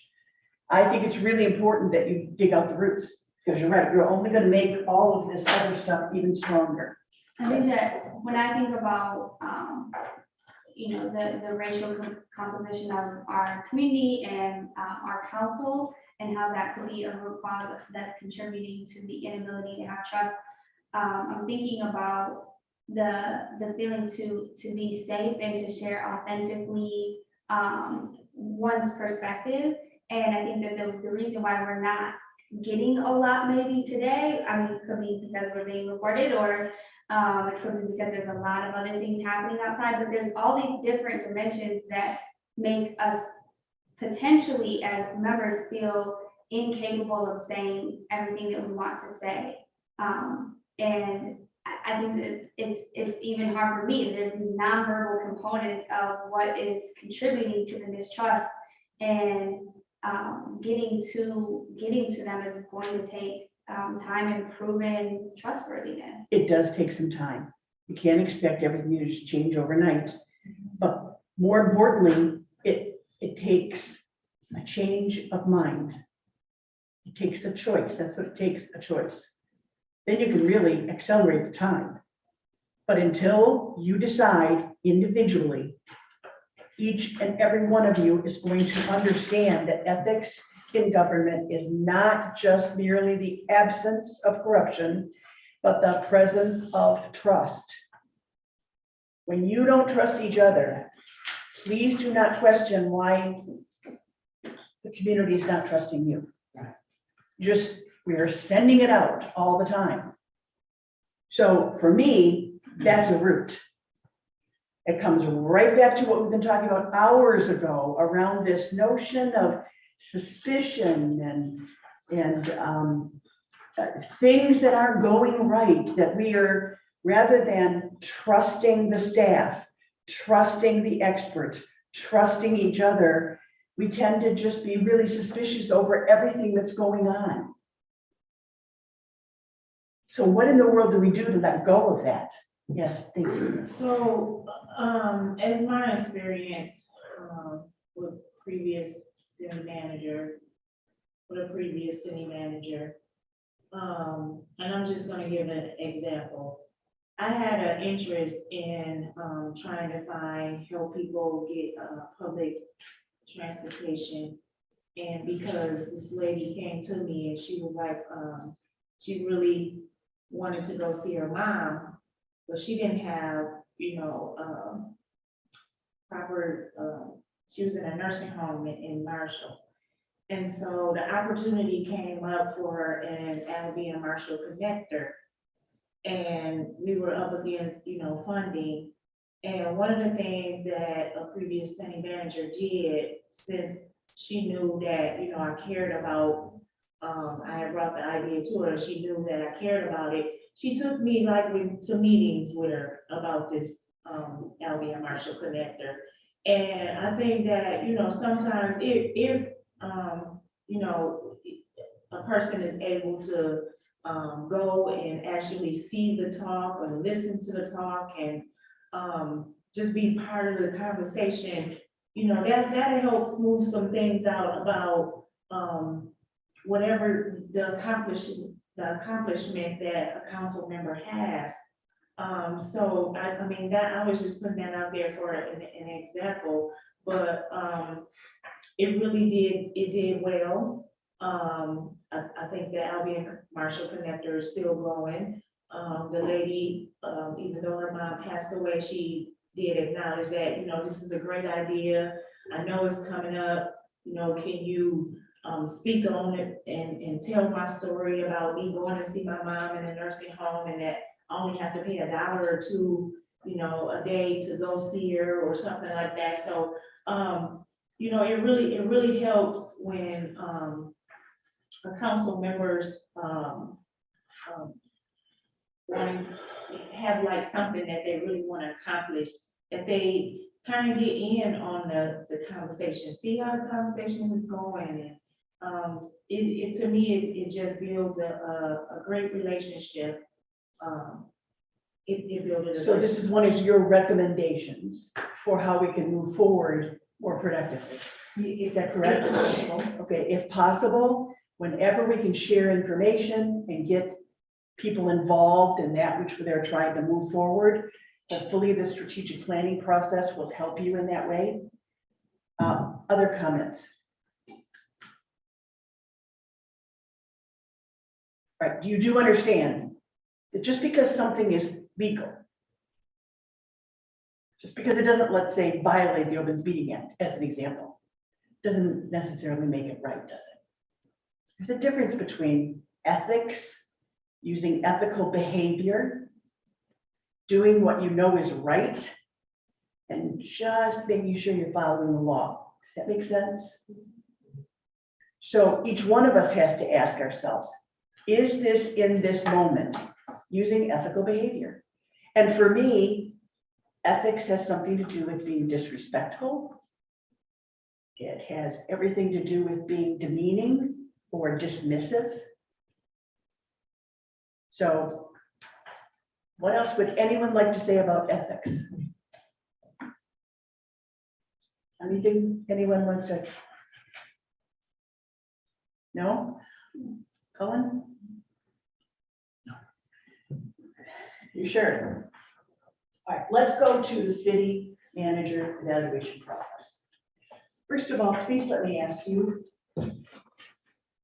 what is and what is not an evaluation? Let's just think this through in terms of it being effective and productive. What are you trying to accomplish? I think it's always important to ask, what's the desired outcome here? Yes.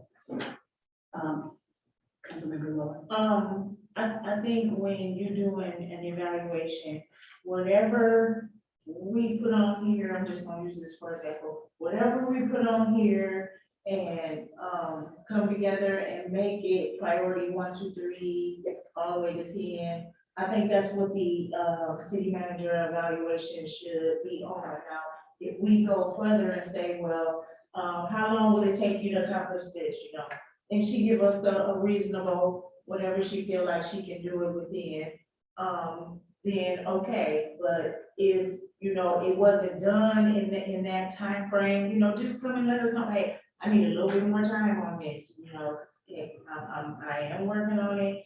But, you know, that way we can, when the evaluation do come, you know, we can definitely say, you know what, it wasn't accomplished, but it was communicated and it needed more time. And these things were accomplished, you know, versus I did say this was gonna be done in a year and it wasn't, but we can have some kind of leeway to say, well, you know what, even though it wasn't done, you know, we could possibly give you a 4 or 5.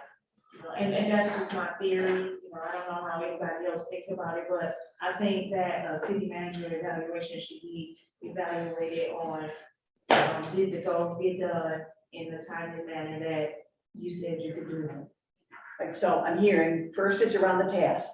We set some priorities, what progress was made, understanding that there are often some external influences that cause some backups and things, and it's around the tasks, okay? And it's a communication process. It's a communication process to say, here's what we all want as our desired outcome. What is our desired outcome? We want what's best for the city, and you are clarifying what you think is best for the city. So to make everything run productively, this communication process is a way for us to deliver feedback around, oh, don't hesitate to say, thank you. You do this extremely well. Really appreciate the fact that this and this and this and this were done. As opposed to thinking about this as a disciplinary action. I want to sit you down and tell you all the stuff that I think should have been done and didn't get done. This is about, here's, thank you, what went really well, and here's where we need to see progress. You had something to add? So the last time we did this was when the mayor and Councilmember Lanu and Councilmember Lawler and Councilmember Jackson got on council. I will say one really good thing about this, when we put up the sticky sheets, and we talked about all these priorities together. In fact, I was the one running around with Mark at that time.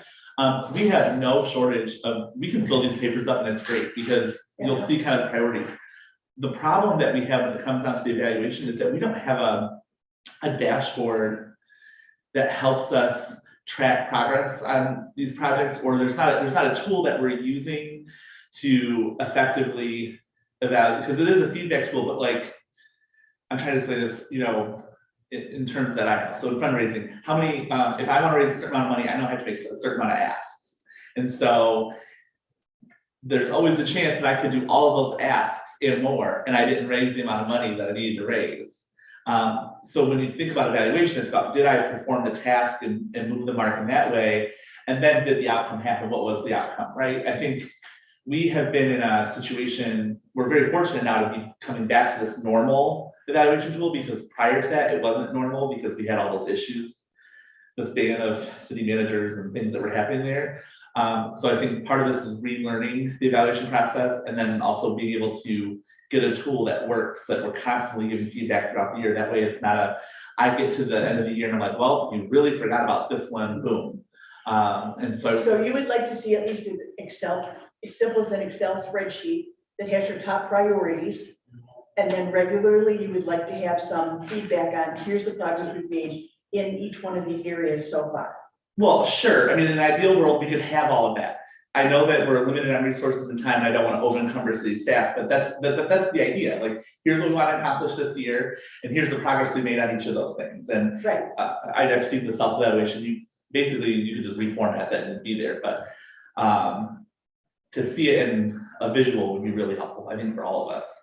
How many here were at the last evaluation? The last evaluation that was done? It was Haley's 6 month. All right, so all of you were here for the 6 month except, okay. And Councilman Williams was not here. Okay, all right. So, but everyone else in the room except for Yvonne was there. Okay, so tell me, how productive was that?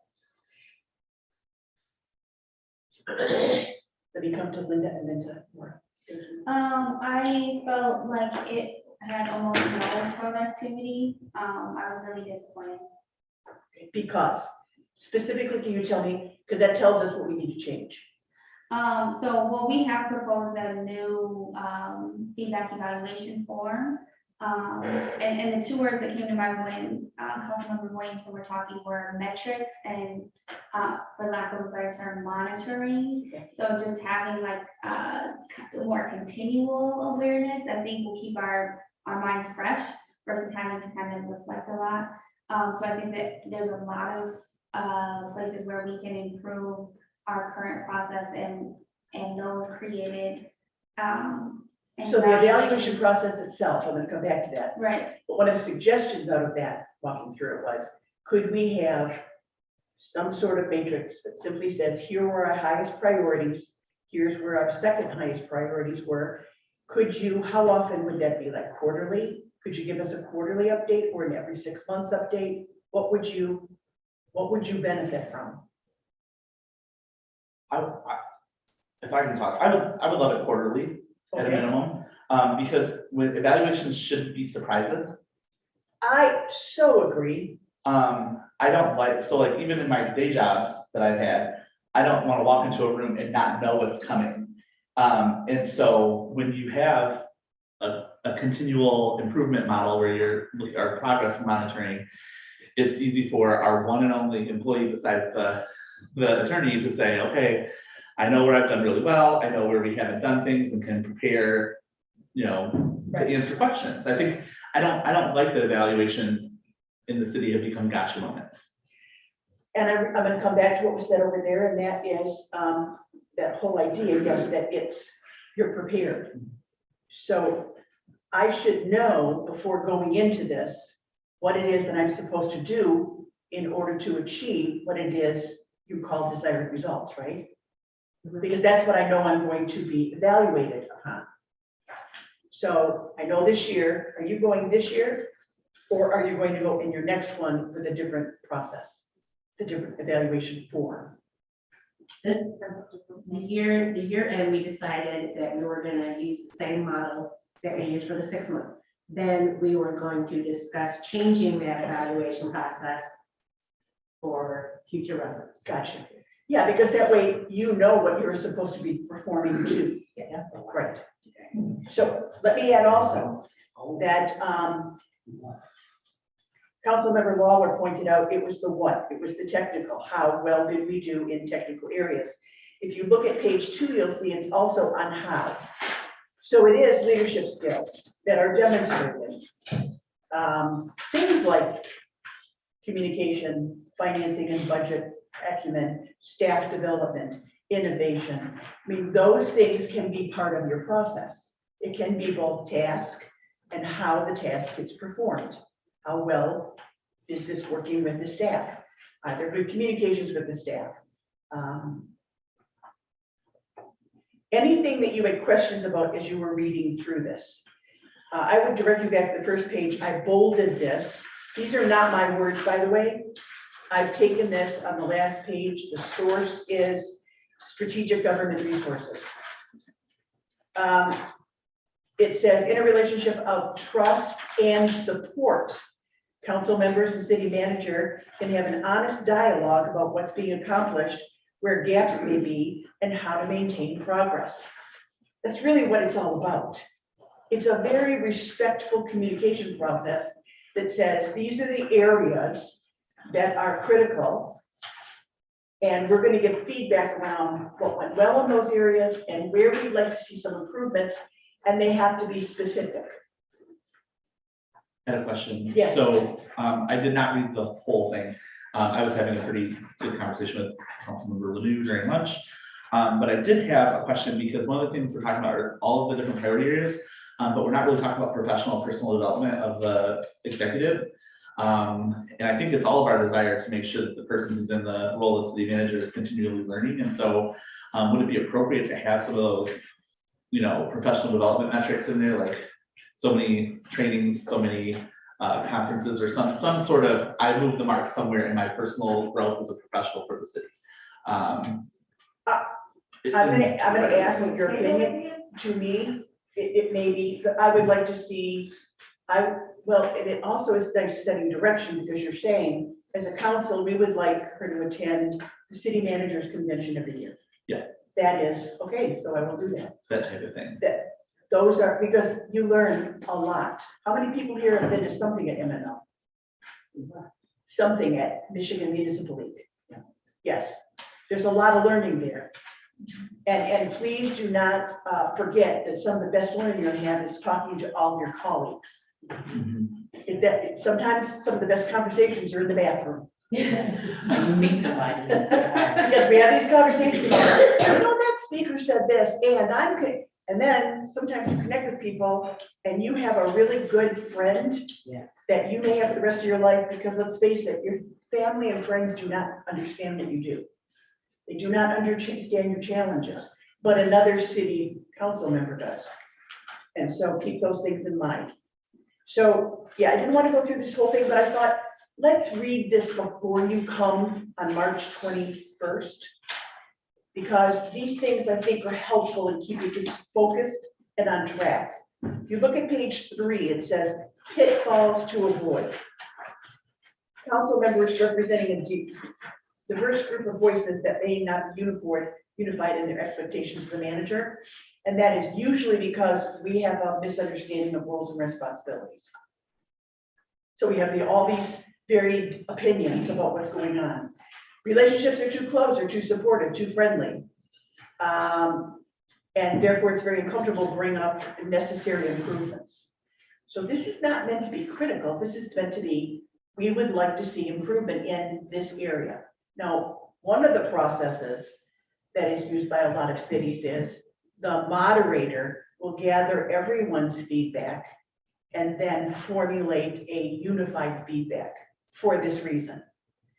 Because now the city manager has to look at 7 different opinions coming in and discern where it is that improvement's going to take place.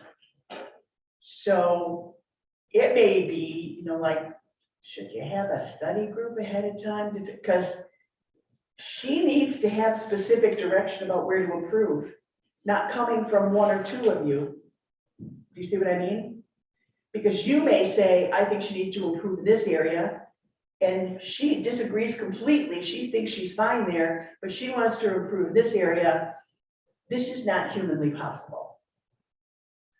That I'm going to take feedback in many different areas from 7 people giving me 7 different forms of feedback. If elections are going to take place and people are really concerned about that, compensations adjustments do not reflect the results. City members often have too little experience in performance reviews. So I don't know about how many performance reviews you've done, but this is a time to be constructive and productive, not disciplinarians who are criticizing the things that they didn't like that happened over the last 6 months. Does that make sense? But you do have to tell them now what they gotta work on. I mean, it's the way to do everything. Did I not say, this is what you're doing really well, here's where we need to see improvement? Yes, here's where we want improvement. And that should be specific, not vague in general, because no one knows what to do with vague in general. It needs to be specific. And it may be exactly what Shane had said earlier, and that is, I would like to see a metrics come so that quarterly I have some progress. Now she knows, exactly what is needed, right? A good evaluation process is designed to increase communications between the council members and the manager regarding his or her performance in accomplishing assigned duties and responsibilities and the establishment of specific work-related goals and objectives. Please know that is the whole point of the evaluation. So on the last page, I've simply, again, shared what the strategic government resources says are the 4 steps. Review and discuss the evaluation process. What's it going to look like? And right now, the process looks like you come together and the city manager shares her self-evaluation with you. Is that correct? You share with them. And then what happened at your last? Did each one of you then go around and share your evaluation with her? How did it happen last time? Yes, you Each individual did? You We didn't actually have a chance. No, there really do. We wasn't. submitted it, so I mean, I don't know if she got it or not. Yeah, So, yeah, but she I will compile the scorings, Okay. so we can get a mean score, All right. but then I copy everybody's comments, put it in the packet, and then it goes, Okay. for review. So what we want to be in agreement about, and we're all on the same page, and we don't feel like we've come in and we're gonna, that's not what I thought we agreed to. What will the process look like when we walk into the room on the 21st? First of all, you've already prepared, you have received all of their evaluations, and you've put together a mean, so that you've got the center. The scorings, yeah.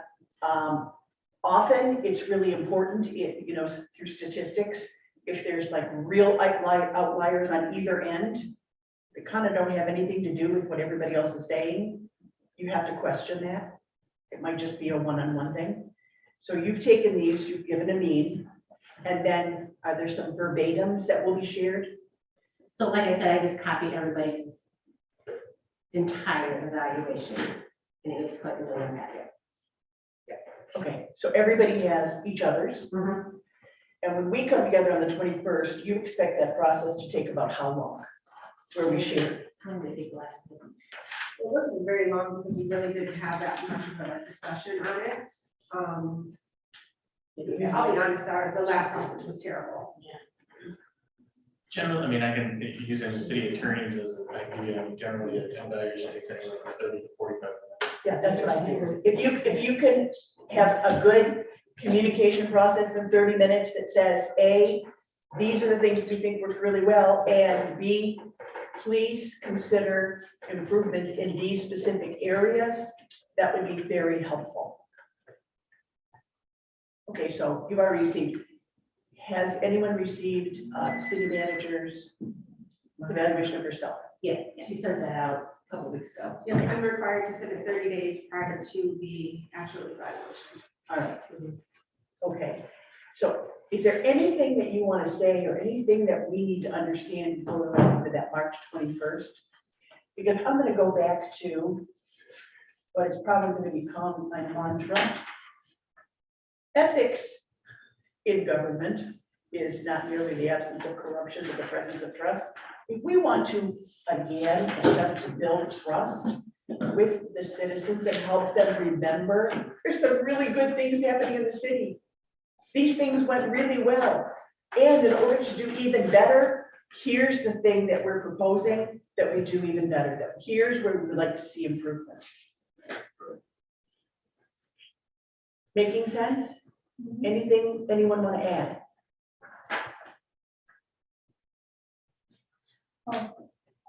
In terms of the dialogue, or I guess process, I'll say, the delivery each person has to be able to share their, the gaps and the greats, or so to speak, the good and the progress.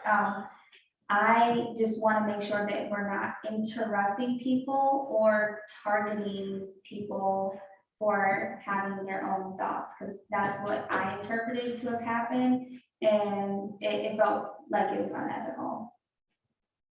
And so when you say we're targeting, when you were giving feedback to the city manager, felt like she was being targeted? No, so I think that there were many flaws that led up to it, but when a person gave feedback, they were then pinpointed and it escalated. Are you referring to the sidewalk thing? I wasn't Yes. there. So she's referring to the side, so we all get the combination of everyone's comments. We basically see that, comes, Right. we're like, okay, here's everyone's comments from packet.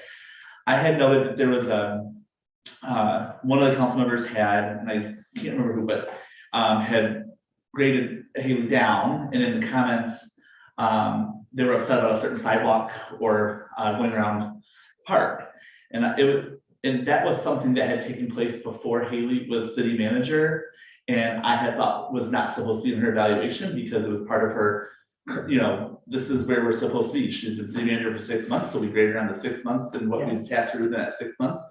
And that project fell far outside that 6-month category, and that made that council member angry and felt like they were being targeted. It was not my intention to make that council member feel angry or targeted. It was my intention to make sure that we weren't grading someone down for something that was outside the purview of their performance with the city. And so I hear and understand why they might be upset. And had there been more constructive dialogue around that, there may have been an understanding about why I thought that it was important that was not in the evaluation. So thinking of in terms of timing, this evaluation is going to be for the last 6 months, for the last since she's been here. What is it? This is my 1-year evaluation. Okay, So from okay. March 15th of last year to anniversary is March 15th of this year. Okay, it's your 1-year evaluation. Okay. And we therefore will stay in the constructs of that 1 year. Does that make sense? Before we move on, does that make sense? That Yes. she's been here, she can't be judged on what was someone else's responsibility? Does that make sense? Okay, we agree. Thank you. Okay. Shane, and I'm waiting for you to start telling me I'm doing something wrong. The council person that just spoke, okay? misinterpreted what was being done. That was not it at all. Because I had talked to the city manager about the fact that the senior center across the street from the park that I was working on had asked if it was possible that the sidewalks could be extended so that they could use it for exercise. Because the walking trail that goes down around has bushes and things that grow up, and they were afraid to walk down there, just like the lady wherever that just got raped by two guys for walking one of those trails down through a park. And so she had asked, not in Alabama, but it's on the news, and they had asked if that could be done. And I came and I talked with Haley about it, because I told her we had sidewalk money that we could no longer use for doing sidewalks in front of personal people's houses. So it was gonna have to be used for something that would benefit the community, but not a person's house. And I talked to Haley about that. And it was not that it was a rundown, but it was this is something that is going to help some senior citizens. And you know, why can't this be done? But the person that was just telling her about that has a knack of taking things and changing them the way he wants them to sound. And that is not so. That is not the way that went. But then prior to my appointment as city manager, the previous city manager, they worked with the sidewalk subcommittee where those funds were already approved by council to put forward to replace the sidewalk ramps within the community to make them ADA compliant. So those funds had already been approved by council to do that project. When was And- that? What was that? That was under Darwin, when Darwin was our city manager. That had already been approved. Yes. Darwin. Darwin, yes. So those funds had already been accounted for. And then I take direction from council as a whole. I guess you may make that recommendation, but until council takes action and makes that a priority or gives that approval, I can't move forward with an individual project. And I need to She could have solidify. said that to me. Yes, you go know, take it to the And, council. yeah, and furthermore, it's a knack of the person that brought that up to always reprimand other people about things that they say. If they say it and he does not like it, or he does not agree with it, he automatically get reprimanded by him. And that's not his job, it's her job. That's not my role. I think there's a confusion. It's my role is not to police the individual council members. That would fall on the mayor. And I think that was a statement that was included in my current city evaluation that's coming up. That is not my role as city manager to control the behaviors of council. That falls under the direction of the mayor. So I still think there's a misunderstanding of what my role is and then what the mayor role is when it comes to the individual council. There's also a huge, and this, every time we've met, we've had the same conversation. And for some reason, it's not being heard. By any of us. For some reason, it is not heard. And I'm afraid it shows up in an evaluation. When one council person goes to the city manager and asks that something be done, it is not a directive from the council. So it's a process issue. From here on in, what you need to do is if you want that sidewalk done, you take it to the council. You say, I'd like this on the agenda, please, in the appropriate time. It comes on the agenda. You explain to the council how important this is. And then the council decides, yes. So we're gonna think about these as the overarching, and underneath there, you put what you want in the next 12 to 18 months. It should cover what you want over the next 12 to 18 months. But if something like a sidewalk that's been drawn to your attention comes up, you bring it to a council meeting. That's the process. You explain it to the council, you explain what the issues are, you give them the data about what's happened there and why it's dangerous and whatever you need to bring. And if the council agrees, then the council can direct the city manager. Not one. Is this understood? Because this is probably the 5th time we've covered this. I'm going to come to Linda. I'm going to come right back to you, Linda. I do understand that the city manager can only take direction from the policies that we set I also wanted, I did not intentionally try to pick at that scab. I just wanted to be clear that if it, I know it happened before, and if it has happened again, that the city manager is graded unfairly, allegedly unfairly, for things that were not under the scope of her work, then I'm just hoping that those are things that aren't going to be brought up in our precious few moments for each of us to speak about it Yes. and used against one another, and instead resolved in the ways that I would think that if there's an unfair grading, then that should be resolved in a one-to-one setting. Or somehow Let's not make a taking, note of that, stealing the because maybe time. that can be resolved before It felt March like 21st. all of our time was stolen from us for a really important meeting. That's what I was trying to do. All right. All right, so are we all clear? If there's something you want done, anything in the city, you bring it to the council. Okay, so. The council because discusses it. When I got in touch with her, I was asking her, could that be done? And it was because I didn't know if it could be done or not. So could that be done, you know? And I figured that she was the person to ask that. But from now on, council can get it. Oh, you could absolutely say, hey, this is an issue. Is it possible to have that done? And then you bring it to the council. Hopefully, if there's a relationship between the two of you, you can find resolution around a lot of things and very fast. Not really, because when it goes to her, you're talked about by him. So. Okay, so now we get to a root. Okay, so thank you. At least we have that root spoken. All right, that's an assumption that's being made, that anytime anything happens, Haley then discusses it with Shane. Is that everyone's perception in this room? I would say that it's a perception. I would say that it's a perception. I mean, you have to be honest, you're talking about the rule. I'm not gonna say that I've never not heard that or whatever. And I'm quite sure we kind of, I said the same thing, I already said something to mention when I talked about that proposal. And he said, no, that was not me as well, but it is a perception. And you know, I'm not gonna say to change your story, that's a perception from many people, that is what's taking place. And I have an actual example. Council member Williamson reached out to me related to something on redistricting, but he doesn't reach out often, so it felt like, oh, something prompted him. And later I found out Councilmember Lawler had submitted a resolution, I think, but he contacted me hours before the rest of the council was messaged by the city manager. And to me, that felt like he had some advantage of access to information. And that's not true. And that's why it's frustrating, because though that's not happening. And that was brought up by Shane because it was included in the packet, that statement that you made in the evaluation. I have it still in my office. I can make new copies and provide it to all of you. And that's not happening.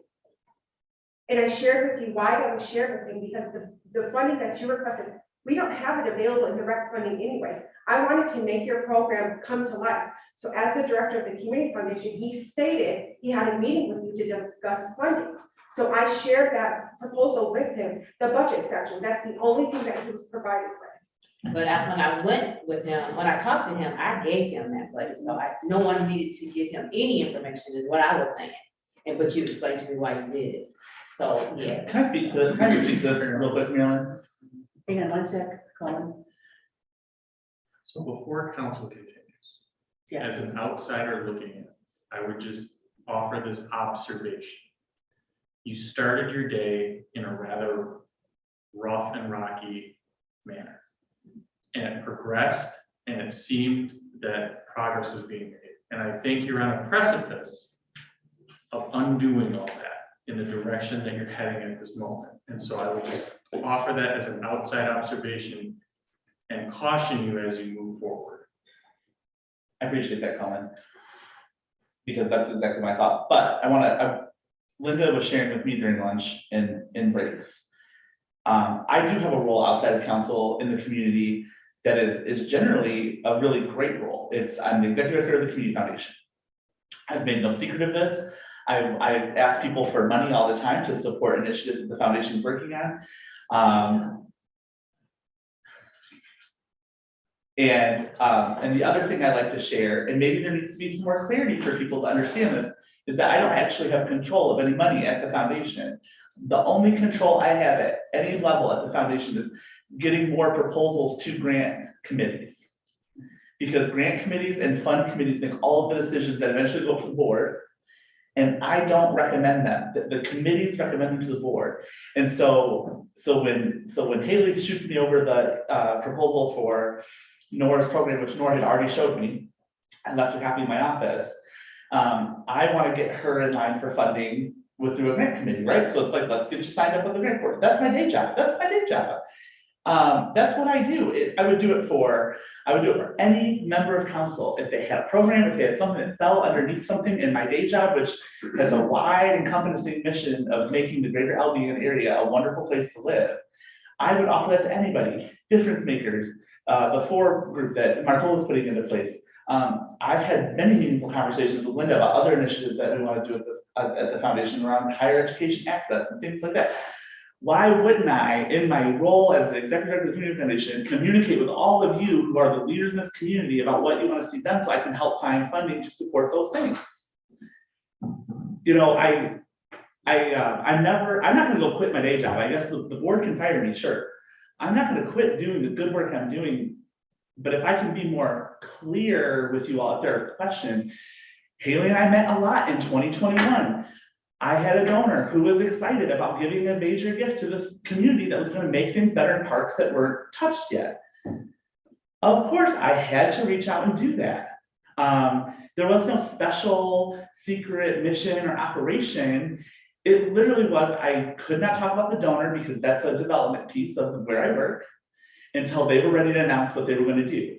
And there was a long 9-month period of, does it fit in the parks master plan? Can the foundation actually have the capacity to manage this gift? You know, looking at our mission, can we take care of it when it's done? You know, it's a vetting process in my day job that I feel like I do a really good job of doing. But folks took last year, and there was many influences on this. It's not just one person in this room, took that as there's some sort of like suspicion going on. And I'm here to dispel any suspicious anything. Suspiciously bringing in a playground and splash pad and all that. I just don't know how that, we have to figure out how to turn that leaf on this. Okay, I work for the Community Foundation. That's not going to change for the foreseeable future. I enjoy that job. If I have to go off council to make that work, I guess I'll do it because I love that work. But it shouldn't be. It should be seen as an asset in this room. All of our work that we do during the day should be seen as an asset. Let me hand it over to Linda. I'm just thinking about this specific thing which has blown up in outside of here, and I think like if I were her, I would have wanted my consent before forwarding my information. So I just wanted to be clear, did you receive Councilmember Williams' consent before sharing her personal information? But and that's where it comes in. It's nothing that I do with my job though is private. Unless they specifically say that's confidential. And no, that was not a part of the conversation. Yvonne was in our initial meeting when she presented the proposal to her, and I asked for a follow-up for a budget that goes along with this proposal. And we're reviewing it. We don't have that amount of funds left over in the recreation in that fund. And Councilmember Williamson, he shared with me that he already had a meeting set up with her to discuss funding for that. So I provided him with a budget, just to, this is what we're looking to, these are the funds that we need. I'm just like trying to, like, I think this is a good example. If it were my information, I would want it to be a collaborative. Hey, I know you're working with Shane. I just want to make sure, can I share this with him? I think that would have really maybe like built that rapport. That's I'm just making that suggestion. Where there is a lot of suspicion, you obviously have to go way above and beyond thinking through how you process pretty much everything. Yes. Yeah, and I'm all for that water park, because Councilwoman Clark had started that before she got off council. But I also talked to a couple of people at MML when we went back last fall, and some people on different city councils, people in manager seat, who felt that somebody in Shane's seat doing what he's doing, excuse me, in the seat they're doing what he's doing was conflict of interest. I'm going to turn that one over to Cullen. I think that Shane has been very clear. He does not allocate funds. That's not part of his job. His job is to solicit funds, to fundraise, probably work with committees. The committees are the ones that then propose the projects and the funding. I'm not an attorney, so I don't understand conflict of interest the way he would. So maybe this is another one of those roots we can yank out and say yay or nay about this. Can I say something before you, so you can answer it? Oh, okay. So in this process that we're talking about, I didn't never ask for any money. I put the proposal together, and then you asked me, like you said, for that. So it's been conveyed through the city that I came here to this place and asked for money. And that's what really needs to be stopped, because I didn't. And Cullen can go on from there, because I've talked to him about many things as far as working with the city, with the program that I do have. So I'll just say briefly, I mean, we have both our charter and our ethics ordinance that addresses this, and it's if a council member, and let's just assume that a council member has either an indirect or even a direct financial conflict of interest, the procedure is that council member makes it known to the rest of council and then disqualifies themselves from voting on that particular matter when it comes before council. Now, if that doesn't happen, but another member of council decides, you know what, I think this is a conflict of interest, any member of council can raise it as a conflict of interest. And then the remaining members of council, if they all agree, yes, this is a conflict of interest, then that member doesn't vote on it. On that particular item. On that particular item. So that is how the council would address like financial conflicts of interest. Okay, so I'm going to come back because what we're talking about here is city manager evaluations. And you can see how murky everything gets. Because everything that we talk about comes back to the same place. Suspicion. Every conversation we have, no matter what the topic, comes back to suspicion. That we just are suspicious of each other. And we don't have any forward motion suggestions on how we're going to get over that and play nicely together in the sandbox. Yes, thank you. I just want to clarify something, and it was a little while ago, but I think it's important because it goes back to when Councilmember Reed took your sidewalk idea to the city manager, and then you were told that has to go to council. There is a process in place for that, because every single meeting we I have. wasn't told that. Well, that's the way I understood it, is that you would that it would, not just you, but for anybody, it would just come directly to council. But that's what the future agenda items are for. If you have something that you want the city manager to address at a future city council meeting, you would want that added to the future agenda items so that she can do her research and get the information so that it can be brought to the next council meeting. So in the case of the sidewalk, that's something you could add as a future agenda item, and then the city manager can address it and it can be brought to council as a whole. That's all I wanted to clarify. If I misunderstood what was said, then I apologize, but I thought, because we don't want at noon on Monday, we're gonna bring something to the council meeting. We want to do it in a process that we can all be successful. And that would be bring it as a future agenda item so that the staff can research and get the information that you need. And so a conversation could be had with you over it. All right, this all ties back down to our original conversation, which was about how we can ensure that we're enabling an effective, productive evaluation process. My concern is if it turns into the conversation we just had, there's nothing productive nor effective about that. So we desperately need to learn how to let go of all of our suspicion, and how to communicate in a way that we are increasing trust and we are reducing tension. Because we communicate in a way that's constantly increasing tension. And I know we've had these conversations, and I know we've gone through communication models and language, and for some reason, it hasn't been implemented. It's a matter of implementation. I can ask you, I can beg you, I can inform you, we can have discussions, but until somebody decides to implement different behaviors, nothing changes. Yes. So, if I can, if we can talk about this,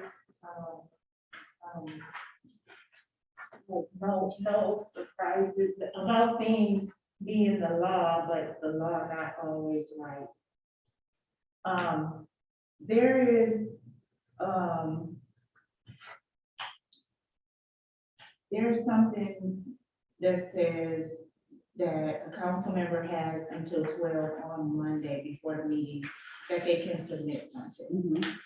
Okay, so it's been a problem that, you know, when you do that, it doesn't give everybody enough time to look it over or, you know, get their questions down so they can ask questions about it. If that's like that big of a problem, then I think we should change it, because if it's there, people gonna use it. Cause I can honestly say, I know you know, we have to have some etiquette. We do have to give some people, you know, it is the right thing to give people some time to read this. But at the same time, if it's there, people will use it. People are gonna use it. Right, so we had this conversation in our very first session. I don't have my notes right in front of me, but we had this conversation. We said we would, as a courtesy, get it in no later than, does someone have a better memory than I do? It's, so what and it was not this council, it was probably several councils ago. The council adopted a set of council rules. And what Councilwoman Lawler just said about the charter is exactly right. That charter language is there. But the previous council identified it as being an issue because there were things that would frequently come up at the 11th hour. Now, I mean, sometimes it's just a necessity of, you know, and the other, forgive me, somebody mentioned like grant applications. Sometimes those things are just 11th hour and they get put on and you know, it is what it is. But so in the council rules, they put in a provision that basically said, you know, we're aware of this charter provision, but generally, if it's unless it's put on by the Wednesday before the meeting, that item will be for discussion only. And we discussed that in the first session we had. I couldn't remember what day it was. We discussed that Oh, it's the Wednesday before our Monday meeting. the Wednesday before your Monday meeting, because that gives people time to prepare. I mean, I want to thank Mark I have this for bringing picture that up. that some people think that people are just kind of sitting around in their offices waiting for the next direction from a council member. They are in the middle of doing their everyday work constantly, and their planners are probably pretty full. Because I don't know, are you fully staffed at this moment? Perhaps, yes. Department heads, but how about the staff itself? No. All right, so probably people's plates are pretty full. So if they get something, as you were talking about earlier, they feel very responsible to give you the correct data. They want to make sure they're giving you what they know to be true and to be sound. And if we only give them a short amount of time to do that, they don't have the time to do the thorough investigation they would want to do for you. So out of courtesy, if you could do it the Wednesday before your Monday meeting. Are there emergencies? Yes. But let's not make everything an emergency. Because there are different interpretations as to what an emergency is. Correct. Absolutely. So we could bring up the council rules and amend them to put that into and codify that with a couple of exceptions for emergencies or grants, right? Without changing the charter. Yeah, because the council is. No, it's already in the council rules. The Wednesday thing Yeah. is already in the council. Oh. rules. It's already in there for. So where's Wednesday the new for- thing? Where's the new thing on The the? new new one is thing the is charter. just discussion. No. So just, there's been a lot of, Yeah. clarify. What, the way you stated it the first time is correct. The charter says, Okay. you have the right to add something to the agenda up until noon the day of the meeting, unless it does have a provision that says if a supermajority vote of council can add something at the meeting. The council rules already have language in it that says, yes, we're aware that the charter says you can add things noon the day of the meeting, but if it's added after, if it's not on the agenda by the Wednesday before the Monday meeting, it should generally be for discussion. That's what the council rules say. Yes, it says request by the mayor, city council members, or the administration for resolution and documents to come before the city council at any regular meeting shall be submitted to the city clerk and city manager before 12 p.m. on the Wednesday prior to the next council meeting. So if you want to amend your rules, you can amend the rules very, very easily. I mean, that's just a simple vote of council. Changing the charter is a much more difficult and time-intensive proposition. Do you need help, Mayor? No, what I'm going to say is, I think we've exhausted the conversation because we keep going off into other conversations. So I think we're done with organizing ourselves to make sure that we have the contributing enabling factor of making sure that this is a productive, effective city manager meeting for the purposes of our desired outcome, which is having a productive working city staff. I'm going to ask for 5 minutes because it's just dawned on me. I want to put paper behind this paper before you write on it because I don't want to have to repeat the walls. And there is a very good chance if I don't have a couple pages behind these pages, the marker might come through. So let me get some paper underneath this, and when you come back, be prepared. You'll each have a marker.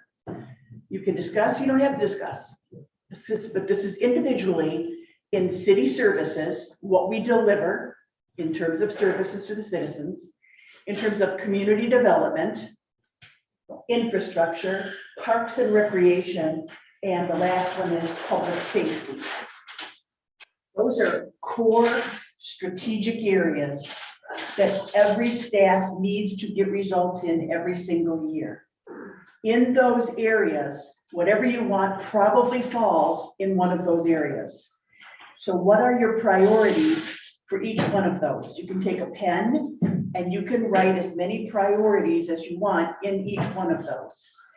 Let's remember that filling the page is not the point, because filling the page means you just have more prioritizing to do because you have a limited set of resources like every municipality. But take 5 minutes and let's get some paper underneath these because the markers will right underneath. I'm sorry. I was trying What was that Just called? gonna sneak behind you. I'm sorry. Nora, was it Nora or Linda? What was that called? City manager relations. Put you underneath, just take them underneath, where you know we're going to write. Just where you know we're going to write, because it'll go straight. Those markers are pretty heavy duty. That one.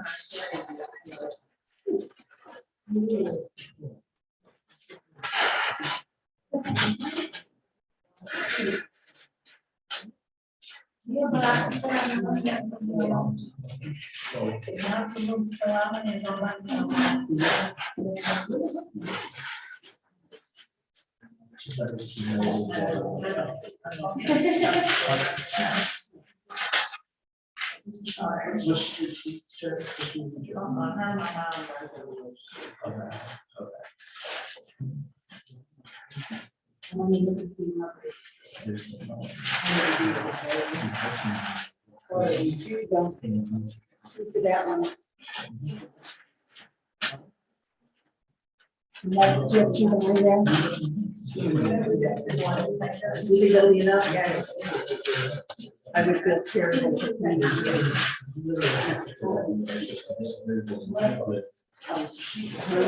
Sure, which one? Okay. And then I'm gonna do one for.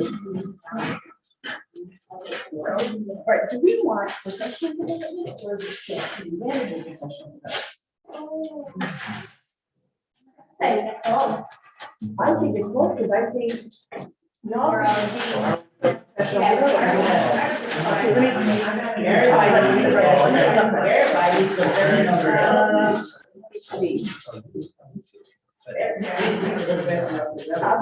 put hours. Professional development. We'll know what that means, You right? can really put both of them on the same page with me. I just put one on the top and then put a hat. I mean, put a line, put the other on the bottom. I used to work for the Japanese. Oh, I was one of Dr. Dennis' students. I worked with home. That's when I that's about. Okay, he's got two. I didn't, yeah, I didn't. Okay, that's two already. Okay, well, I need to hang it, yeah. Thank you. Yeah, I don't want to destroy the wall. Yeah, they keep. We'll put that over here. Okay.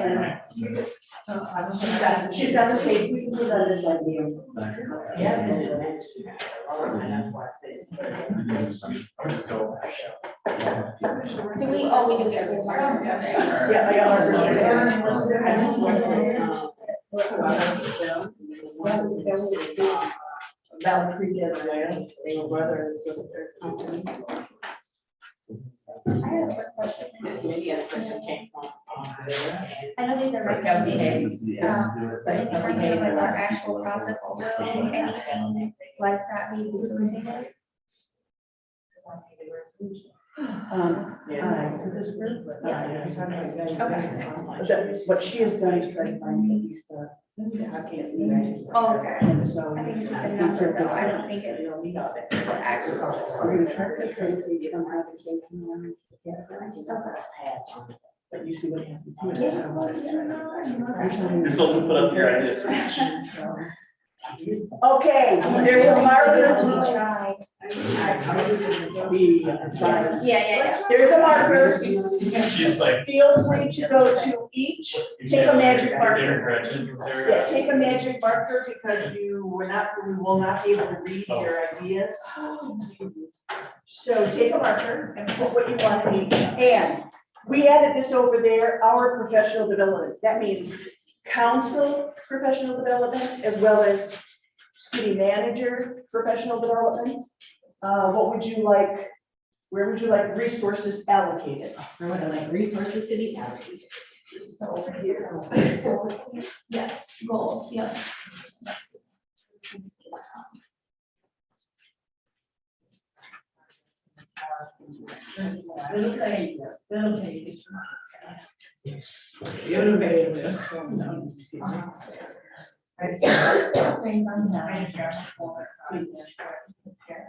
Well, and also sexually, That's good. You can look at that over and say, yeah, last year we considered this and it's not yet completed.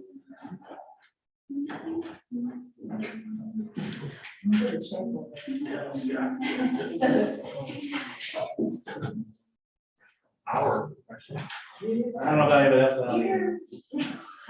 I'm joking.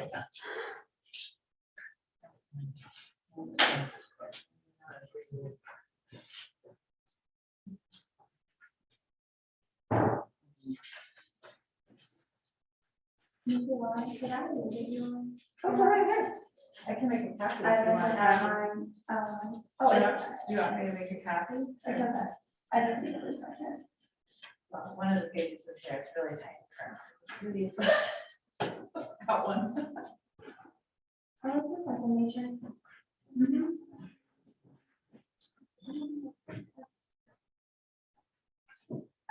Maybe, I know I was in similar information, just different format. That's just what I had. That's what he started.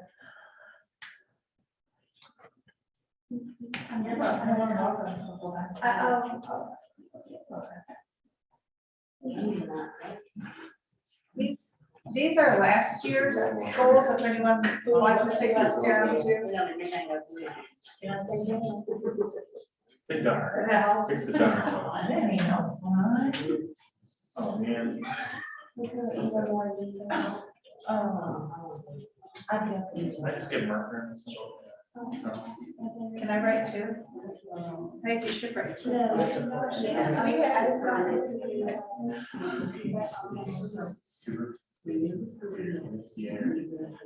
Yes.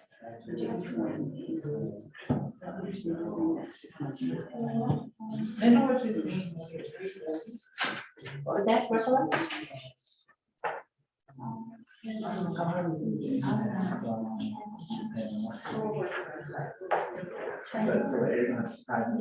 Hi, Shorty. You okay?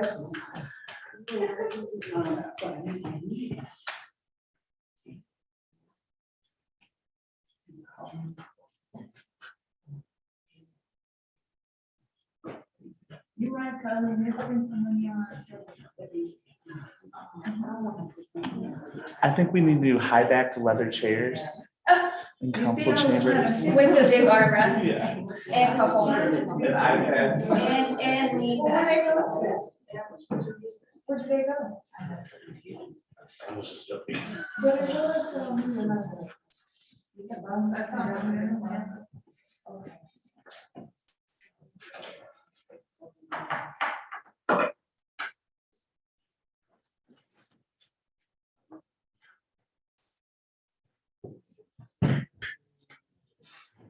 Is there such thing as a write down?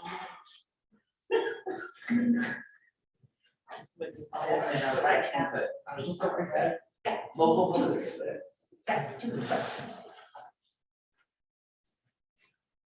Do you think, like a over type style is the way?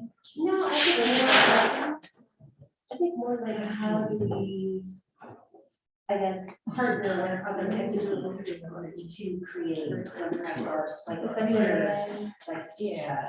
So, Steve, Chelsea is some called Wave Bus. But now,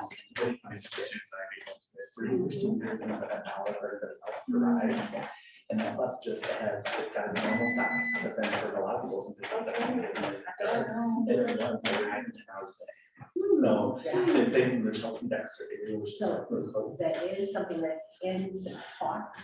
But we need to do more, so. Yeah. And there's the potential for how to come around. That's really. It's relatively convenient.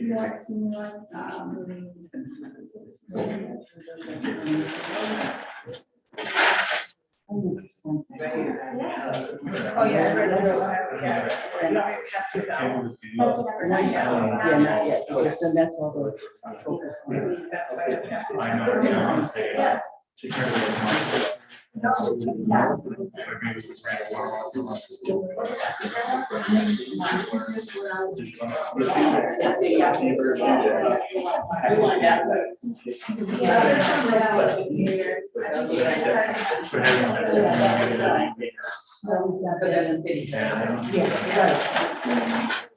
Which I do want to be. Meaning that I believe the tree is next door. Out the screen, just look out. I'm not going to. You know what I mean? Yeah. I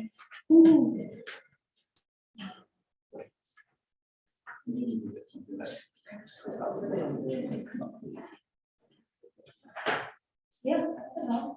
Yeah, you get $1 million.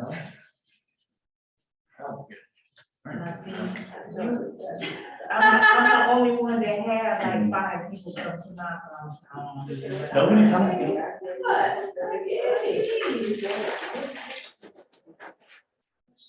I mean, that's wrong. Oh, but I don't know.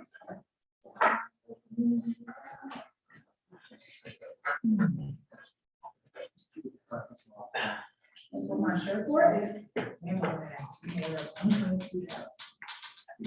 Yeah. This one will probably go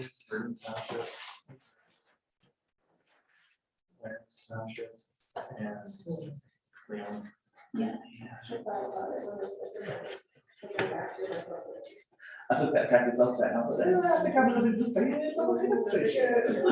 You know, my wife was.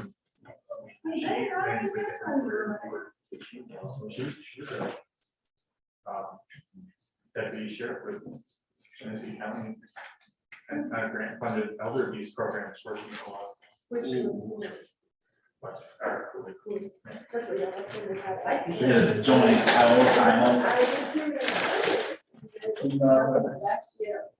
Yeah, if there's anything I should go to that. But math does not matter.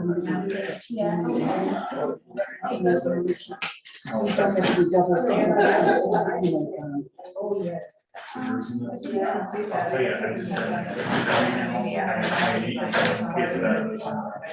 All right, so Wednesday, I instead, saw just a we can take really these down some photos. once you type them all in. You'll be able to do all that. Sections of what I do, it's like down to the. Yeah. You see like the yellow, you know, like in. Some acute tenacious tissue. You know, what made me think of another one would, you know, correcting all that. I don't know, But again, they just- they want you words.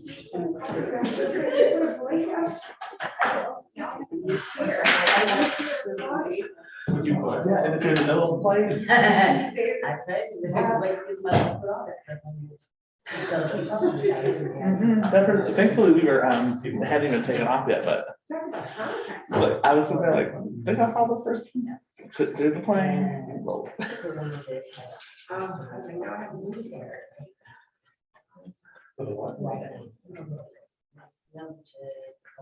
Oh, yeah.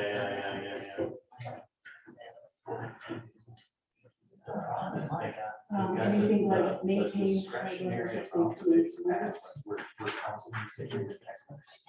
Unless you don't have it. And then So that's why they're doing that. level. There's a, And then the other thing is that I have talking about back taxes. What about Check right on back.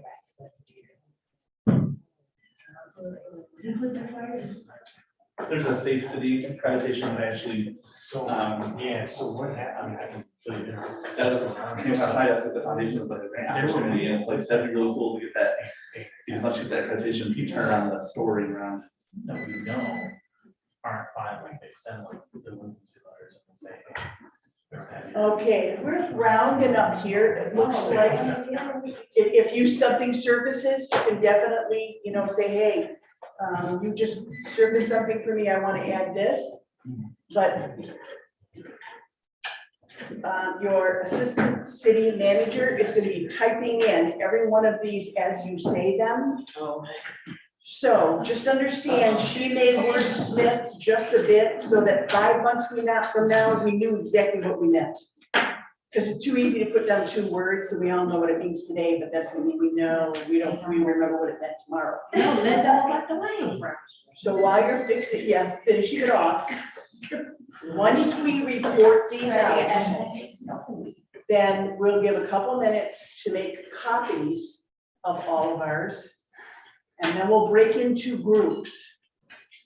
And you're gonna have to decide, do we include the city manager, assistant city manager, and city attorney in the groups? Do we do council only? It's your choice. You don't have to make that choice right now, remind you to make it before you get up. But we need to break into smaller groups so that we can prioritize each one of these. Now, all of you will have a say, because once they're prioritized and the priorities are reported out, you can come in and say, I'm very confused as to why you said it was a 4. I think it's very important, maybe not having to do immediately, but I think it's at least a 2. And then you can defend your position. You can tell us why. So that I'm Yeah. sorry, so are we going to list in our small groups 1, 2, however many are listed on, or are we looking at picking the top 3? No. 2 or 3. No, we're going to, right now, everyone who has, we're gonna start with city services, whoever has that first one, which is sewer something or other, is gonna say it. Tell us a little bit more what you mean, but keep it concise. Then we'll go to the next person, the next person. So we hear all the ideas. While we're doing that, Yvonne will capture the ideas so that we'll have a printout. Okay. Because right now we've got, probably 50 ideas. We're not doing 50 ideas. I know that some people think that's doable, but 50 is not, it's not something you hand off to the staff. So you come up with your priorities, and I'll give you I'll give you the criteria. What is a 1, what is a 2, what is a 3, and what is a 4? So we need to break into a couple people talking to say, what do you think this one is? So we might want to do, we'll do 1 for an example, and then we'll break into 2 groups. That'll work perfectly. We'll have council members. 2 groups will work on one, 2 groups will work on the other, and then we will have prioritized everything. We'll come back and talk about the priorities. But right now, what's gonna, and everyone will have their say. So don't feel as though, hey, that group is, got authority. They don't. They're just doing a run through, because anytime you do set something in large group like we've been doing here, it takes forever. So let's start with city services. Who has that first idea? I have the sewer basins being cleared, and another thing I would add would just be adding flags so that we can see the sewer basins. With flags to identify sewer basins. Yes. Okay, so she's gonna add that so that we know that's captured. I also have the next one underneath that, which is the U.S. Department of Agriculture Rural Development. There are opportunities for the city to be a packaging site for their grants and loans, which make their resources more accessible to residents in our community and nearby. Okay, so did you capture that? I have a question on it. Okay, she's got a question. Yes. Okay, U.S. Department of Agriculture, what? USDA. Yeah, but what are you said for grants and loans? Rural development, they have a rural development. So Mason is the closest packaging site for our residents. Okay, They so would you're looking access at, that's what I this. missed, was the packaging site, okay. Packaging site for Grants and loans. grants and loans. I got it. Okay, Thank you. Online tax. all right, who's got the next one? I did. Okay, I put updating city hall infrastructure. You need a city attorney on it. No, I'm just kidding. But no, and all joking aside, I mean, everyone walks through city hall and everyone can see, the windows need to be replaced and cleaned. There's stuff that's just very dated and it hasn't been fixed because there are other things that are higher priority, but everyone, we've all been in this room when the air conditioner isn't working during the summer and it's, we're all sweating bullets, or there are other issues, but at some point that infrastructure needs to get updated because, not only the public relies on a functioning building. Not all of our bathrooms are ADA accessible. and Yeah, okay. I'd love to take you all down. It could be ADA accessible. Like literally the infrastructure, like The walls. the foundation is literally the walls and crumbling. Yeah, okay, so take a look at that.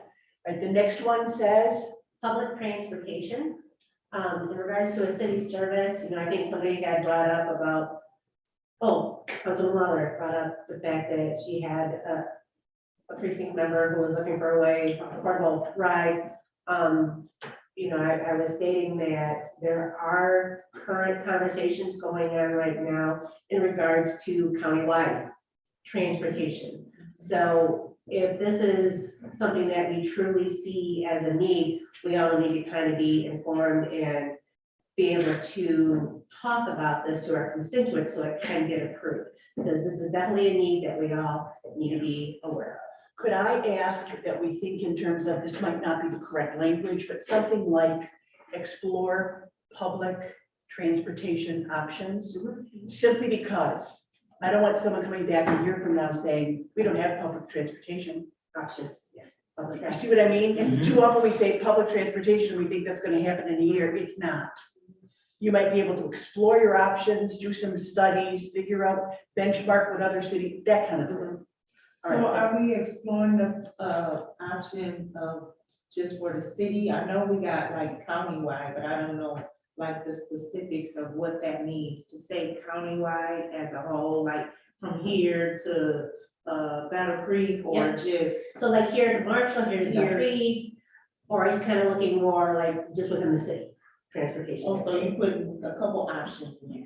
I think they're considering all of those different pieces for like the county-wide. So yes, like if that is implemented, then you will have a service here that can take you different places in the community, but then also connect you to other communities within Calhoun County. And I believe that group is coming to present at the second April meeting, thus, The county transit. yeah, the county transit group who's kind of taking the lead on that.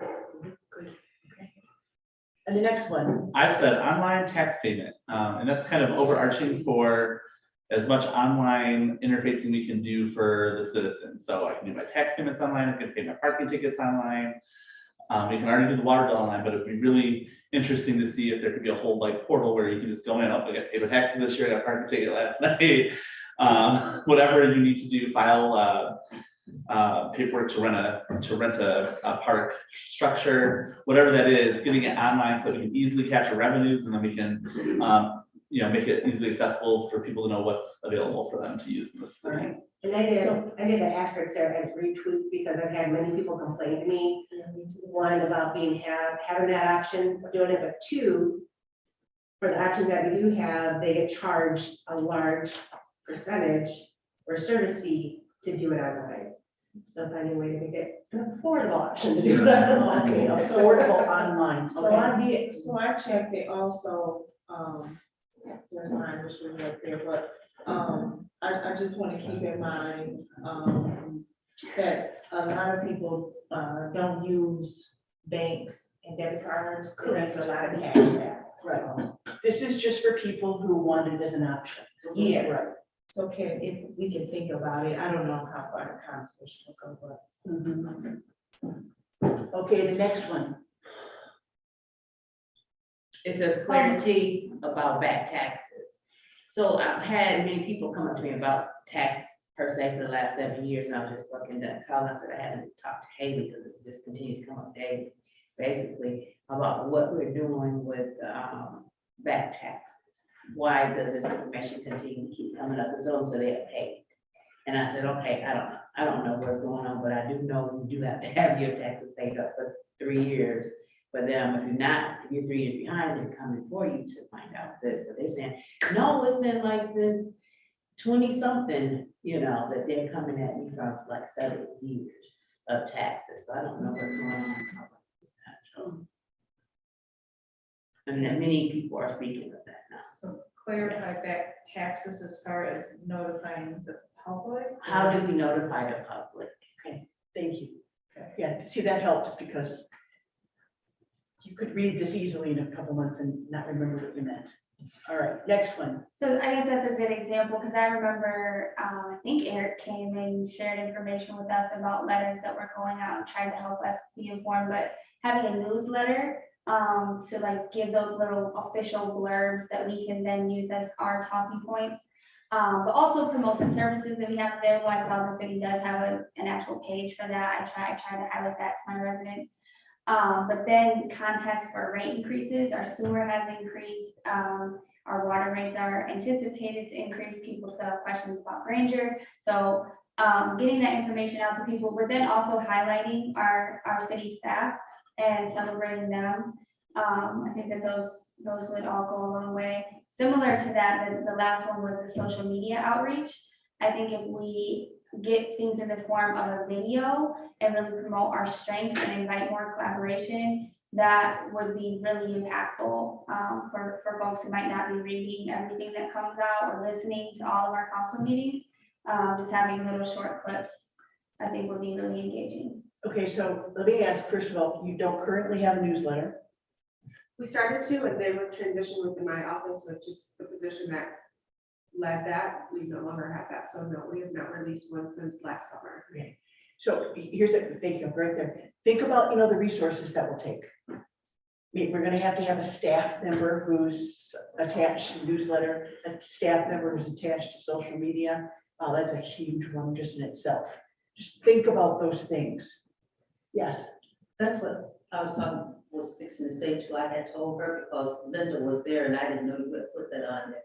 But I was just going through some of my past years things and I found a thing that Mrs. Mitchell had, Manager Mitchell had done.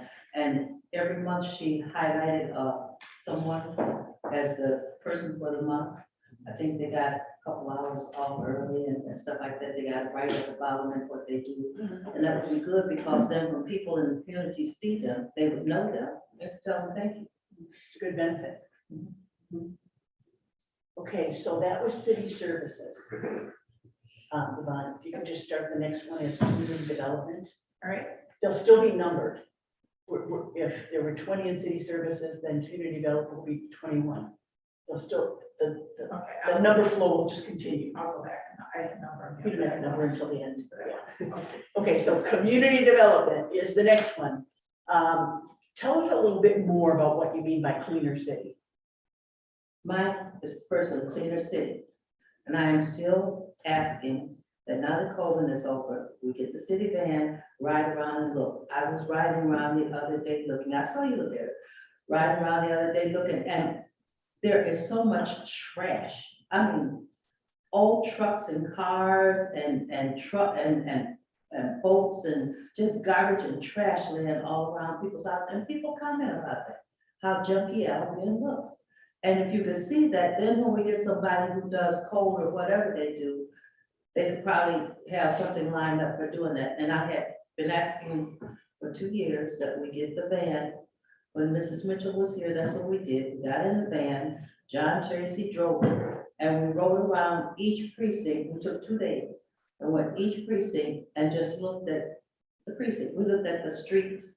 We looked at the houses, what needed to be done. We looked at trees that needed to be trimmed and all kind of stuff like that. And it was very informative.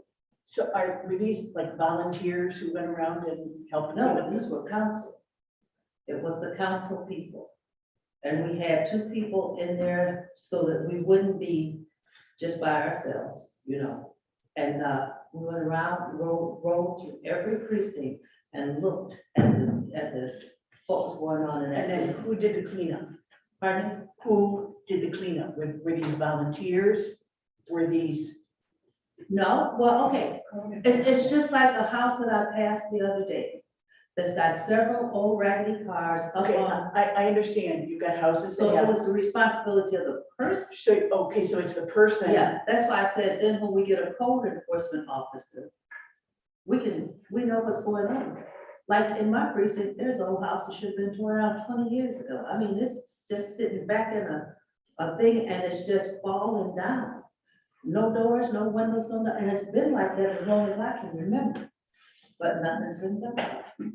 I put the right around and look at each precinct, but basically it's a complaint.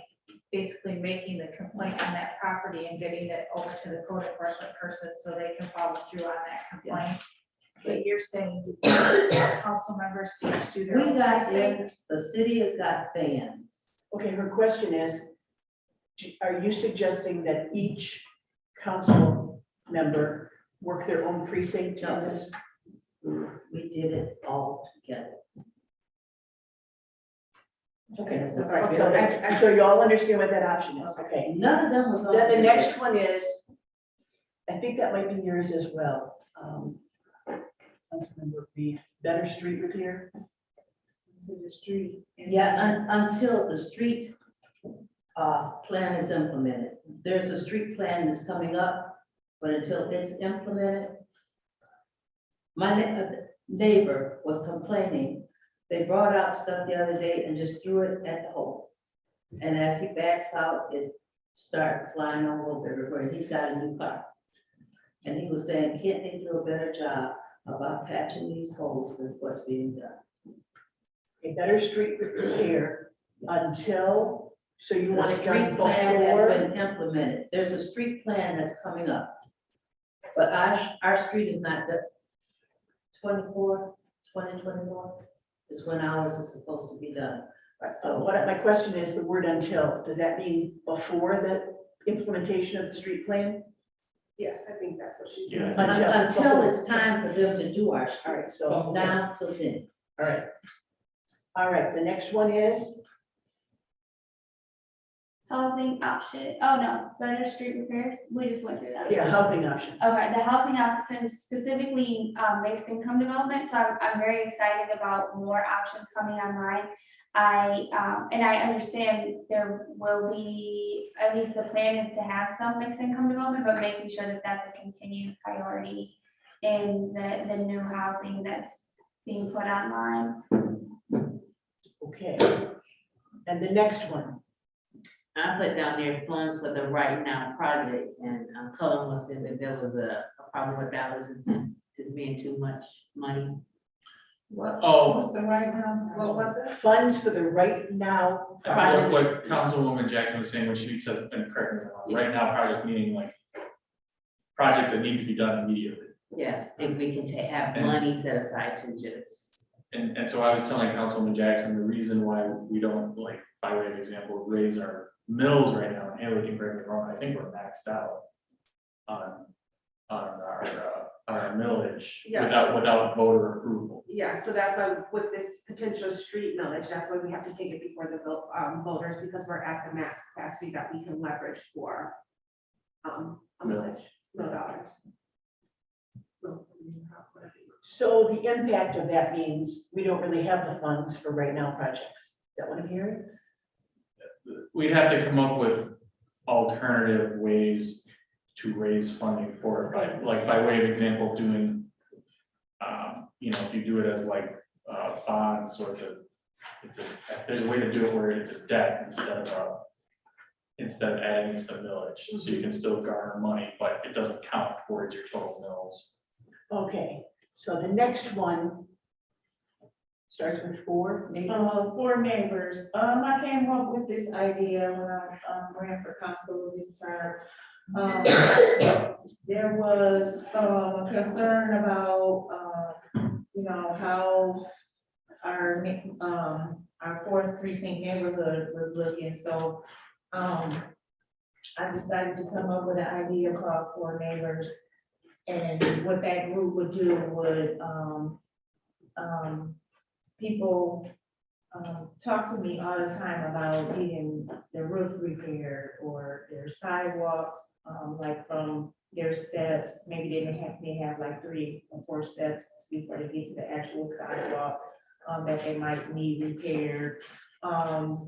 It might be somebody that need help, with painting of their houses or something. So this 4 neighbors would go out and, recognize those needs and try to see if we could get out and find out what actual resources the people could do. Besides, we even though we don't have a park, I think we're the only precinct that don't have a park, and we want a park.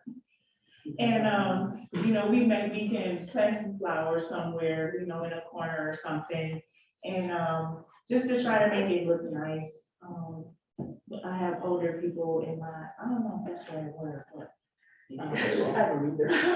But, they just want to take a walk in the park and we best if we don't have one, but. What would the council's role in this 4 neighbors be? I think it's like more of a neighborhood. We had a neighborhood planning council of the needs of different neighborhoods. And I can't remember, they will basically go out and form neighborhood councils to bring concerns to the people, but it would be mostly made up of just people in precinct. I don't know if council got anything to do with it, but maybe somebody can show me how to get it started. Yeah. All right, next one. Town halls, just the support for scheduling those. I think that like with the town halls that are gonna be required this year, coordinating that sort of thing. I think that was the vision and intent of having special study sessions at the first of each meeting and rotating around the precinct. So I think working more collaboratively, considering how small of a town we are and the information being fairly consistent, doing that in a collaborative way would be awesome. Okay, and tell us more about partnerships. Partnerships, what I meant by partnerships, when I ran the conference, saying that I would try to seek with having more partnerships. As you see, we have a lot of needs. And we do have a lot of people of our own that can help with the needs of Albion.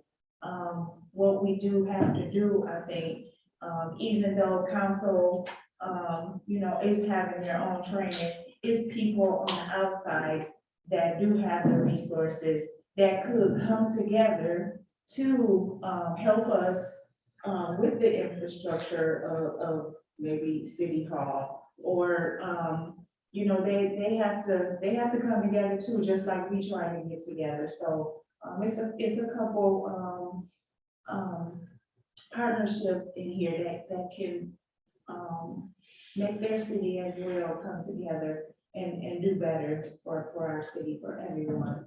You know, we may have somebody over here that can do something, and we may have somebody over here that can do the same, but maybe grudges or whatever it is may be not allowing them to come together. But if they just come together like we are trying to do, we just would really grow faster than what we could possibly do. So You might have some input in that, because I still go, what role does the council play in that? I think, are you talking about collaboration with other organizations, like with the Economic Development Council, with the Housing Authority, and the city, the chamber? And right, and like community housing, you know, I don't know how much the council has to do with that, but as a city goal, you know, we could just reach out whomever. I mean, we could probably go out and say, you know, hey, we know this, hey, we know such and such, you know, check them out, because they may be able to help with housing, you know, just get out and just find the partnerships to get these things done. To work together as a community with the organizations that we have in place, Yes. basically is what you're looking at doing. And I think city council being the leadership for that effort is imperative, because you are the leaders in the community. So you want to bring those other leaders together to work with you. So Right. I do think that's a really great Because idea. So- it kind of breaks us down too when the public is divided. Well, and I think It hurts they've us done too. it from my research that I've done. I think they used to have those kind of meetings where Kaylee's shaking her head, yes. I think I read where they used to have those kind of meetings. So to bring that back as the leadership of the community, I think that would be really good. Okay, so thank you, because I know you'll Yeah. put more in so that we'll know what we're talking about. And I think the next one is yours as well. Yeah, so with the Black Business Advisory Commission, what I did is I went out, that was like one of my priorities, that was my third priority of the reason why I ran.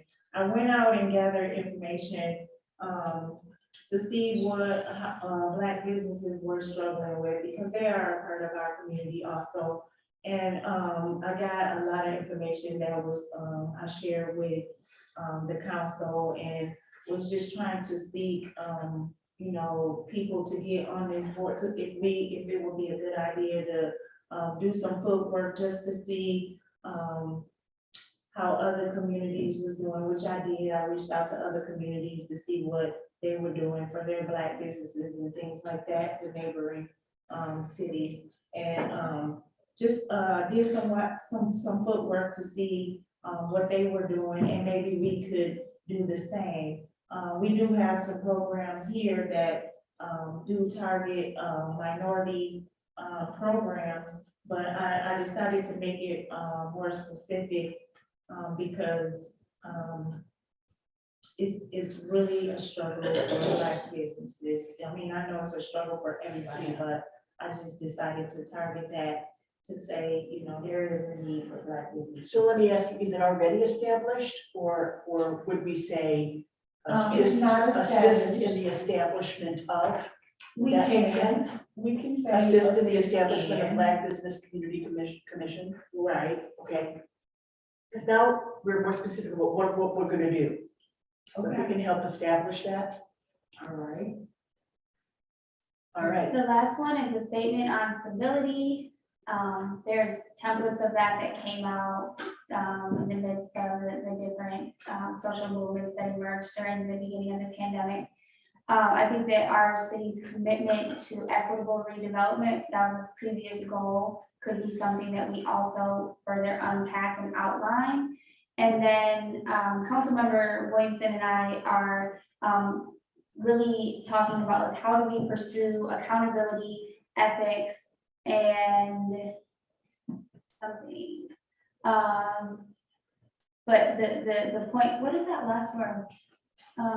And good image. Good city Good image. city image. Okay, yeah, Painting a better picture of who we are. And what we want. yeah, yeah. I'm sitting right here and I can't read. Yeah. She had very little space to write it in.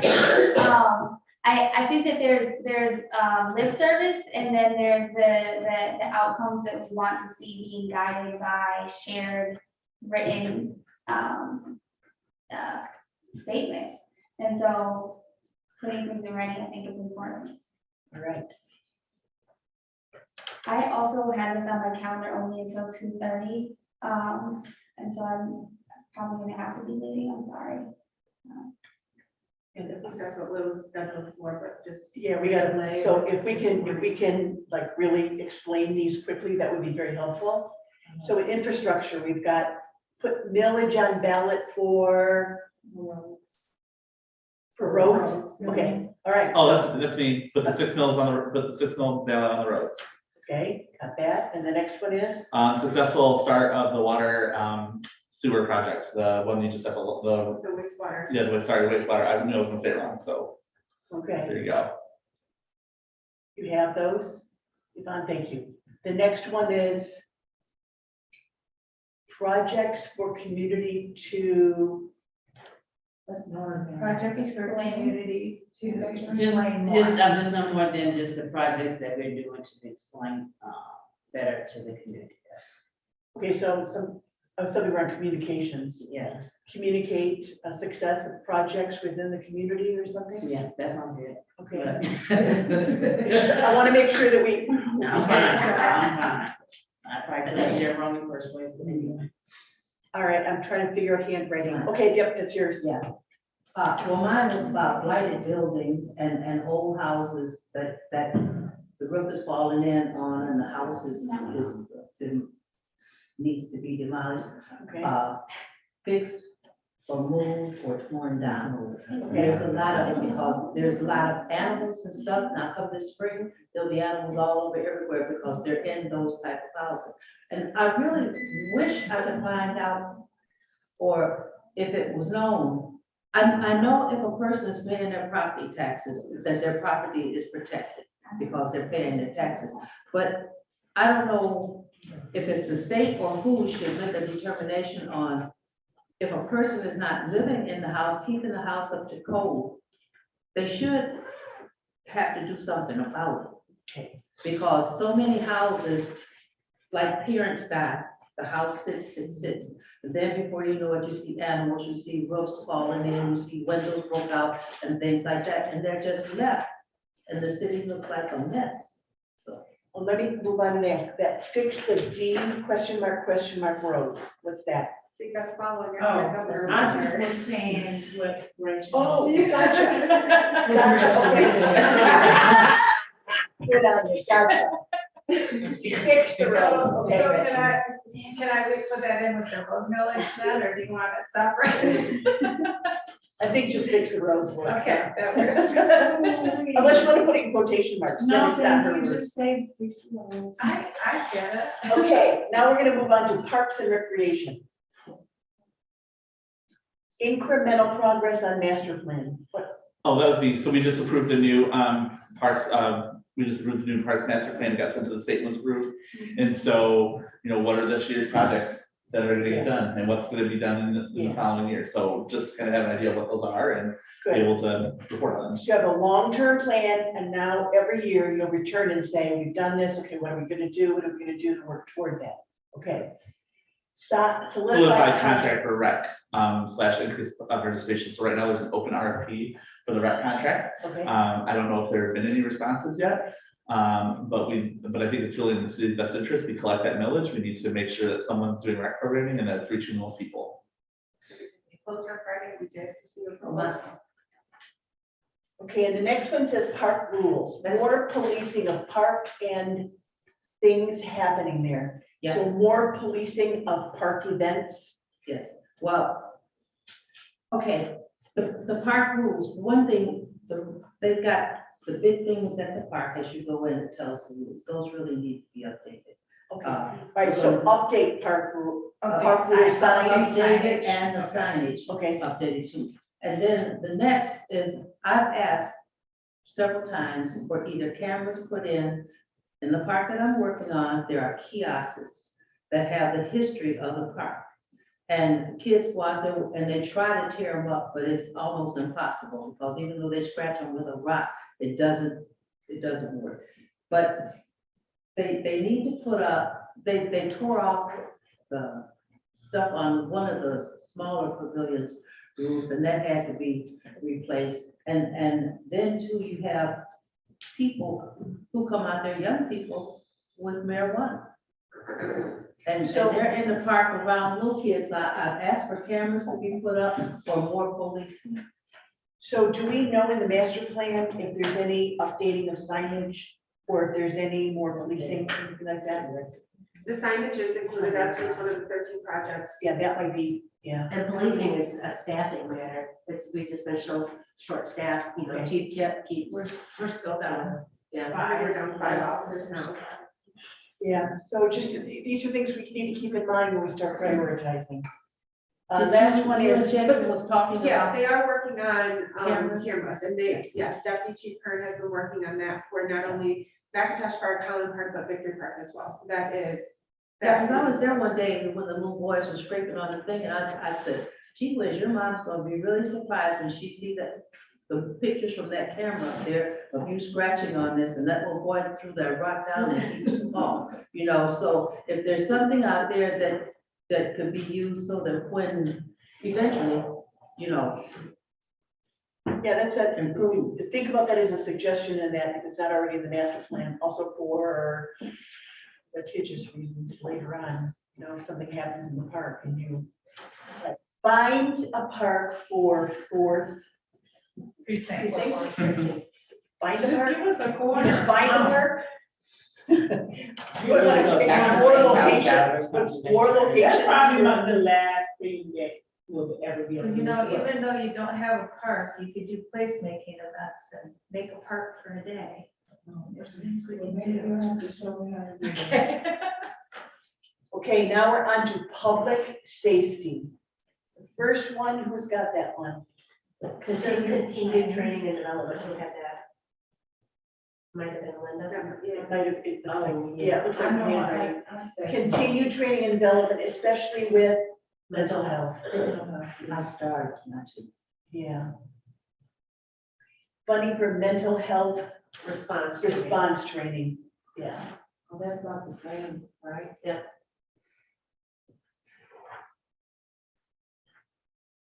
And then code enforcement. That's one. Investment in staff capacity to strategically tackle worst areas. Staff capacity to. Strategically tackle Thank you. worst areas. Now, the next one is worded anti-racism training. However, in today's world, there's so much good diversity, equity and inclusion training, DEI training. I mean, there are people who are really good at it. They're certified. You can probably get it through MML. You may want to reword that. Most cities are doing DEI training with their public safety. And I know that Chief Kip has reported to us that his officers do go through regular training with it. Yeah, many have initiatives now because they've had incidences that they've learned from them. Become Safe City certified. So that was, there's a certification out there for cities. It's kind of like an accreditation process. It's like, you know, to be the best of the best or the safest of the safe. And so to become Safe City certified, there's a set of things you have to do. And then you get to seal that you're a safe city. And one of the reasons this is important is it gets cities like Albion who sometimes have the outside perception that we're unsafe or that we're not a great place to live. That we actually say, no, actually we are. And look at, here are the stats and here are the facts and figures to bear that out, and there's grant money associated with, doing that, so. All right. Now we move to, and this is our, because professional development had been raised. And it makes sense that we think about council as well as city and assistant city manager training. So there we have continued MML periodic training. We've got MME conference. Michigan municipal executives. And MERS, which is council training. Has everyone been through that? Well, MERS is more so for that would be city administration, that. It's also though, you have voting members for your city council and voting members for your admin staff when it comes to MERS. And I don't know as if we've sent a member of council to go to any of that because they do cover things such as unfunded liability, better understanding of the valuation that comes in. So the council can have a better understanding of how those pension plans work and what the funding level is on them. I mean, it's totally optional, but it is a good conference to gain that knowledge if you're interested in it and want to gain more knowledge on it. But it would be, you would send like one member of council and then a member of your administrative staff. And I think have you gone before to them? Not since I've been here. Okay. When I was at the county, I did. All right, review ordinances and charter often. I think that's probably something that you would individually take the responsibility of doing, yes? Needing to work on how to involve citizens who, can't read that next word. I think it says needing to work on how to involve and inform Yes. the citizens who live and pay taxes here. That's mine. How to involve citizens who live, what that mean is we. Let me read it because I went down and went up and went down. Meetings to work out how to involve the citizens and inform them that live and pay taxes here. So would these be like, as an example, town hall meetings?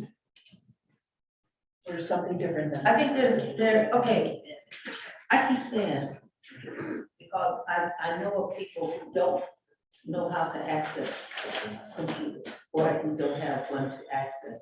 And they get behind on the things that are happening with the city and around the city, even rules and things of the city.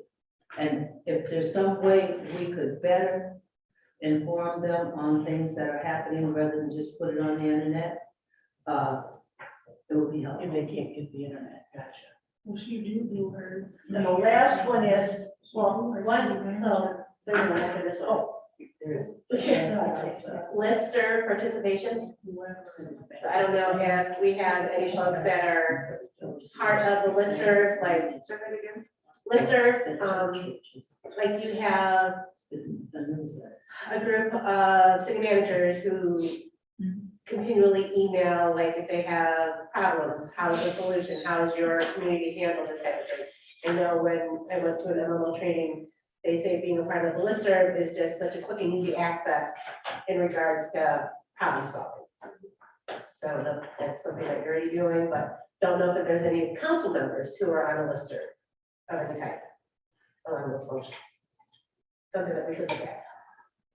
Yeah, I have to look in this. I know this It's is, in- there's a mayor, if there's a every- mayor one. Excuse me, I'm sorry. No, that's fine. I just was telling her there's a mayor list there. I don't know if there's a council. I don't know, yeah, I've never heard of a council listserv, but We can find out. It seems like if the newspaper, every time a newspaper comes out, it's got a section where Haley puts in her things, like she gives them to us at council. Manager notes about things that's gonna be happening in the city. I Okay, mean, so that's an example of work for the citizens, right? whenever important things come up, it might be. Yeah. Newspaper makes sense. Yeah. If people are reading newspapers, are they reading, Pardon? if people are reading newspapers, hopefully. Well, they might encourage you by one. And then there's one more. So that, I think that was going along what Councilman Lanu was saying before, the generative conflict resolution and dialectical, dialogue, Dialectical. dialectical. Her and I talked about this many times, I know the nerd. Is there an acronym for that? I have no idea. I would just put down generative conflict resolution. Do it phonetically. Generative conflict Resolution. resolution. Everyone knows what that is. And thank you. She has been typing away brilliantly. We have how many items? Have you got them numbered yet? I did, no. No worries, you can just number them because this is important to remember. If you pass off all of these, there's really been no direction given because there's a lot.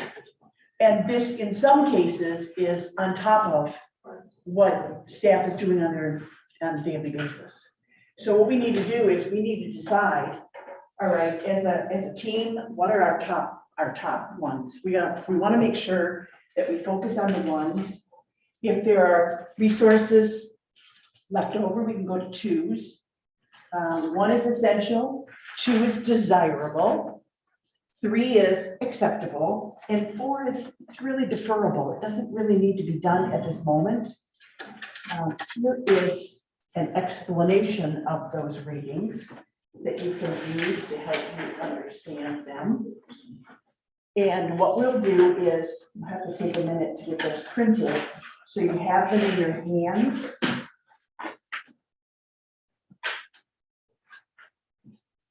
Each one of you will get a printout, break into a few groups.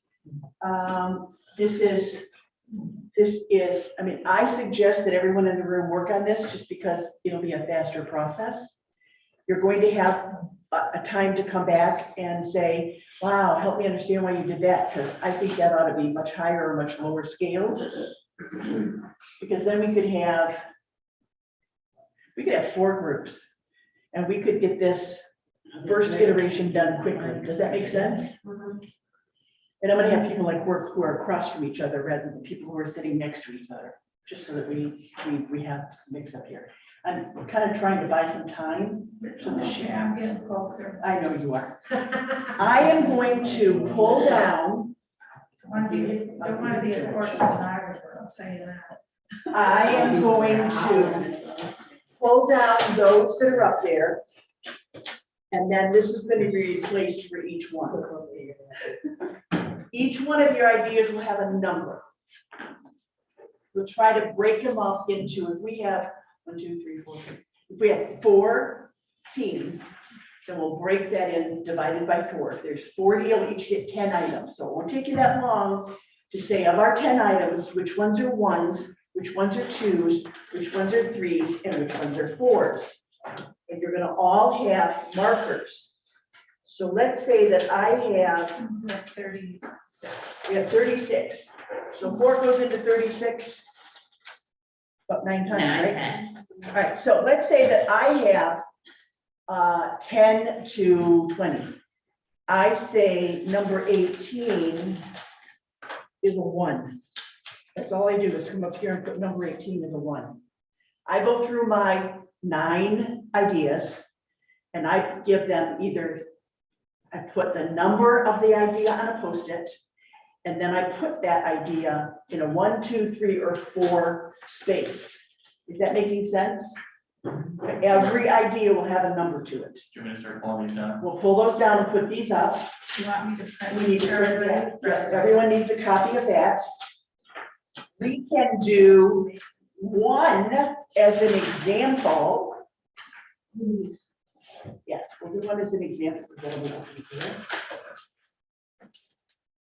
Well, you need some help with it, Kate. Yeah, I'm getting them. Oh, we can just put these on top of those if we have to. That's not. Len has it, Hey, just we rip got it to right off the wall. Yeah, we have to muzzle it. What is it called? All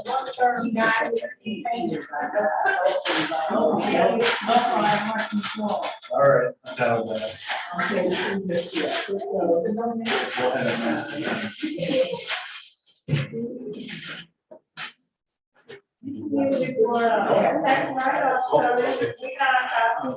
Yeah.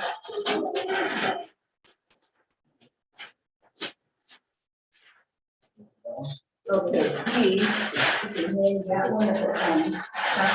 At the very end, you can have enough room for the next one. I know, keep your weight though. Is the baby hungry? Oh, and the baby hungry? Don't have one, no. No, it's not our one. Okay, here's the second one.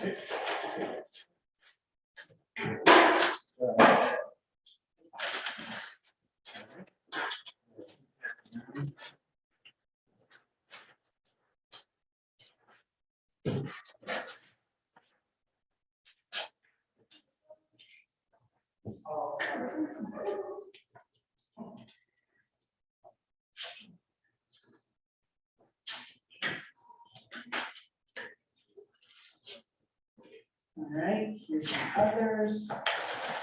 Thank you. The next one is,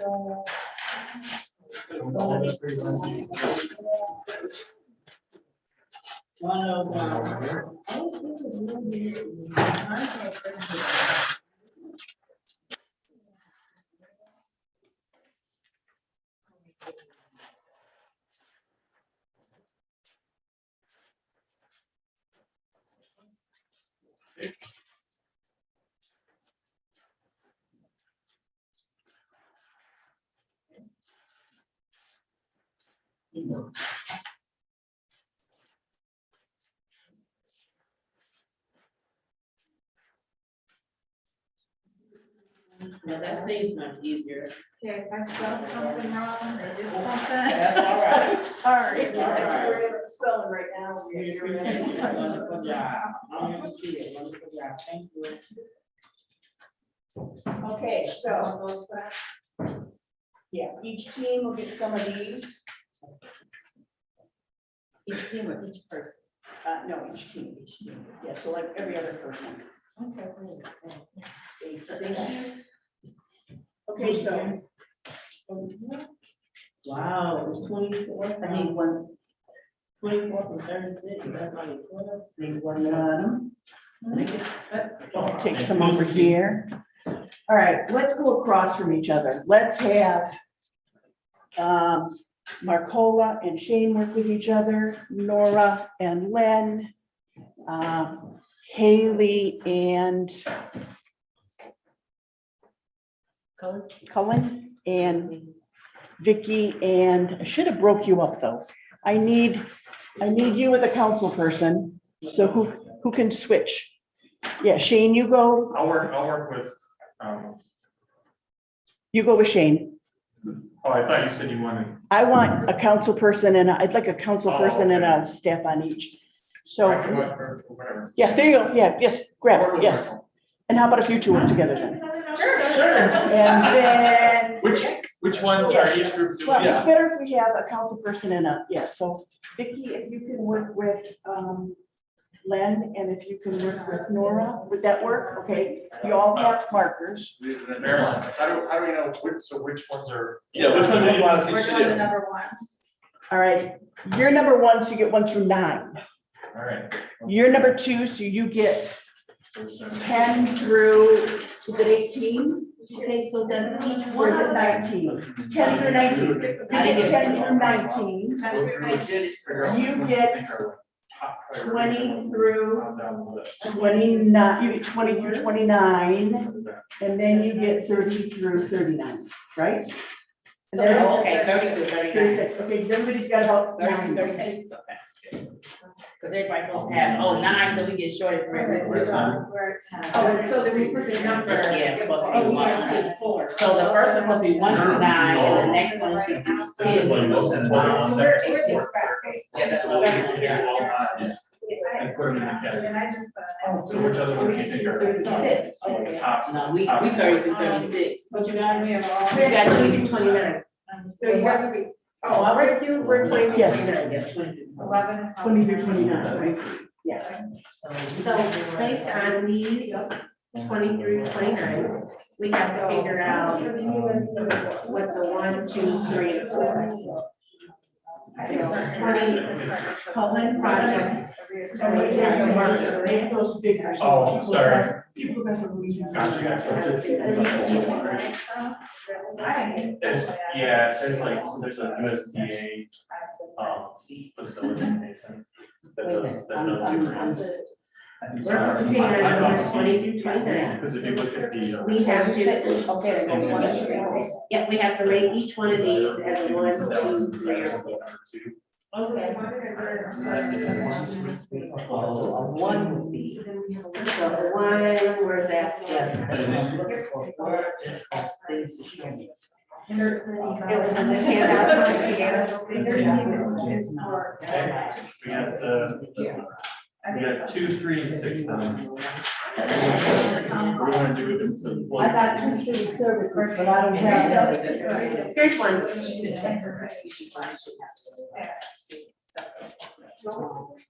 So number 20, like I was saying, I would rate that as a 4. And let me give you a marker. Desirable, like, Yeah, do it, make, do a marker. like it, acceptable is. How would you rate that? Okay. Projects, what projects are we talking about? For projects? Employee registration, it's desirable. Because it's, I think it's important too, but it's, no way. And successful start of USD. So we're gonna score on number 20.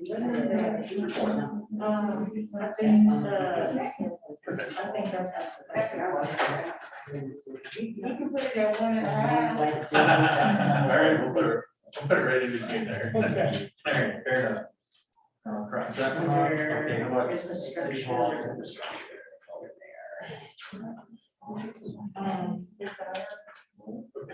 Do we have to do 3 or 4?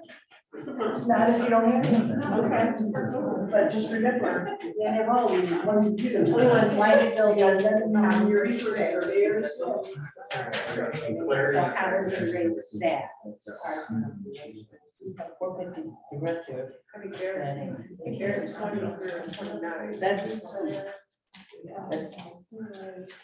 Are you guys done too? We're done. So in regards to how this would rate I don't know for who has. these. We only got structure, so we got time. So 21 would be. Public safety is not the- a priority.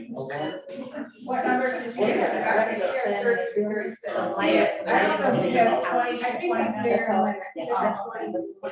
So they might have. So you would We rate had that one as a for number you. of central. So that means they got 2 boards. I said. They have. I think there's one there, six, and then we're gonna go on.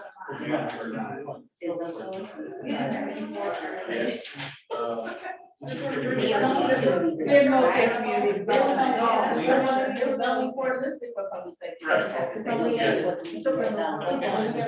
That's what we usually decide on one. Okay. Because it's central, because it's making the city look like a chunk. I think it's probably know for sure that we're gonna get an ordinance person. It's much better for that, you know what I mean? Yeah. And that totally be tackled until we get an ordinance person and then when are we gonna do it? So that would be And we better try to get one in as well. I think that's what That's okay, we'll put. I saw the ones that have left out, were still, you know, they just want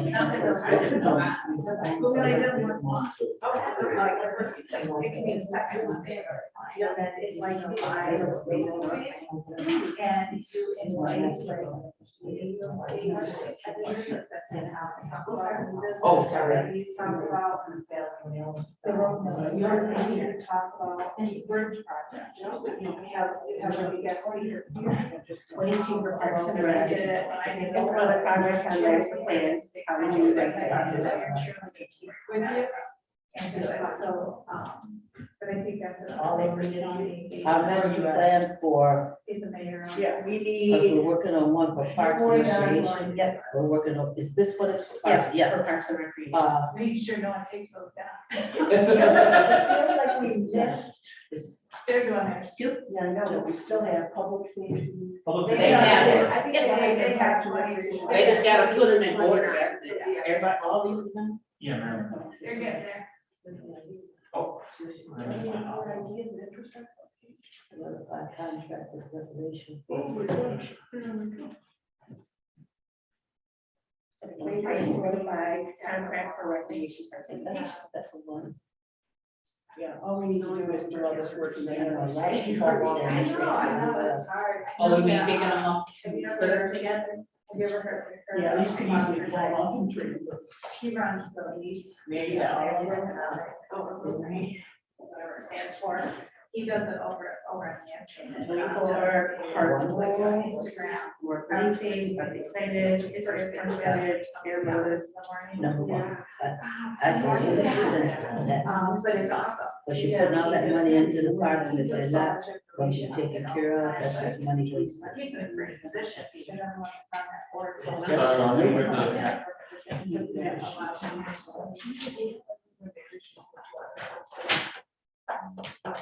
Well, Parks and Rec only has four, public safety has another four. Find the park for four precinct. But they don't have a four. She just walked out. It's all on number four. So number four for the park. I think it's three. You call it? Yeah, I would say three. Because there's so many boards, you don't have one, that's not doesn't know, but. Just nothing to do with it. Continue training. Thank you for the backup tape. I just can't wait right here. I go with number one. What I do is what I bought for the first time.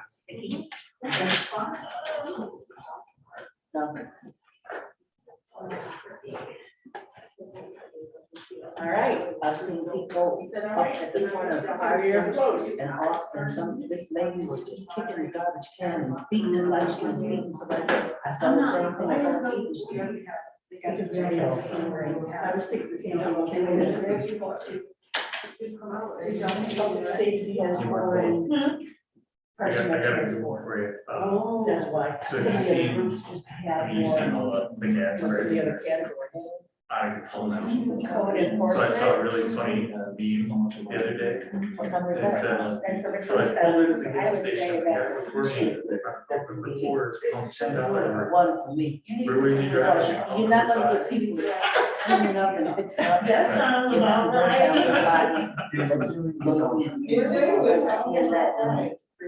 Doing something. That's $60. crazy.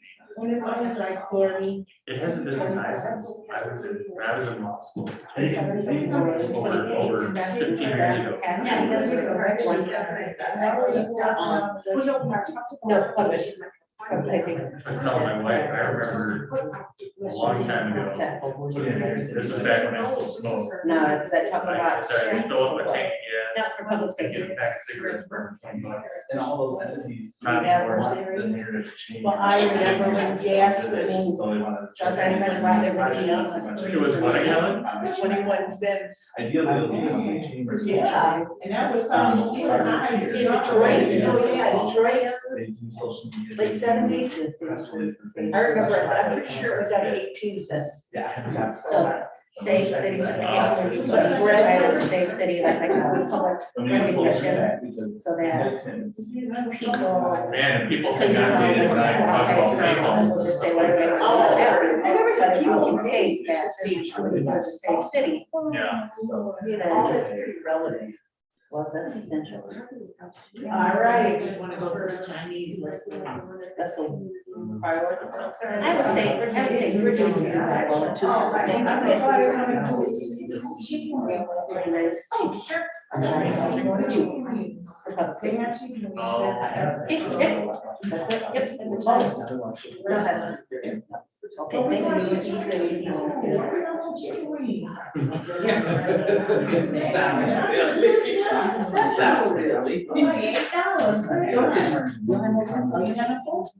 Is it okay? All right, let's talk Parks and Recreation. Okay, yeah. That's what actually was the floor. Okay, So these, the 18, 19, 20, 21. A pub are, and this go right here? Yeah. Okay, that's why I tell that to them, okay, I'm glad you got it. Thank So you. 18, 19, one's got to be one got to be two, 1, 4, unless they all number one. 18, So 19, 20. So 24 stay up There there? these two stay, Nope. yep. Okay, So this would be a number 4. okay. Oh, we put the wrong ones, Yvonne, I think we put the wrong ones up there. What? We put the wrong ones up there. We meant to put them- It's 23, it's 20 something, that's right here, I'm Yes, here, I'm just here. Is that Parks and Recreation? It starts from where? So, 22. 22. To 25. 18 and 19, I gotta put back up here. Infrastructure. Okay. 18, 19, I gotta put back up here. We got it right, we got it right. Y'all got it right, Oh, yeah. and then, yeah, 18 and 19 go up here. And then take down those four, 23, 24. Right, and what about this one? 22. Right, those this Parks is and Recreation. 2, all the 20s, right? This right here, 23? That's Parks and Recreation. Okay, I thought it was. Now what is 24? That's Parks and Recreation. Okay, yeah, 24 is the Parks and Rec. Okay, 24 is the one. Okay, so, and then think about the. 25 is. Over there too, okay, all right. So 24 is one. 25 is public parks and. Okay, what is the number 2 for you guys? 21 over here. 21 over there? I'll take it. Okay. What is 22 then? What do you like to go for 22? 21 is in infrastructure. Yeah, but Miss 22, 22 is in Parks and Rec. yeah, but where you want I to think this go? was number 1. 22 and 23 were up at number 1. 23? Yes. Okay, and where 24 go for Parks and I Rec? think it was number 2. Number 2 for 23? 23? we have this one here? 21. Well, 21. Okay, so what is 21? 21 is recommended. 21 over here. 21 Okay. is infrastructure. Okay, Yeah, and that's a 1. It's a one. 24. and that's a 1, okay. Did you guys have another one? Or just 20, 22, 23, 24, 25? Number 20, yeah, she Number did 20. everyone. Yeah, that's right. Here's what we've got to do. So 21 goes where? 1. Where is 20? Is it correct number 4? Yes. All right, so I'd like you to take a look at, let's look at first at 1 through 9. Well, let's just look at city services. Just look at the city services. You can see that 2, 6 are, or 1 and 6 are 1. 1 and 4 is a 1.5. 2 and 6, 2 and 6, and then 4, Marco and I agreed 4 was a a 1.5. 1.5. Okay. Is there anyone who has any comments to make, like, wow, I think 7 ought to be on blank? Nope. It's making sense to you? Mhm. Okay. Community development. We got 9 through 16. 10, 15, 17, and 9. Just go ahead and read them, take your time. 10, 15, 17, or 9. Those are the number ones. Those are the ones you're saying, please, these are essential. These need to be done this year, if possible. Right? Anyone have any comments about any of those? Raise or lower anything? Community development.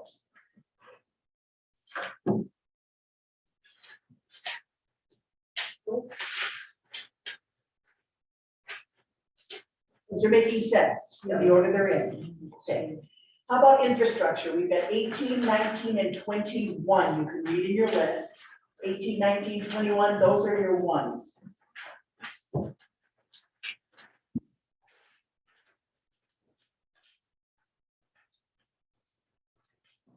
Blighted buildings and houses fixed, is that like, does that also include tearing them down?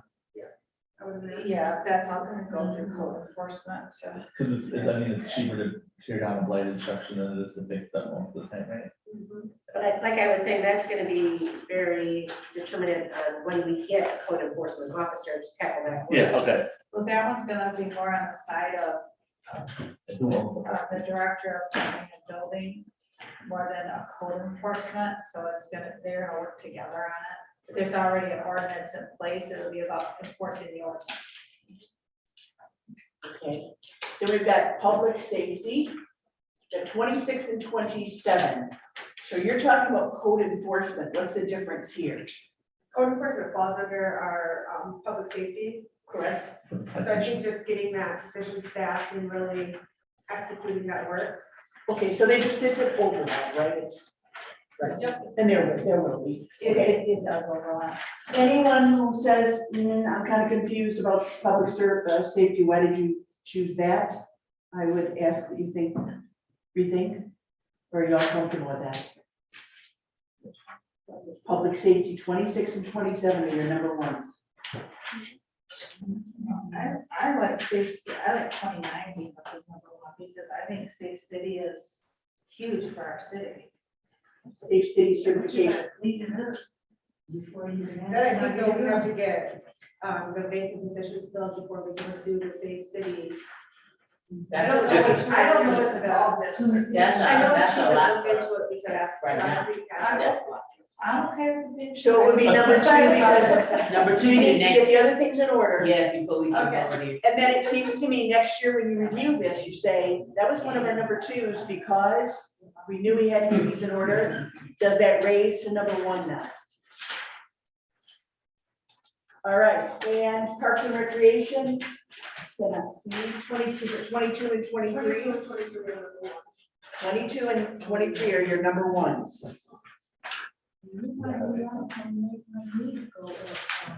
You can't tackle code enforcement without staying. Are there any comments around the number ones in Park and Recreation? They're 22 and 23. Number 22, incremental progress on the master plan. 23, solidified contract. Is it contact or contract? Contract, sorry. No, I told you. you were going very fast. You were going very fast there. All right.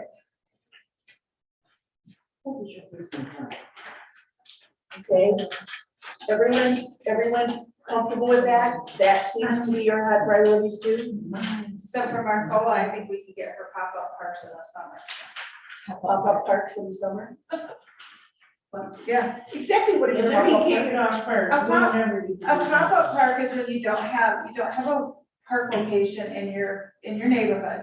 So you do a pop-up park, like you close the street down for a day and you bring in like that giant sized Jenga and you might bring in a water slide. There's all kinds of things you can do. Okay, let me do. And then your community all comes together and enjoys the park for the day.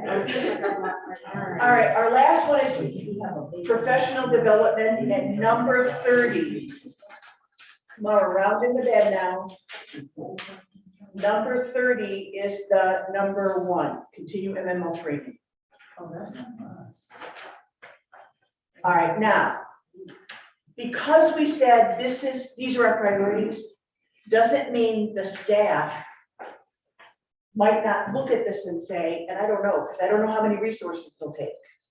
But the staff could come back and say, we understand that these are your highest priorities. We're really stretched. And I think we need to narrow it down even more. Or they may say, this seems like something that's quite doable. But they can't tell you just by first glance.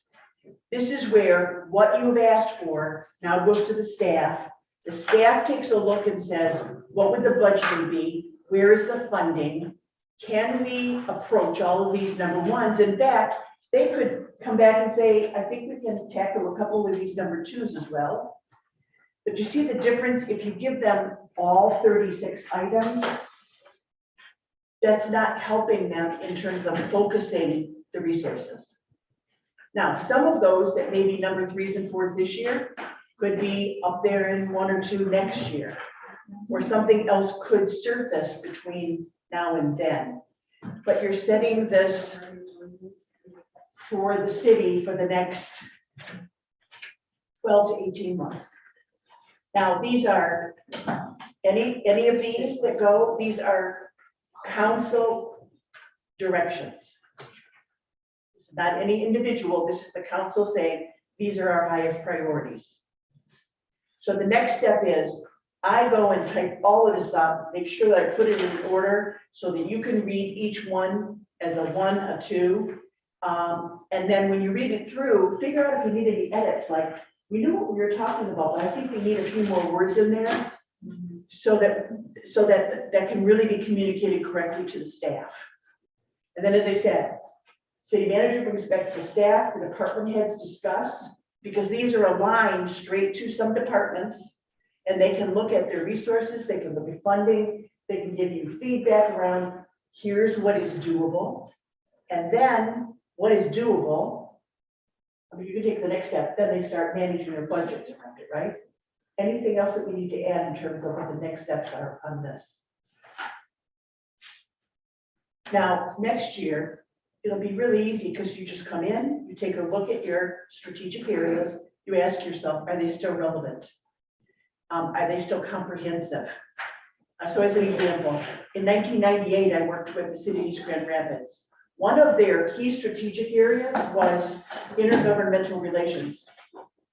Well, in 2017, when they came back together, like, we have done so much work that this is not a standalone. It simply goes in under city services because everything's in motion. All we're doing is continuing the work that we started and took 10 years to make happen. So they dropped off one of their major key strategic areas, and it got tucked in under city services. So it could change. You want to look at it every year and say, are they still relevant? Are they still comprehensive? Do they still gather the areas where we really want to set some direction? And then you say, please let us know the progress. I've already heard that there is a request that a progress updates like every quarter. Here's what's been happening so that you're aware. And then at the end of the year, you would have this progress report. You would set your goals for the next 12 to 18 months. And of course, your evaluations would be based on that. What progress has been made in these areas that we set direction. So I'm going to ask, I know it's first glance. I know this, you haven't really had much time to digest it. I don't want you to just give up. I don't want to, give you a gotcha. But when you look at the ones, do they seem doable? Do they seem like these are something you can take action around? Or are there an abundance of them? No, I think for the most part, there are, we can take action on them. I don't know, it necessarily mean they'll be accomplished in the first year, but I think we can definitely make progress in getting those completed. Well, that would be like when you can say how, well, this gonna take me, this won't take me but 6 months to do, but this might take me probably a year to do, I mean, you can tell us how long it's gonna take you. Well, let's take a look at your explore public transportation options. They can probably say, here's what we can complete this year. We can do some studies, we can connect with other communities, we can start the plans for what's going to happen. We might be able to move in this direction. I mean, something could happen and all that could be redirected, but they can tell you probably, yeah, here's about the progress we can make. Are we going to have lines up and running? Maybe not. Okay, so we can change it to do a study for public transportation instead of Well, and that's leaving it to say. Oh, yeah, I'm sorry, yeah, I thought we had that. Yeah, explore public transportation options. I'll put that in, yes. Yes. That's something I was realizing, and I'm like, hey, there are not more numbers. The professional development, not all of the numbers got categorized, so. We did all, and maybe we just did ours wrong, but we just went through to do Like, what was your top? Yeah, these that's are what top we did, four. yeah, we didn't It's, have. yeah, so just because they're not a priority, but that's what.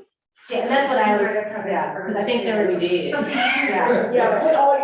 Yeah. You put all of Spend a them. couple minutes and put all of them on there, Well, her- because we want them Yeah. captured, because we want them captured. 31 and 32. Well, and I think we can do more drill down, more detail on this as we develop it too, which is Yes. just quick.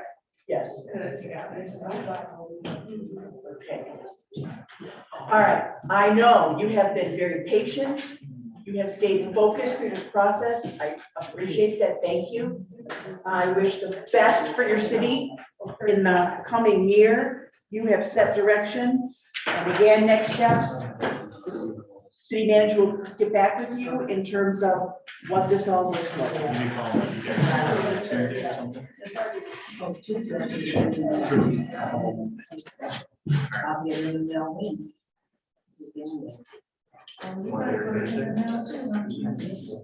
I'll give you one meditation meeting, or in the morning, late afternoon, so I'll catch you. All right. Enjoy your very cold, but it's going to warm up later day. Yes, is there anyone here?